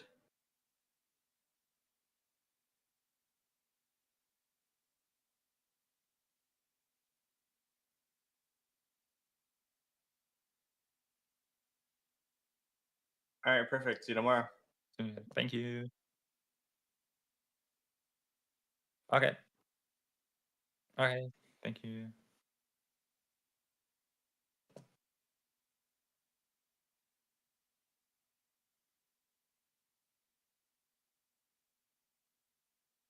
Hi, Samir. What's happening? No. Hi, Samir. Hello. Too much stuff. Hello. Yeah, we're just being silly. We'll move out of your way. Hello. None of them can be heard. Ah, there. Hello. we Hi. go. Okay, We're just being silly. We'll move now. Bye bye. we have Bye. As well. there.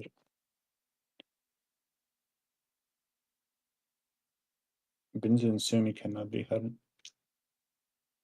But so got beer, I guess. Yeah. Cool. Yeah.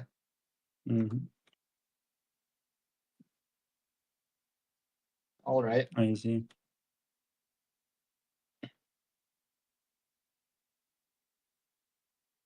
Okay. Okay. Here is the thing, though. I'm still using Binzu's setup when I sit down to do it because I'm not doing it this week, right? I mean, I know I'm not. So the thing is, I just don't have my stuff like set up and whatnot. So I feel like this is more of a technical check for staff, I know. Hold on. This is. Hold on. No. Because if Binzu's setup works, then that's my same setup next week. Ah, And I my don't really have stuff Streamlabs here. virtual webcam is not working. Do I Oh. have to use my webcam directly? I mean, you want to screenshot the Streamlabs so we can try to figure that out. I don't know. Mm. Yeah, I don't know. Hold on. Let me try restarting my virtual webcam. If my virtual webcam doesn't work, I'll just use my webcam.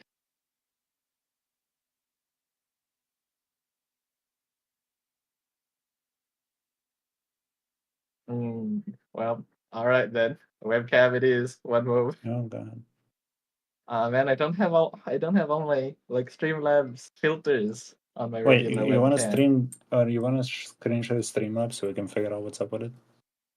No, I can try that. mean, it's just. Hold on.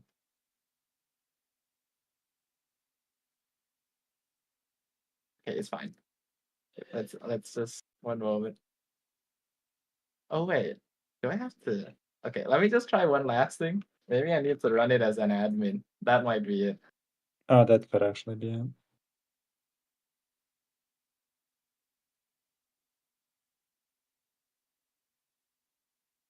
I mean, the bigger issue is that I would technically have a webcam, but God knows where the fuck it is.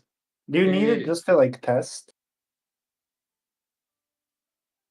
Because whatever webcam I'm using now, I'm not going to be using when we actually stream. Again, I'm just using Binzu's setup. Do you just need it as a placeholder? Is that the idea?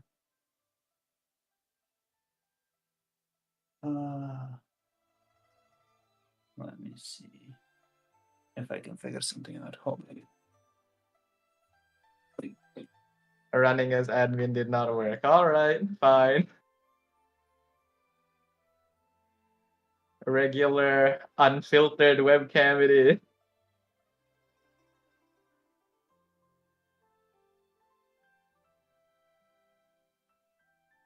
Yeah, I'm trying to use virtual cam, but it's not working, so I'll just use my camera as is. It's not gonna look as nice though, that's the thing. Hey.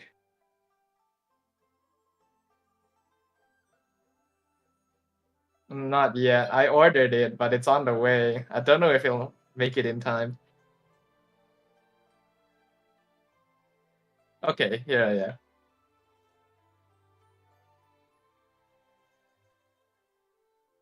My skin always looks redder when I don't have my filters on.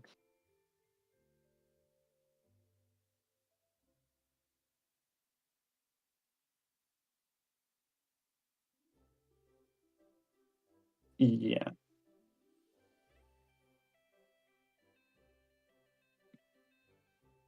The issue is, I think the webcam I have is straight up dead. Hold on, what was that again? Hold on.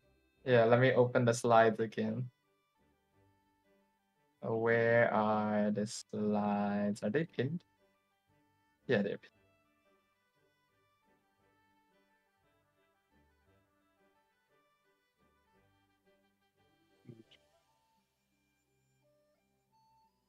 NVIDIA broadcast. Where it is? Oh, here it is. Oh, okay, I see it. Hold on, let me have a look at this. Yeah, I think my webcam is straight up dead. Unfortunately.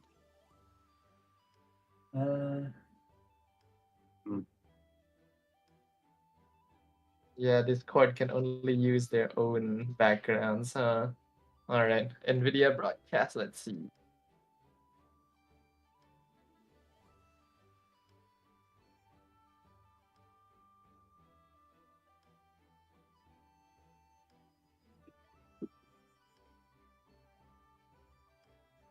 Need to install this. It shouldn't take too long.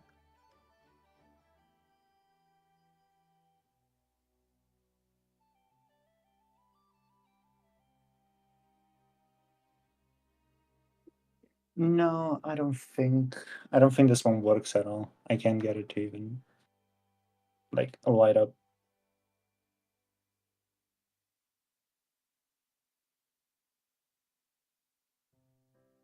Maybe a different alpha. Hold up. Let me see if I can find Broly anything.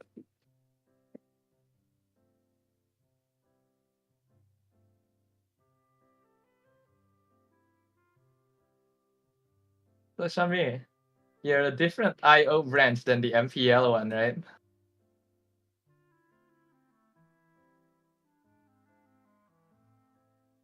Shamir?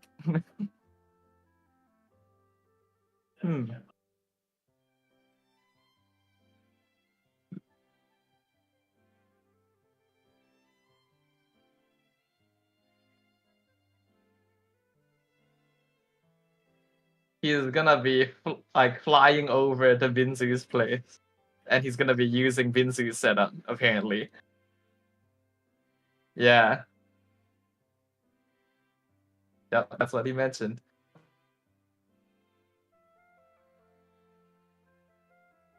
Okay. Hey, when is it? His cast is next week, right? I'm not sure when he's going. He's muted right now.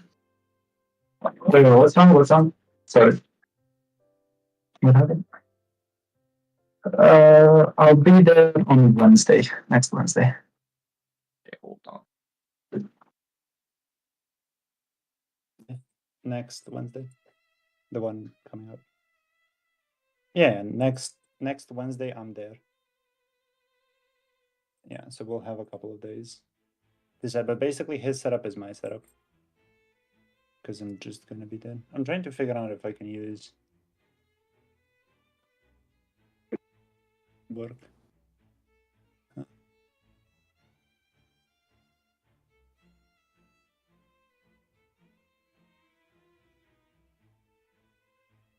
I need. Oh, my camera is so ugly without filters. Oh my god. Oh no, I have some really destroyed, beat up cam. And I'm trying to. Click on the browse icon for green screen picture. Okay.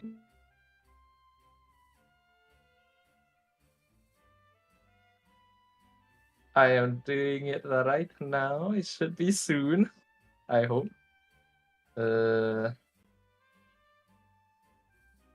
Image or video. Hold on, yeah. Okay, select my NVIDIA broadcast camera. Wait, it doesn't. Hold on. My NVIDIA broadcast camera is not selectable on Discord. Does it not detect it?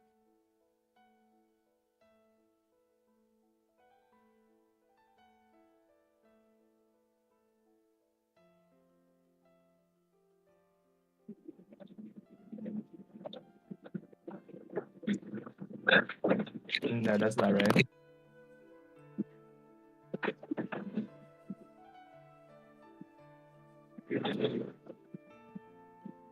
I don't see my Because like NVIDIA Broadcast is supposed to show up as an option in my camera options, right?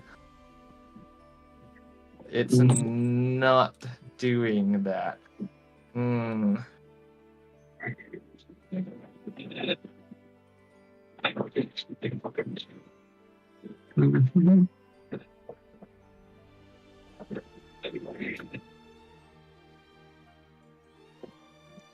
Let me see if I can figure this out. Hold up.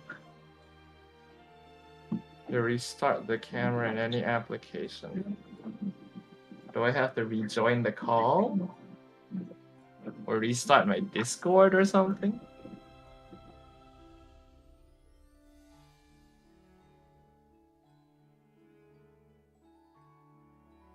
I mean, you can try. Wait, well, what is it saying? Basically, I can't find it in my Discord. It doesn't show up as a camera option I can choose. You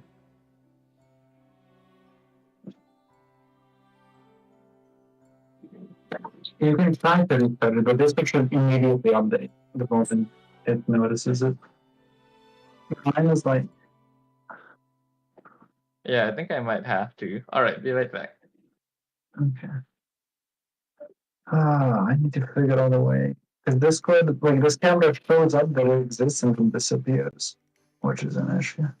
It's really old.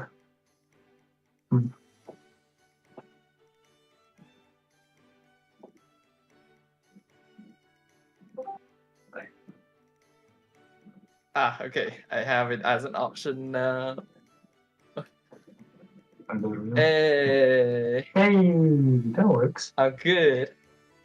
My pop filter is like... It's visible. What if you move it away from there? Would that even work?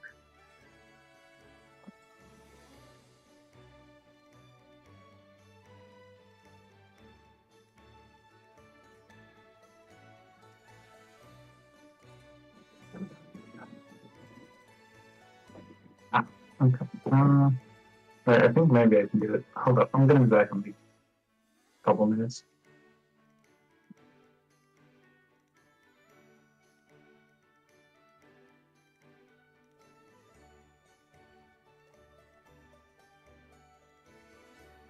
Okay.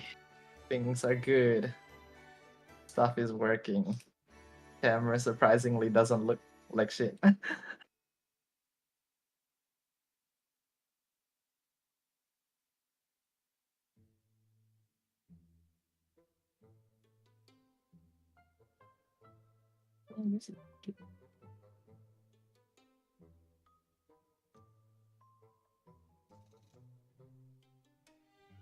Come here.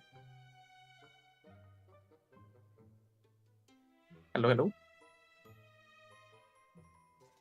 Hello, hello. Can anyone hear me? Yeah, I think he's good checking to see if he can get like a camera or something working.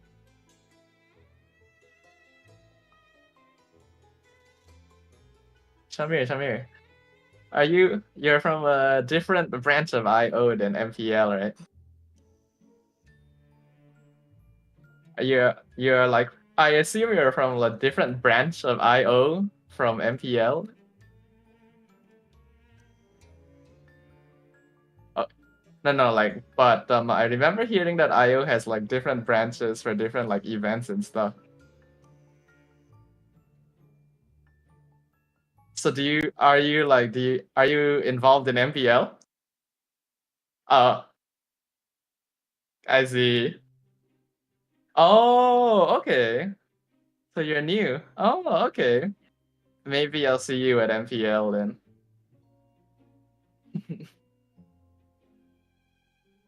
Cool. Welcome. Yep.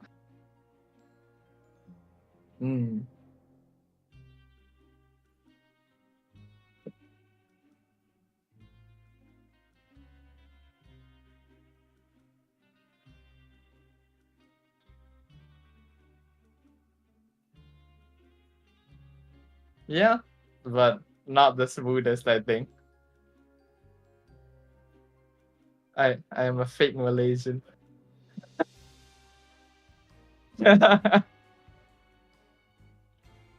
Only my English is smooth. My Malay and Mandarin are both okay only.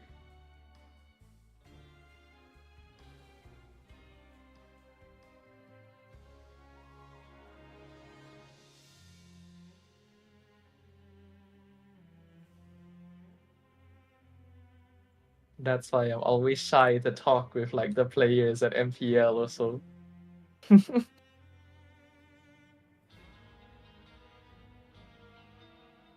Yeah, you're right.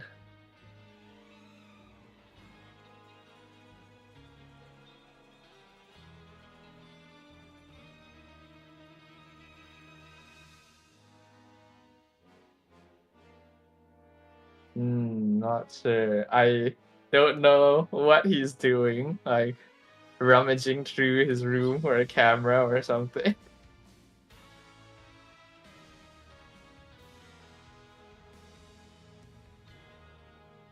Yeah. What? Hold on.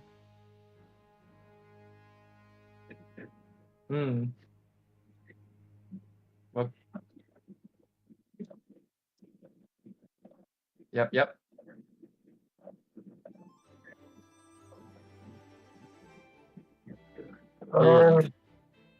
Okay, my place is a bit on lag, but I think I got it working. Let's set up for this. I'm here. Can you hear me? No, I can. If I need a placeholder, I can just make it work. Does this work? Oh. Morning. Yeah. Hello. Hello.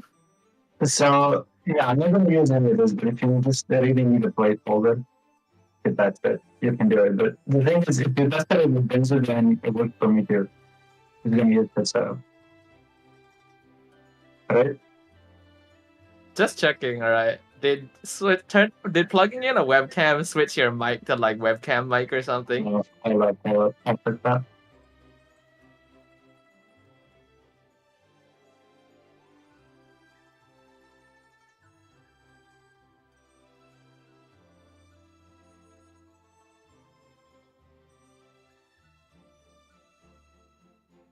Okay, is this better? Okay, that's better. Okay, there we go. Yeah, it switched it over. Sorry. I mean, yeah, that's fair, but again, I'm using Binzu stuff, so I guess it's more for staff, sure. Because again, Yeah. Yeah. So Staffer just chat with me about something random. Alright, what kind of decks do you want to look for? What do I want to look for? Yeah, God. God? Okay. Okay, that's good. God. Ready for what? To like do the mock test? Oh, we want to do that? Sure. Alright.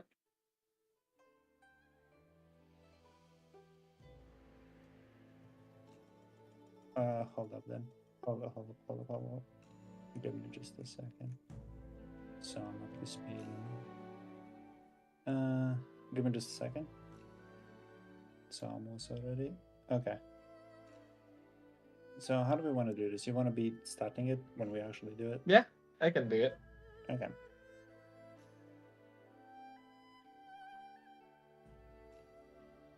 Okay.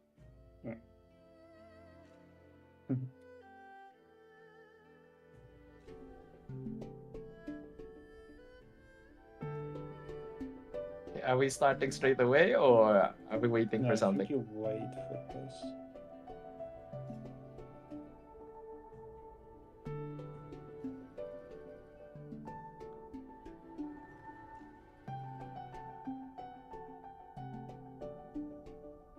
Yeah.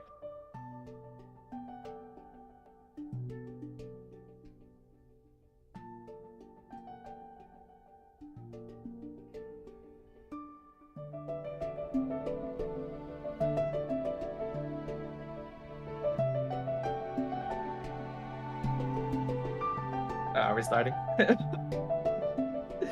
I think I was expecting it to go to us. Yeah, same. You got questions? You've come to the right person. Okay. On the off chance I don't have the answers, I can ask around and help you find out. Sethos. Pretty interesting guy. He's like a distant cousin of Sinos. The first time we met, he came up and asked me if I was Hat Guy. He nods his head when he talks. It's like, oh, I don't know, like a little puppy, yes?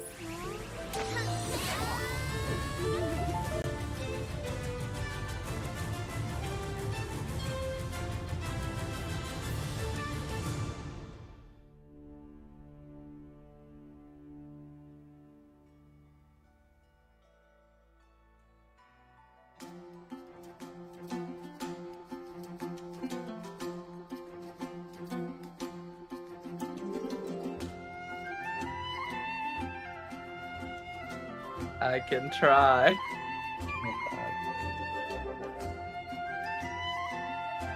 Okay, I can. Yeah, I think that's far enough. That should be And far the enough, green right? screen should be eating it. I hope it's far enough.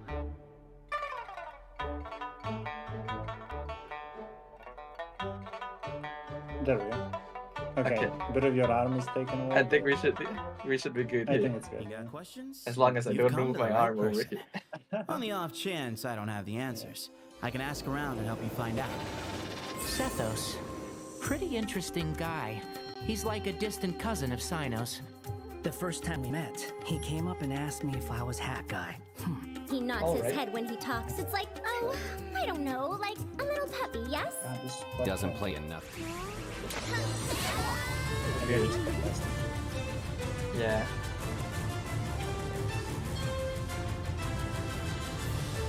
To be fair, this is more for you than anything, because you Yeah.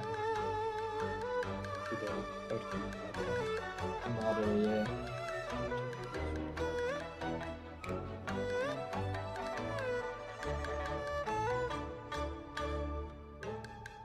Okay.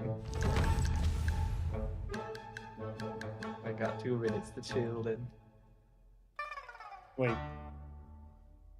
We're not going live or anything, are we? Nah, the feed itself is live, but we are not live. Wait, we are on like a private YouTube stream, right? Wait, I'm confused. As in, like, basically no one is gonna be watching us other than the people here. Oh, I see.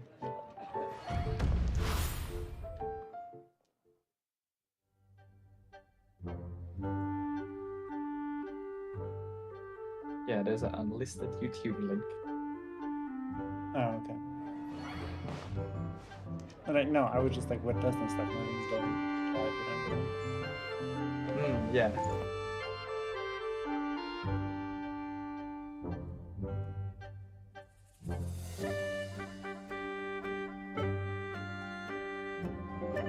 No, for a second I was just like, I'm not randomly going live. It's alright, it will be memorable. No, it won't. I don't.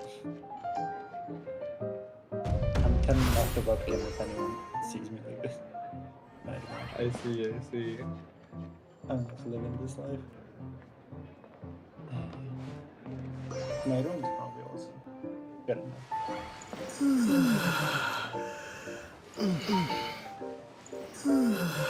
I don't think this webcam could pull off a green screen if I fucking tried.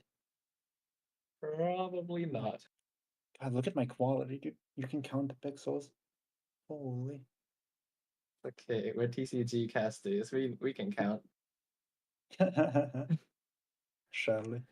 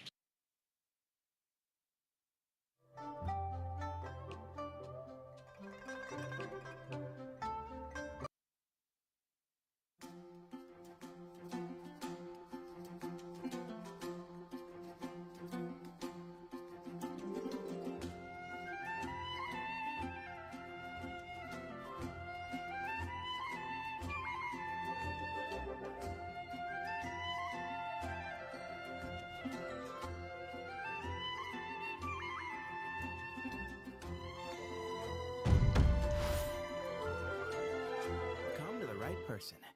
On the off chance I don't have the answers, I can ask around and help you find out. Sethos.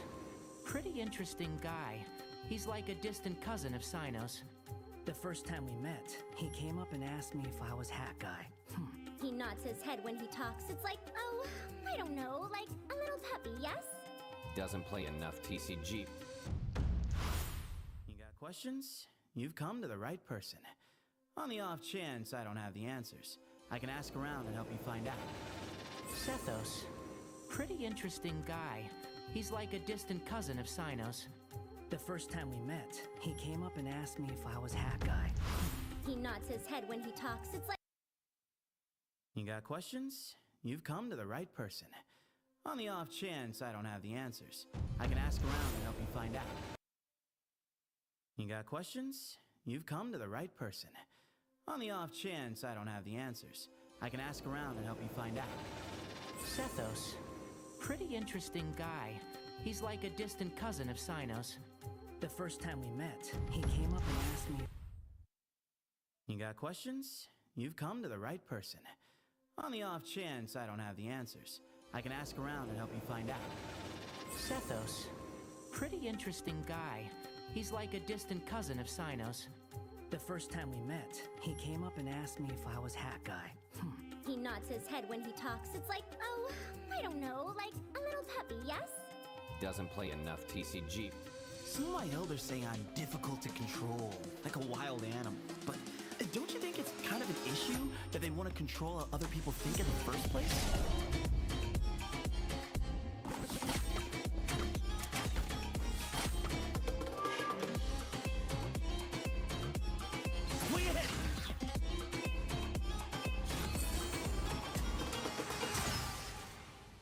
Sometimes an over-reliance on ancient wisdom can make you forget the strength that you and your companions already have.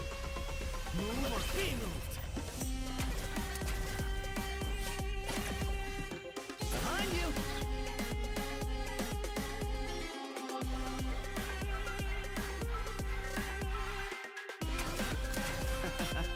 Don't mention it. I'll protect you. Or you can protect me. Whatever works.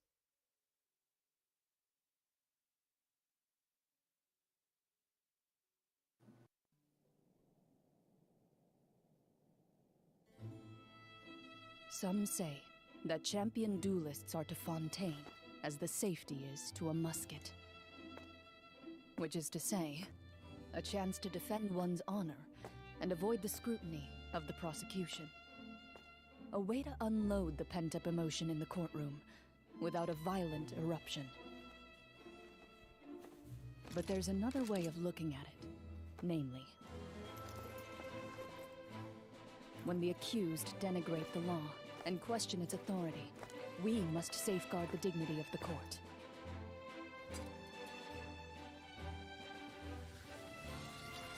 And as a last resort, we will do so by force.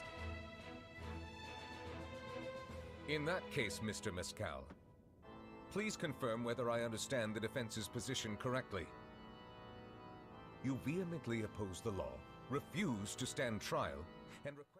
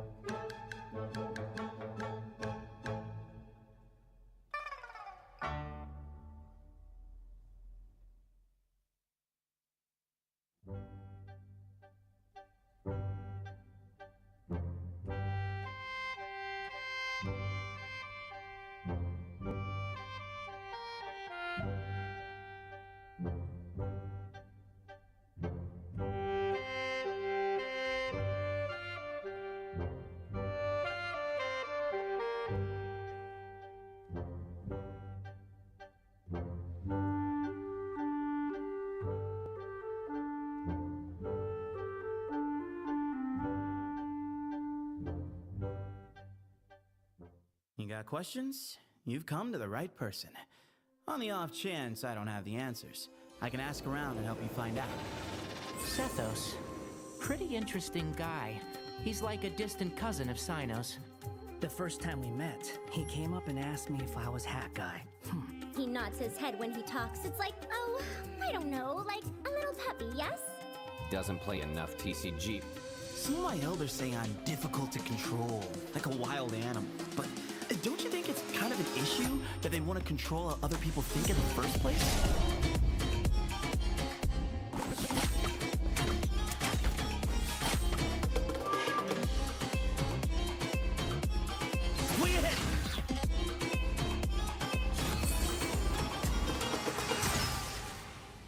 Sometimes an over-reliance on ancient wisdom can make you forget the strength that you and your companions already have. Move or be moved! Behind you!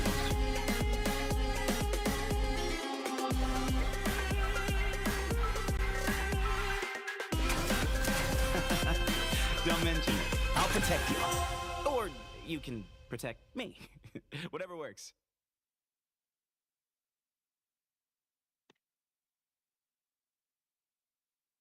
Hey, playing cards again? You know, the Prince Cup is about to kick off again this year. Want to sign up? Oh, I know that event. I was a contestant last year. This year's Prince Cup has its competition format upgraded comprehensively, with a considerable increase in prize money. Prize money? How much? In this Prince Cup, there's a total prize pool of $60,000 for each region. The champion will be awarded $16,000, and the runner-up will receive $8,000. The rest of the top 32 players will also get a corresponding amount of prize money. Hold on, did you just say each region? Exactly. This year, the Prince Cup has been fully upgraded with competitions unfolding in the Pacific and Atlantic regions respectively.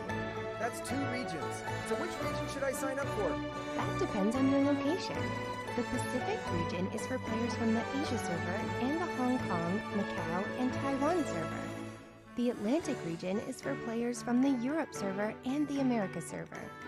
You can sign up for only one region based on your location. I see. Let me check which region I should choose. Wait, I haven't finished. Each region has 3 competition stages, which include the Regional Wildcard Tournament, the regular season, and the knockout stage. Oh, sounds pretty complicated. Why so many stages? To ensure it's available to every player. After successfully registering for it, you're supposed to start with the Regional Wildcard. How does the Regional Wildcard work? The Regional Wildcard Tournament consists of 2 stages, with players following the rules of single elimination and the Swiss system respectively. First of all, based on the total number of registrations in your region, you need to win 3 to 4 single elimination matches to advance to the SS stage. And the top 9 at the SS stage can qualify as the regional top 32 and make it to the regular season. Do I only have one chance? This competition format sounds so cruel. No. It's true that one failure in the first few rounds of single elimination matches will deprive you of the qualification to advance, but so long as you make it to the SS stage, all the games that follow will give you a chance to start over again. You just said the top 8 would qualify as the regional top 32, but what about the rest of them? 8 players are selected from the Regional Wildcard Tournament, and the other 24 players are from the Community Tournament Cat's Tail Gathering. Together, these players make up the regional top 32. Whoa, it's not going to be easy to make it to the top 32, huh? I gotta gear up for this challenge. Then you don't have much time left now. The registration period for the Regional Wildcard Tournament in the 2 regions is from April 3rd to April 15th, with a slight difference in the tournament dates. That's April 26th to April 28th for the Atlantic Wildcard, and May 17th to May 19th for the Pacific one. Come on! Don't worry, it's gonna be easy as pie for me to advance to the top 32. It'll be great if you make it to the top 32. Starting from the regular season of the top 32, the matches will be live streamed on Twitch, TikTok, YouTube, and Twitter from start to finish. By then, the whole world will see your amazing card tactics. Wow, live stream from start to finish?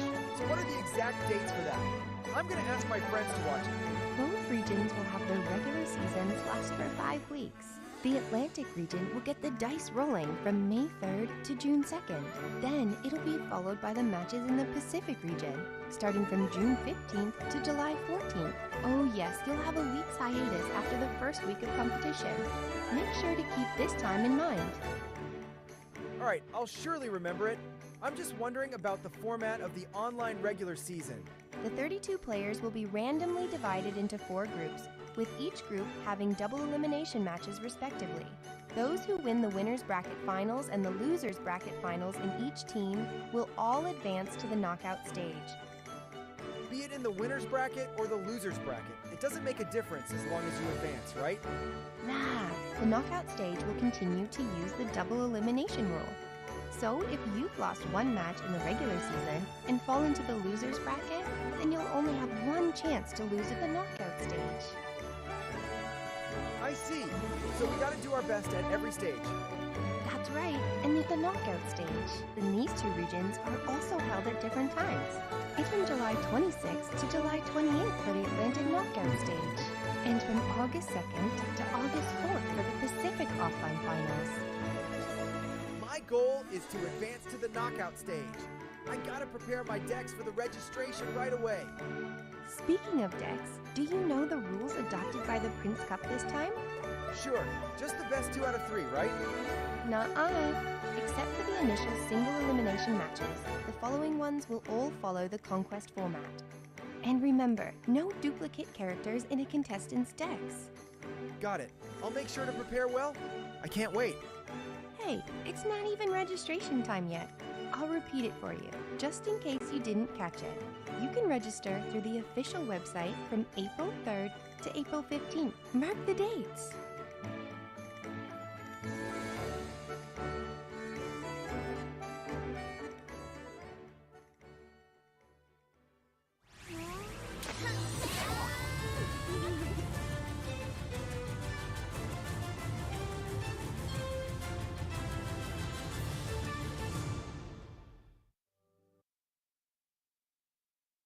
Hello, ladies and gentlemen.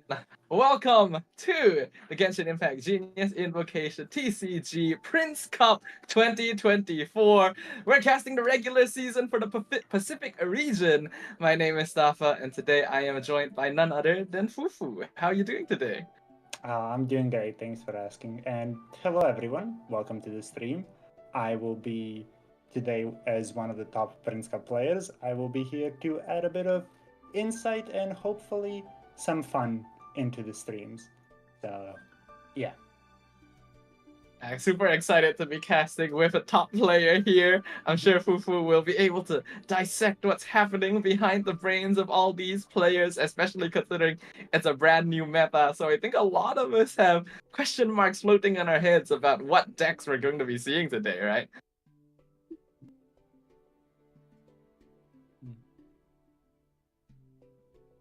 Yep. So without further ado, I think we're going to move on with the stream here. We got to talk about the brackets. We got to talk about the players we're going to be watching today.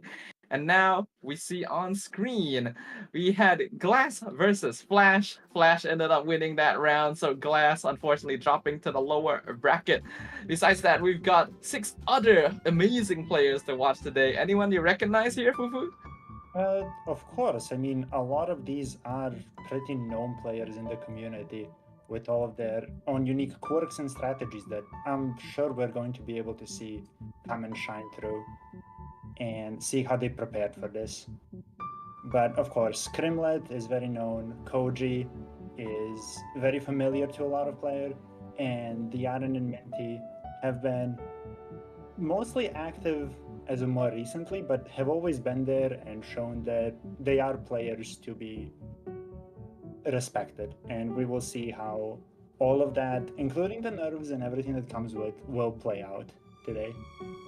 Yeah, I'm super excited to see what's going to happen. We've already seen one match here, Flash winning out against Glass, definitely a surprise result. I personally have casted for a couple of these players, but despite everything, I'm still pretty new to the scene overall, so excited to see what some of these other names can bring to the table. But in your personal opinion, Fufu, is there any of these players that you think are going to thrive considering the new meta shift? I am very interested to see, will they stick to the usual strategies, what they usually do, or are they going to change up stuff? Will they play the decks they were known for? Will they try to make them work a bit better than they did before? Or will they simply change everything up with this new meta? And honestly, you can't really tell stuff like that. Strategies are very tournament by tournament based, as you can see. As we could see, we have the most played character cards during the wildcard phase up on screen right now. I think Mona being first place is to be expected, has been a very universal card ever since the release of TCG.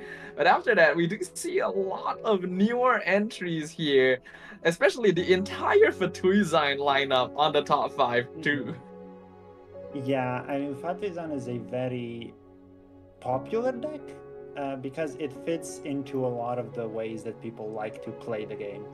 The skill into, or the double skill setup on the first round into these flashy plays that your opponent has to play around is always very fun for people to play and very interesting to just pop out suddenly and take your opponent out of the game.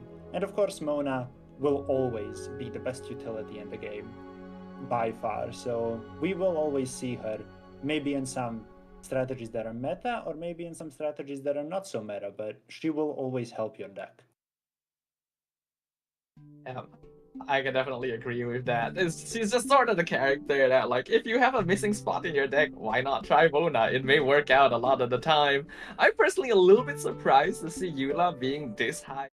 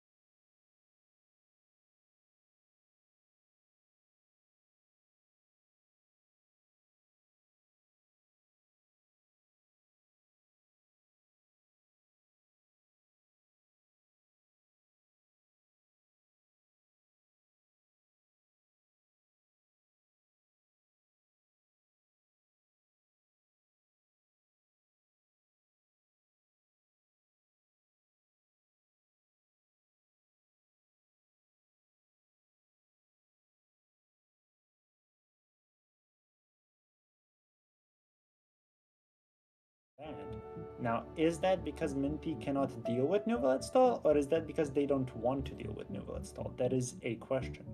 Some people just really don't like playing against or as stall. So you will I am see one of those characters people. like Layla. Exactly. And sometimes you will just see characters like Layla get hit really hard because of that. She is in a lot of stall decks. But we also see Double Dragon banned. So another point for Layla on the statistics. We have two different types of Nouvelle decks, the Double Dragon one being more common on the side of Minty, but both Nouvelle decks did get banned out. However, with the way that the Aryan has switched up their way, it means that they are actually able to use Alayla and Herald along with the Crab, like you mentioned earlier. Exactly. And hopefully we see Crab do some amazing things. Yes. What's it? Okay. Okay. How do you feel about the flow? It seems good. You want to be And- mostly taking it? Because it seems... I'm usually playing the host. Hmm? Ooh. Are we, Oh, are we okay, doing okay. it from the beginning?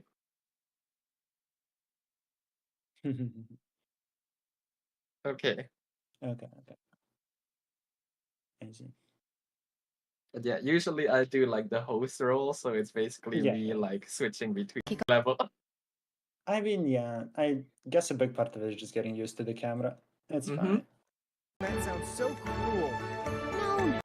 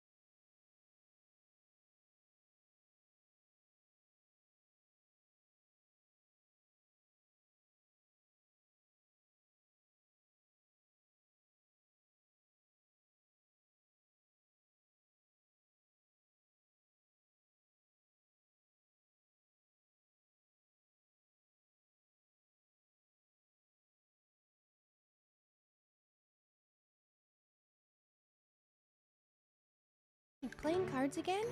You know, the Prince Cup is about to kick off again this year. Want to sign up? Oh, I know that event. I was a contestant last year.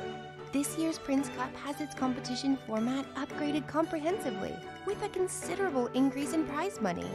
Prize money? How much?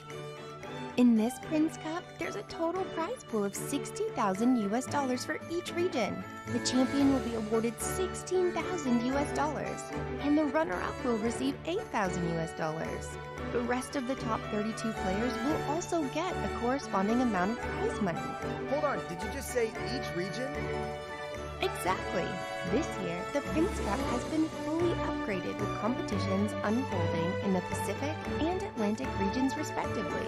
That's 2 regions. So which region should I sign up for? That depends on your location.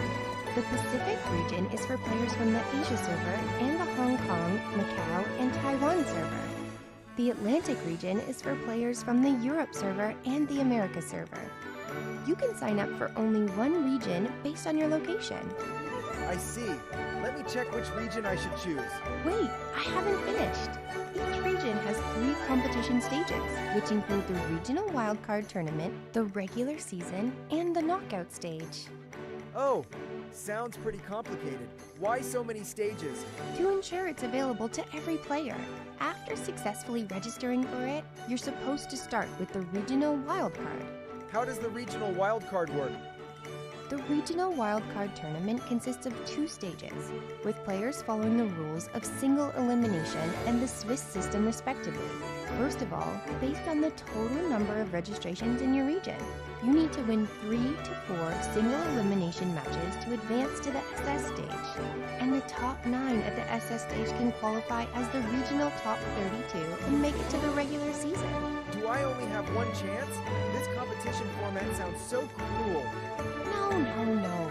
It's true that one failure in the first few rounds of single elimination matches will deprive you of the qualification to advance, but so long as you make it to the SS stage, all the games that follow will give you a chance to start over again. You just said the top 8 would qualify as the regional top 32, but what about the rest of them? 8 players are selected from the regional wildcard tournament, and the other 24 players are from the community tournament, Cat's Tail Gathering. Together, these players make up the regional top 32. Whoa, it's not going to be easy to make it to the top 32, huh? I gotta gear up for this challenge. Then you don't have much time left now. The registration period for the regional wildcard tournament in the 2 regions is from April 3rd to April 15th, with a slight difference in the tournament dates. That's April 26th to April 28th for the Atlantic wildcard, and May 17th to May 19th for the Pacific one. Come on! Don't worry, it's gonna be easy as pie for me to advance to the top 32. It'll be great if you make it to the top 32. Starting from the regular season of the top 32, the matches will be live streamed on Twitch, TikTok, YouTube, and Twitter from start to finish. By then, the whole world will see your amazing card tactics. Wow, live stream from start to finish? So what are the exact dates for that? I'm gonna ask my friends to watch it. Both regions will have their regular seasons last for 5 weeks. The Atlantic region will get the dice rolling from May 3rd to June 2nd. Then it'll be followed by the matches in the Pacific region, starting from June 15th to July 14th. Oh yes, you'll have a week's hiatus after the first week of competition. Make sure to keep this time in mind. Alright, I'll surely remember it. I'm just wondering about the format of the online regular season. The 32 players will be randomly divided into 4 groups, with each group having double elimination matches respectively. Those who win the winner's bracket finals and the loser's bracket finals in each team will all advance to the knockout stage. Be it in the winner's bracket or the loser's bracket, it doesn't make a difference as long as you advance, right? Nah, the knockout stage will continue to use the double elimination rule. So if you've lost one match in the regular season and fall into the loser's bracket, then you'll only have one chance to lose at the knockout stage. I see. So we gotta do our best at every stage. That's right, and at the knockout stage. Then these 2 regions are also held at different times. It's from July 26th to July 28th for the Atlantic knockout stage, and from August 2nd to August 4th for the Pacific offline finals. My goal is to advance to the knockout stage. I gotta prepare my decks for the registration right away. Speaking of decks, do you know the rules adopted by the Prince Cup this time? Sure, just the best 2 out of 3, right? Nuh-uh. Except for the initial single elimination matches, the following ones will all follow the Conquest format. And remember, no duplicate characters in a contestant's decks. Got it. I'll make sure to prepare well. I can't wait. Hey, it's not even registration time yet. I'll repeat it for you, just in case you didn't catch it. You can register through the official website from April 3rd to April 15th. Mark the dates.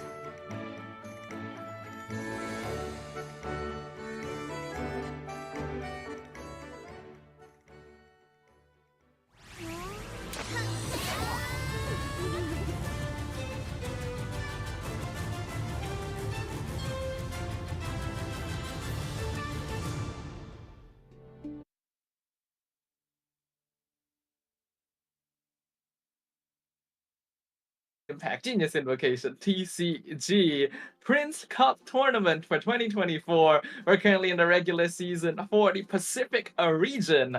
Watching these players go head to head to see who's gonna come out on top. My name is Staffa, and once again, I'll be joined by Fufu. Hello.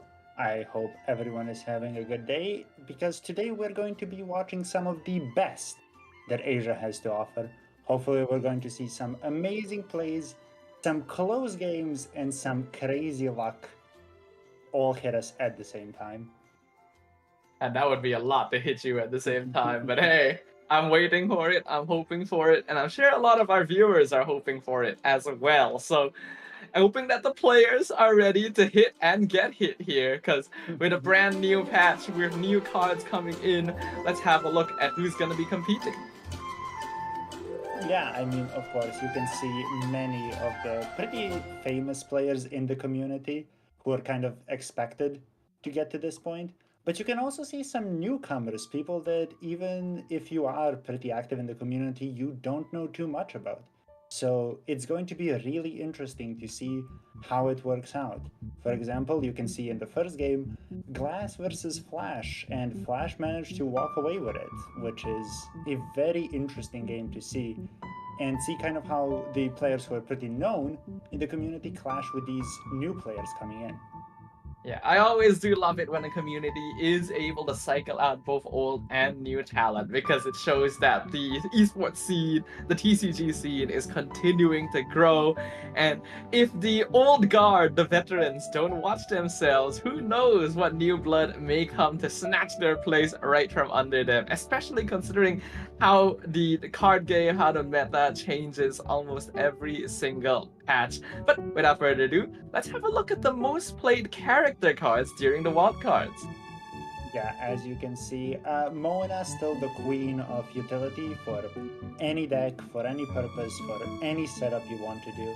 But also, interestingly, the entire setup of Faruzan and the Fatuizan deck is exactly here, staring you in the face, showing that, yes, cheesing your opponent and making them play around every single card is sometimes really scary. I do personally love watching a good aggro deck, and Fatuizan definitely falls into that archetype here. We've seen a lot of variations of having these sort of decks that really get off the ground running. I think Linny has appeared in more than one of them. That's why he continues to persist despite changes in the meta. So hopefully we get to see a little bit more of this. And surprisingly enough, a mainstay of Mew, Eula, taking up the 5th place slot at the very end there. Indeed, indeed. I mean, with these aggro and combo decks running around, Mew, with its ability to freeze, is going to do at least decently well into it. And with 2 different variations, both of them running Eula, you will see both of them just running about. Yeah, I do hope to see a lot of deck variation. I think in the past we've seen where in tournaments decks have a tendency to stay relatively similar throughout the entire lifespan of the tournament. But here we can have a look at the character bands. And while Mona's still holding out on that first place, the rest of the cards do tell a different story. Exactly. You can see exactly what we're talking about with Sayu being right behind Eula, that MES deck with its ability to just get a bunch of dice, get a bunch of damage out of nowhere and just freeze you or just kill you immediately is something to be scared of. Another interesting thing to point out about all these characters is that every single one of them either helps or is played in a deck that freezes, which tells you something about how powerful of a reaction it is this patch. Yeah, knowing that it's a patch where you're going to be able to get a lot of dice, right? With the prevalence of the underwater treasure hunt, you're going to be able to get lots of moves in a single turn. Freeze just becomes even more debilitating than it was in the past, because no matter how much dice you got, you're not going to be able to do anything if your character is a living ice cube. That's why we get to see a lot of these characters up here. Eula still maintaining her place despite changes in the meta, and Layla as well as Abyss Herald taking spots as well, because they're able to offer even more utility on top of freeze potential. Exactly. Freeze combined with being the only thing that actually stops your opponent from playing, and the fact that both of these characters give a really nice ability to freeze and value over time just makes them all very useful. Without further ado, it's about time for us to jump on into our next match of the day. It's going to be between Diarin and Minty, labeled themselves as aggressive and underdog respectively, and both have also banned out a new Valletta deck respectively.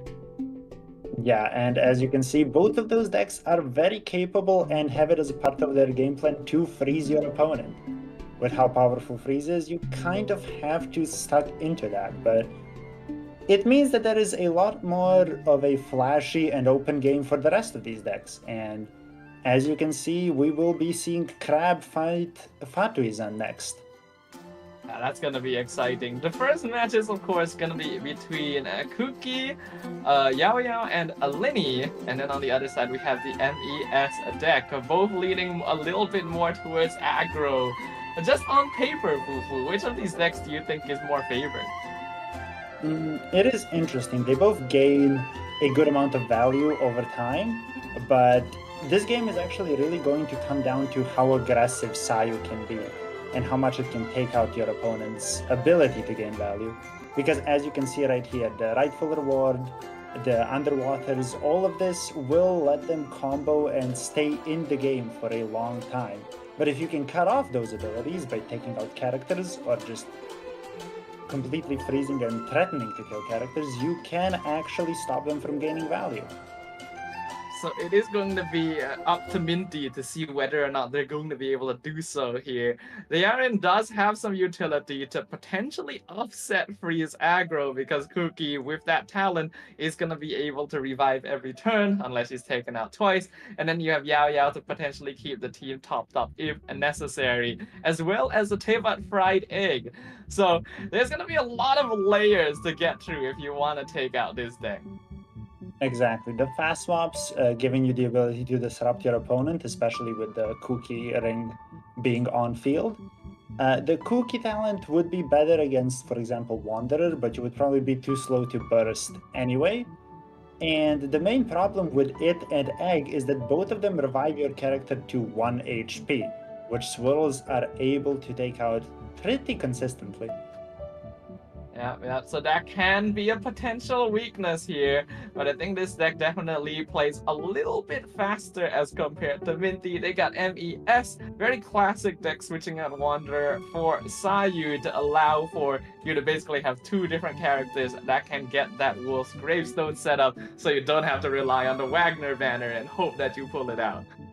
Exactly, and with the entire deck being kind of geared to drawing cards and being able to get to those Wolf's Gravestones, it really will come down to Minty just being able to stop his opponent from getting all this value and just killing them beforehand. I'm going to be very excited to see which of these two come out on top. So without further ado, let's go ahead and hop straight into it. Ladies and gentlemen, this is going to be game number 1 between DRN and Minty. May the best player come out on top. Exactly. We're seeing the dice come down, and those are nice. Those are nice dice. In reality, we are starting with the Eula stat, which is interesting. Yeah, the ability unusual. to... Yeah, exactly. But mayhaps they are going really strong into that strategy of just stopping them, because you do see a Wolf's Gravestone and the ability to just immediately swing. Actually, not a Okay, Wolf's maybe not Gravestone. Wolf's That's Gravestone. Skyward Pride there. I don't think I see that card played very Exactly. often. Right Oh, into a but with Northern the Smoke Chicken. NSC, oh my god. Wait, that's going to be 8 damage on round 1 just off of Eula. That is actually insane. It even has more value as well, because Darren, for some reason, decided to apply Gamblers onto Yao Yao very early on, which I don't think was necessary. So Minty immediately jumping on that, realizing, hey, if I take this character out now, that's a Gambler's gone. Oh, but the defensive Lotus to stop it will actually help. And Minty will not be able to threaten lethal this time around. Unfortunate there. Having Skyward Pride equipped very early on is useful. However, the defensive play is making it so that Minty is somewhat wasting dice right now. I honestly wouldn't have suggested going for... Okay, we're going deeper. We have committed this far. We gotta go deeper, boy. Exactly. How far are we gonna go? So I assume now you switch to Mona to set up for this Mona talent, of course, which will help your Eula do more damage. I never even see Mona talent. I don't even remember what it does. So it boosts reaction damage for as long as Mona is your Ah. active character. And you know... Wait, Mona has to be your active character? Yes, yes she does. Now I know why I don't see it. It's built to have synergy with summons. But, you know, in this case, the Sayu summon does actually swill, and that is a reaction. So if we could set that up, I guess that's a possibility. Be going. Alright, starting things off, turn 2. They are going to have turn priority since they did end their turn first. We see their hand, probably not the typical action cards you would want to be running on this deck. No, I mean, Vanessa is basically just an extra die if you think about it. And as you can see, they did get good dice off of it, so it is basically just a Woven. I guess, but you do have to hope that you get lucky there. I'm actually impressed at how luckily the dice were rolled in favor of Darren in this case. So we'll see how Minty responds. They do have Burst already set up on Eula. Unfortunately, with no Hydro application at all on the field right now, MES has already been put a little bit behind. Yeah, but I mean, if you could in theory burst and do a lot of normal attacks, you could make sure one of the character dies. You could, yes. Freeze for the core. If you beat your head against a wall enough times, eventually it will crumble. Eventually this Eula will kill something. One way or another. One way or another. Like, whatever it takes. Whatever she it will takes. have her vengeance. And now you are left with an interesting decision. Do you burst on Yao Yao and let her die? Or do you just swap off to someone else? Oh, the Gamblers is now gone, but we do get a draw for it, and it's a Liar Song. If we play it, we can get another draw out of that. Yeah, unfortunately, it wasn't a Gilded, it was a Sand King card, so a little less value, but if Darren is looking for card draw, wouldn't be too bad an idea. Looks like that is what they're going to do. Exactly. Oh, no, not gonna play it. Well,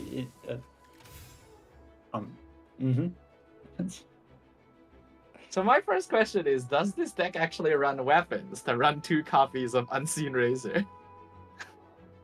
That is an amazing question that I am sure we will find out in due time.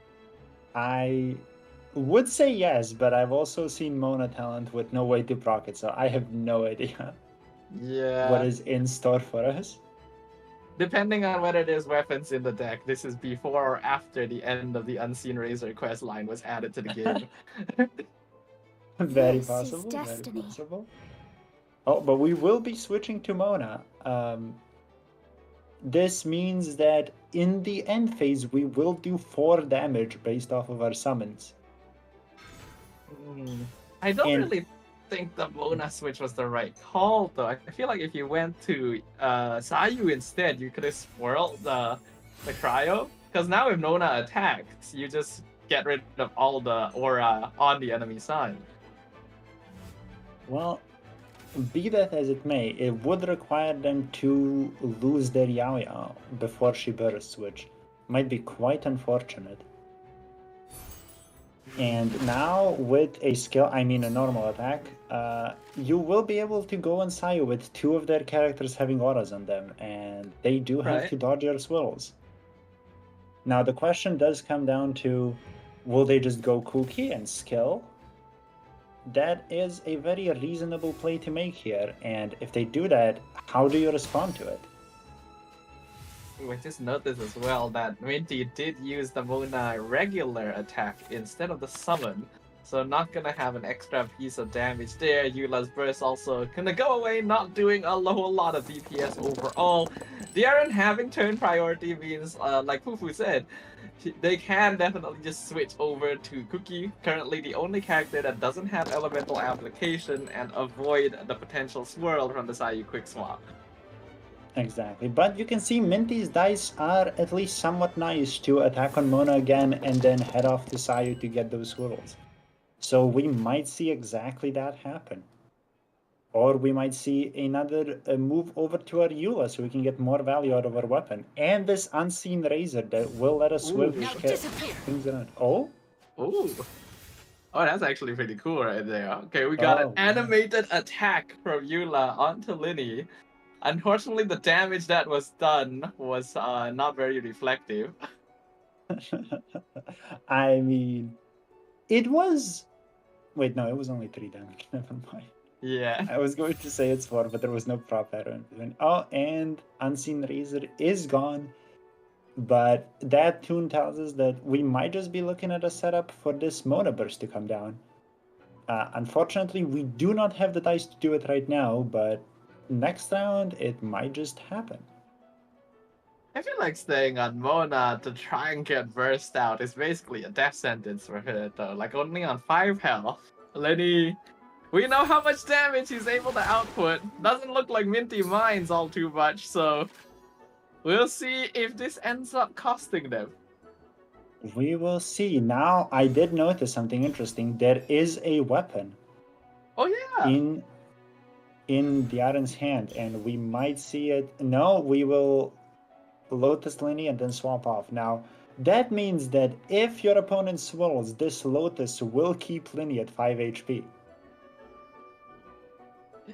Yeah, I think that was definitely a very important breakpoint to protect. No, they're not gonna switch yet. Okay. Okay. Revealing it prior, I guess, playing some mind games here. Exactly. It makes your opponent start thinking of the line where you swap and what they want to do then. And then with the switchback, now they have to mentally come back to what just happened and figure out what their next play is. It's gonna be the normal attack on Sayu when there's a perfectly good Hydro Aura to swirl. Exactly. But I get it. You know, they're saving it. If they swirl it now, Yao Yao gets frozen straight away, and it would be wasted because it's the end of the turn. Exactly. So the normal attack, just to put some pressure in, tell that Lotus that you know you're going to win anyway. So you're just waiting for your animo damage to come in next round and freeze their characters. With double Opera Epiclipse here for Minty, they do actually have more weapon value than they are in right now, so that could be a potential couple of dice there. Exactly. Fixing those dice, getting that value, could actually come up to be really nice. And basically having 2 operas means that you start the next round with 10 dice. Which is an extra attack in most cases, but let's see how it gets responded to, because if the Aren does equip this weapon onto them, you can no longer do anything with your operas. Yeah. They aren't though. Okay. They are going to use the Sapwood Bow there. It's coming down. The Sapwood Bow without playing Golden House first. Probably just a play to conceal it, because once you play Unseen Razor, you can show your Golden House. That's a possibility. And get Vanessa. Oh, they do get their gilded here. Unfortunately, the Liar Song was already used earlier, so not gonna get too much value out of that. But at the very least, they have it for later on if necessary. Exactly. And if you do go for your Unseen Razor and then Golden House, you can have that gilded on the following round, only cost 2. Yep. So that could be a play. Exactly. The Sayu is still coming down, freezing the Yao Yao. Minty definitely made a misplay there because they did end up playing one of the operas after the Sapwood Bow had already come down, so we saw that they didn't actually get an extra dice from it. So that might be slightly unfortunate. Here you can see the play of putting on Gamblers and passing.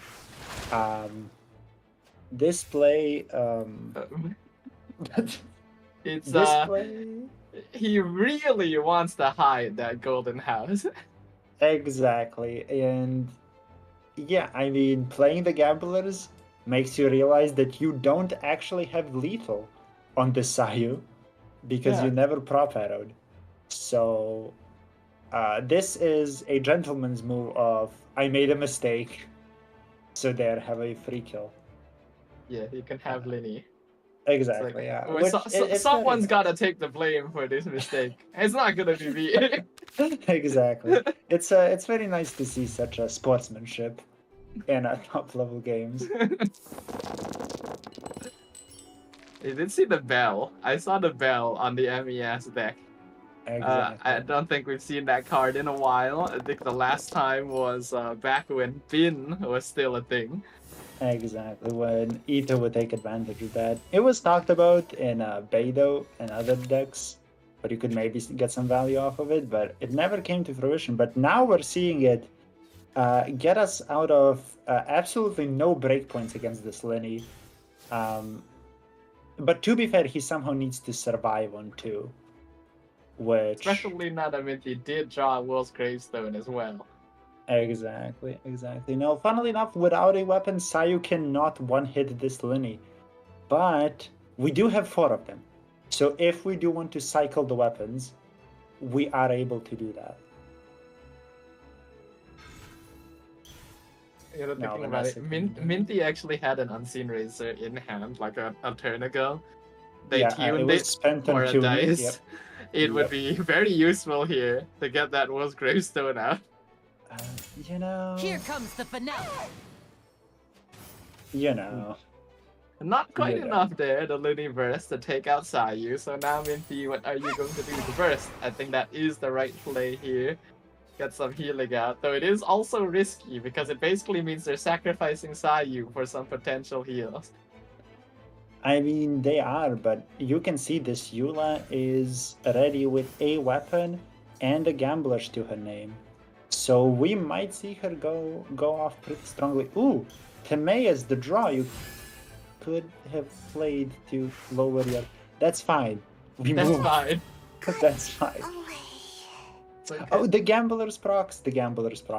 So yeah, Minty going for the burst there on Sayu was a very risky choice that now allows Darien to have another potential action after this. Oh, but we get the animation once again. For 1 damage. For the kill. Exactly. For 1 damage, 1 lost value off of this Gamblers that wasn't played. But our operas might actually proc now. I think the opera did actually proc this turn, if I'm not... it hasn't. No, it hasn't, yeah. It still has the full duration.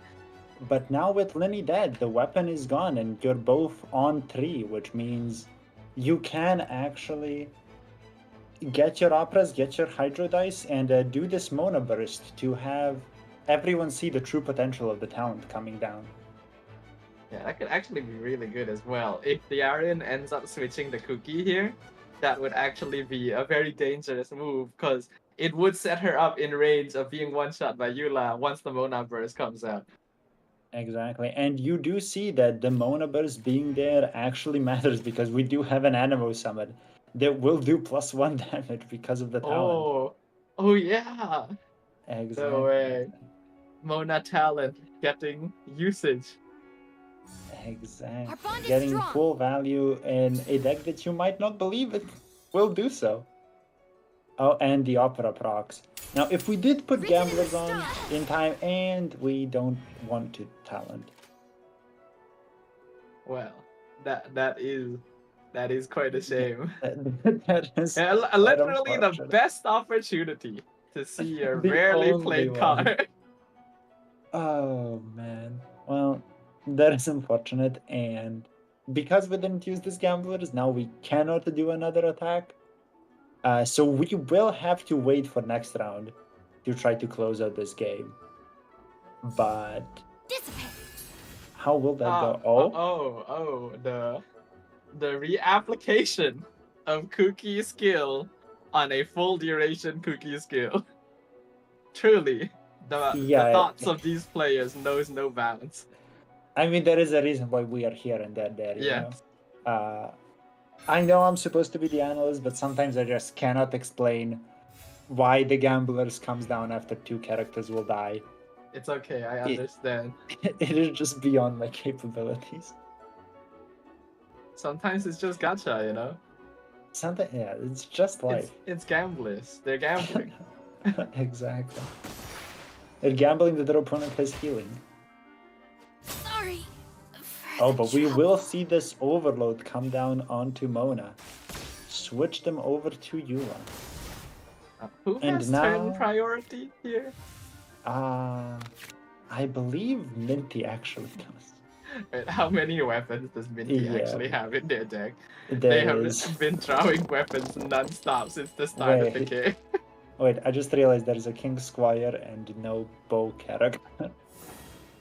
It's tuning fodder. It's yes, it is. It's inbuilt tuning fodder. It helps you have better dice. You don't feel as bad destroying these cards if they were literally unplayable. Yeah. So it does give you that advantage. So sometimes when you build a deck too optimally, right, and every card is useful, like when you lose a card at a bad time, it feels really bad. So by doing this, 8 damage right there. The 8 damage final hit with gamblers for next game. This does mean that they will start match 2 with 10 dice.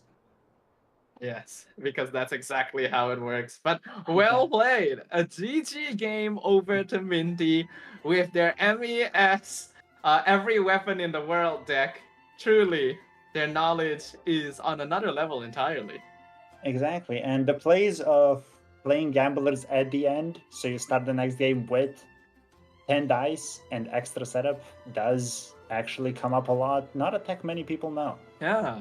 Like, it's surprising that not a lot of players know this, like, mechanic where playing gamblers at the very end of the game actually transfers it to the start of the next game and even gives you bonus primo gems every time you start a new game, too. It's like, I'm honestly surprised more people don't do it.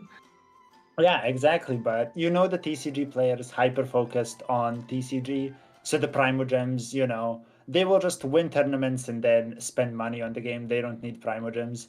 And getting extra dice is just proving that you can't do it without those extra dice in many people's eyes. Dice are important. You need dice to use your abilities, you need dice to win games. And speaking of, we get to see the match data here from these players, where Diarin has an average number of 5 effective dice in their first 3 rounds. Oh, that is pretty nice. You can see the average of 50 normal attacks probably shows us some really aggressive, or not aggressive, but really slow setup combo decks that just go off on one singular round. I think even more impressive than the 15 normal attacks is the 6 average elemental bursts per game. It's like, you have to really prolong the game to get 6 bursts out. So I'm honestly impressed that they're able to do it in 8 average rounds. Exactly. It just points to a combo deck that constantly has to play around stall, meaning that you will have to do your entire setup twice over just to deal with the amount of healing and shields they have. Who knows? Maybe there's another secret mechanic, right? Maybe Gamblers also gives you 1 energy on all your characters at the start of the next game. That's probably why we get to see an average of nearly 1 burst every round from the Ari. Exactly. I mean, when you're simply just that good at the game, there isn't much that's going to stop you. You kind of start ignoring game mechanics and just doing things for the sake of winning, which does make perfect sense if you are trying to win a tournament. It's the definition of a player who never has to hit hard pity when they're rolling their characters. They just always get exactly what they want whenever they want it. I guess that's why they don't really need the Primo Gems as well. Exactly, yeah. I mean, what is the point of getting Primo Gems if 160 means the new 5-star and 4-star in one pool? Yeah. It is, you know, it's not high of a bar to hit. Yeah, people don't actually know that if you get first place at the Prince Cup, it discounts your rolls to 80 Primo Gems each permanently. And they are all 5 stars. Yes. Of course. Everyone focuses on the prize pool, but what's the real prize? Exactly. The real prize is getting to play all the fun characters that you do see in the cards. So it does actually help a lot. Yeah, but little do they know it's actually a strategy by HoYoverse, because by giving them all the characters they could ever hope for, they'll get so bored of the game that they have to only play TCG. Exactly, and that's why you see a lot of these players play TCG so much. They already have everything. They just do a 10 pull and get the C6 of the new character. You know? Yeah. Literally, the only content in the game that they can't win by throwing Primo Gems at it is TCG. That's why the Is cards don't TCG. cost a different currency entirely. Exactly. But it is very interesting to see these top players completely break the game in many ways just because they can and no other reason. Well, let's have a look at the results of this very interesting match here between Diarin and Minty. And as we can see, Minty has broken the game so much that they've instantly moved on despite only winning one game in the best of 3. Exactly. I mean, it is the standard victory condition of just skipping the last game, so you just immediately win. Unfortunately, Diarin wasn't ready for it, but we can only hope for next time that he will prepare better, because he does have another chance in the lower bracket.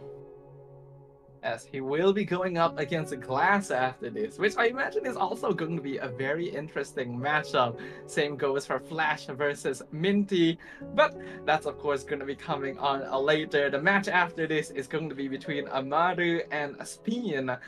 So, very excited to see whether there'll be more game breaking. Exactly. Are we going to see some new strategies, old strategies, gamblers at the end of the game, before the end of the game, weapons that can be equipped or can't be equipped? I mean, you just never know. Yeah, we might see a new meta develop where, because players are getting a free gamblers at the start of every game, they don't have to run it in their deck anymore, right? So it's no longer an essential part of the deck list. Exactly. You just will get it at the start because you are in a tournament setting and it's only fair. So we will see more of these interesting experimental cards, maybe some tuning fodder added in, maybe no. It just really depends on the player, and with how meta is evolving, we can only expect.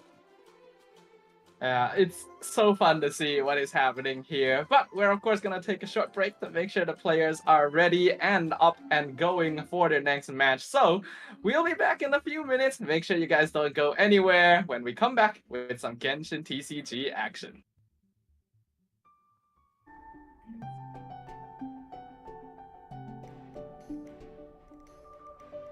Are we good? Or is there more? I'm